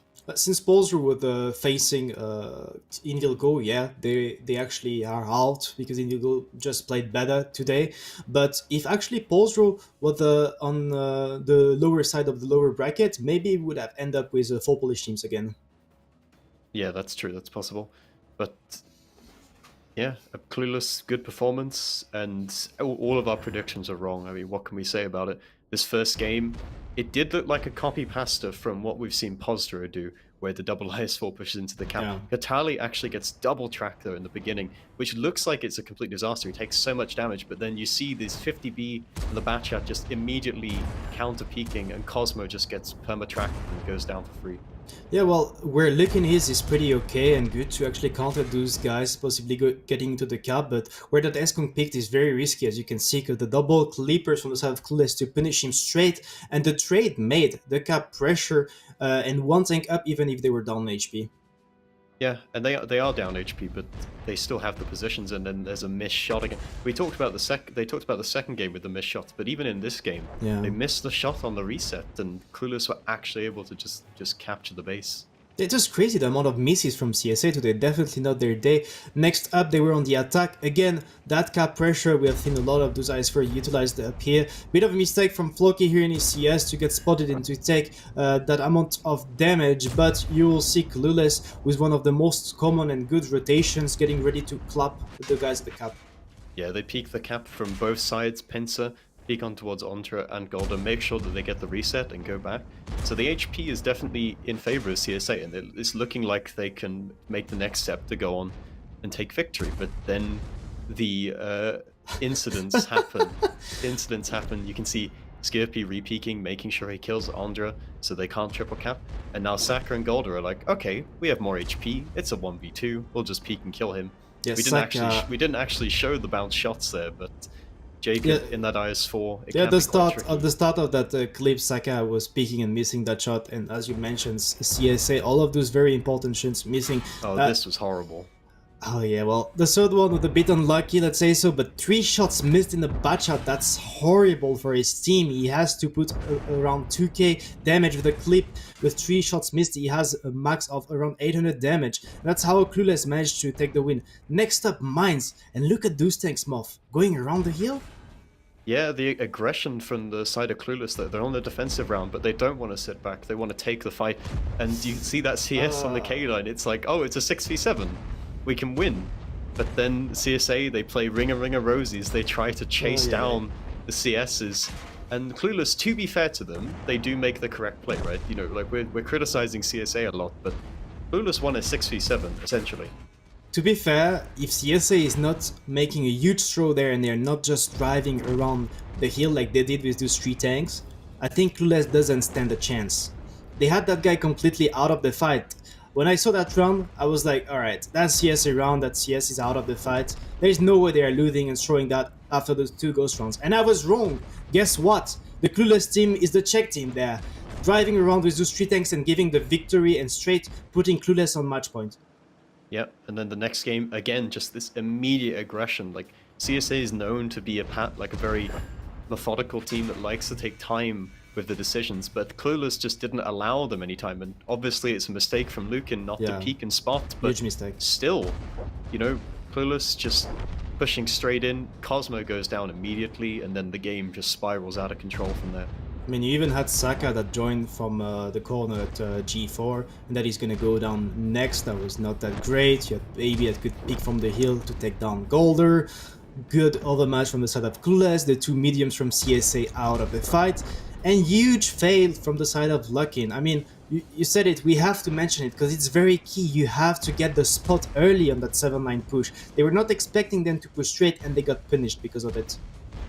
I think you should give credit to Clueless as well, though, because they were so fast. Like, Lucan would have he did eventually peek the corner, and had Clueless not been so quick with their aggression, then it wouldn't have worked. But because they were so fast, Lucan just made that tiny mistake peeking like maybe 3 or 4 seconds later than he should have done.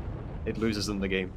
Well, to be fair, that's like, we know that Mines is a very dev-sided map, so you have to possibly take risks in attack if you want to play fast. You could also have some slow plays with Ice Force around the base 1, we have seen some, and from the side of Clueless they decided to go straight and play fast. It worked for them, CSA caught off guard. That's a 4-0 victory for Clueless that is moving into the next match of the losers bracket. We can call it again, it's going to be against Invil Go, and tomorrow we're going to be starting with Olopnitsi against Goodnight Nomi.